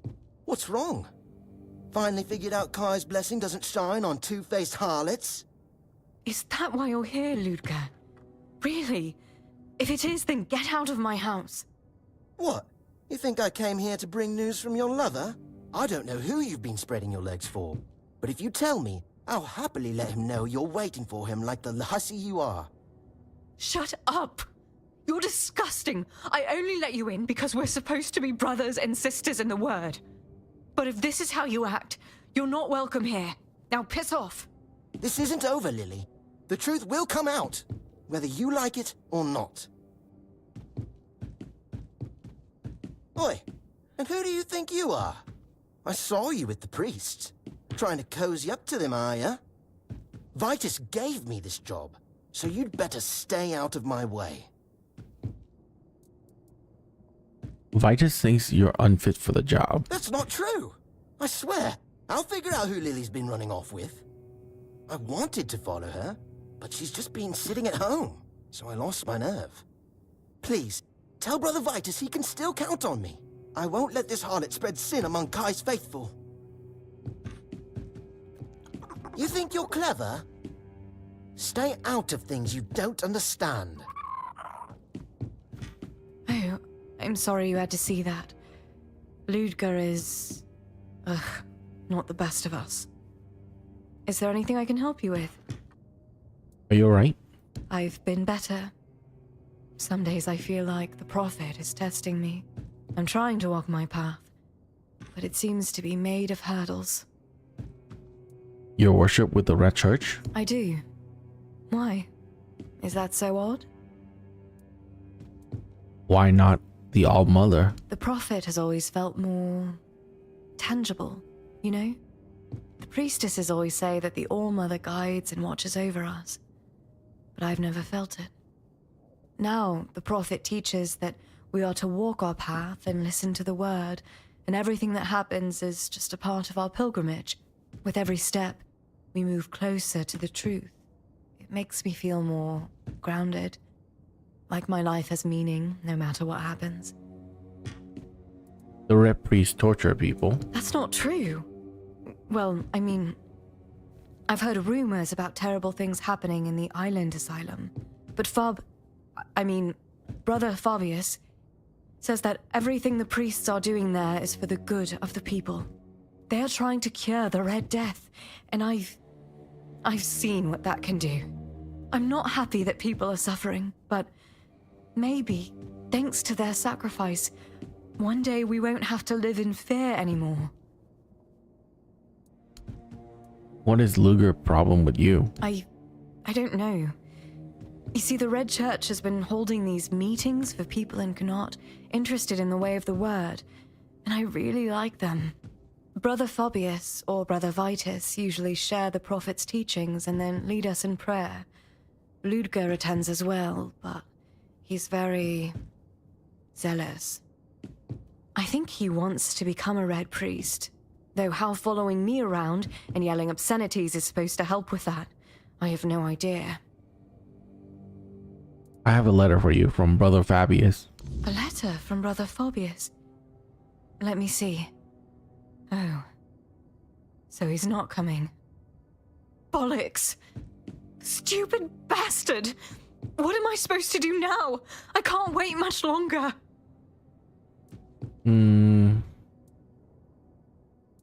Is there any way we can help? I'm not sure. This is so embarrassing. But if Fabius gave you that letter, it means he finds you trustworthy, right? I mean, I did a very important job for him once. Right. So, Fabius and I, we love each other. We've been meeting in secret for a while now, and I'm pregnant. I haven't told him yet. I was really hoping he'd come today, but he didn't. Ludger did. Like a damn hound sniffing out my misfortune. Now I can't go to Fabius, and I can't go to Niente because that moron will be following me around, causing a scene. An affair with a Red Priest doesn't sound like a good idea. We're not having an affair. That word is so ugly, so sinful. And it's not like either of us is married. Yes, Fabius has his duties to the Red Church, but that's different. He's not betraying anyone or anything. We love each other. And he's been so good to me, so kind.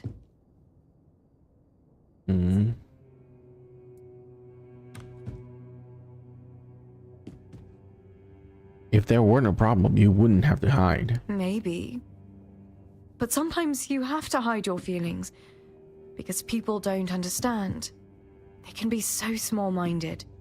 And Fabius, he cares so much about being a priest.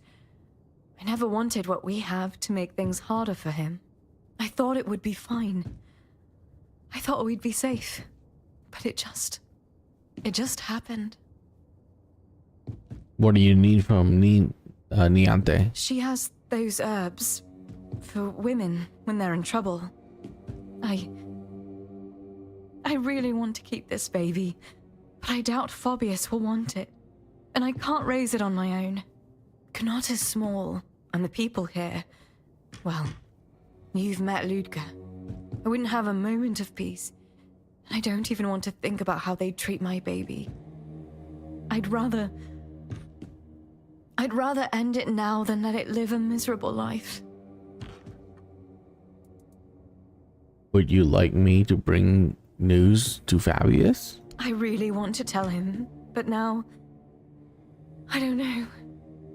I'm not sure it'll change anything. I just want this to be over. Can't you just leave Kunak? And go where? With what? I have no family left, and I barely have enough to get by as it is. Should I risk my child starving to death with no roof over our head? How is that any better?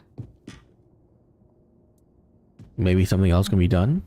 I'd like there to be, I think. But I don't even know where to start.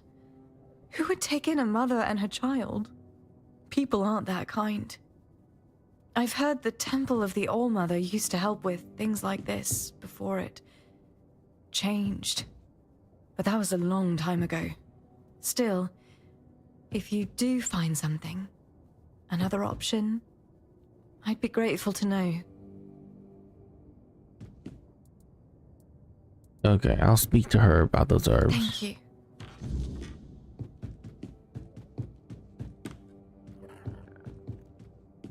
I'm a bit scared, to be honest.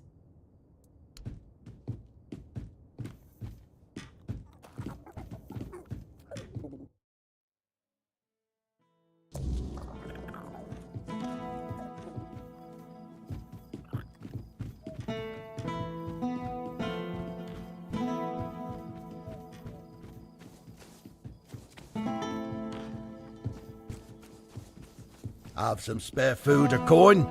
Anything helps.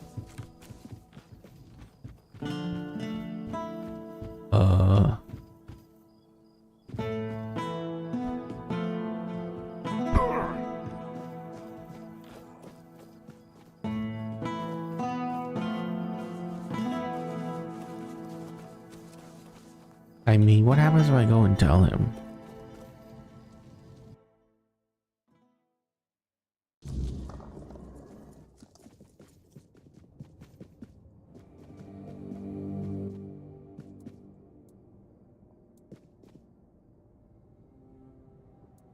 Brother Fabius, there's something you should know. Oh, you look quite serious. Did something happen? Lily's pregnant. What? How is that even possible? You see, when two people love each other... Stop! I know how it happened, obviously. It's just... This is a lot to process. I wasn't expecting to hear this today. I honestly don't know what I'm supposed to do about it.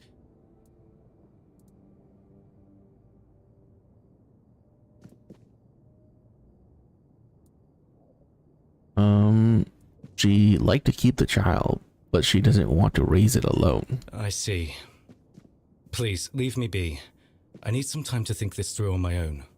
In the meantime, do what you can to help her. I'd be grateful. In the end, it's her decision, after all.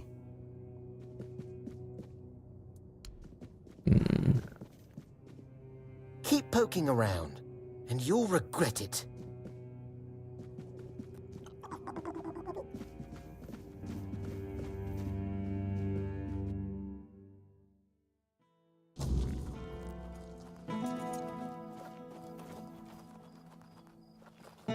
I don't know if there's any other way to help her, though.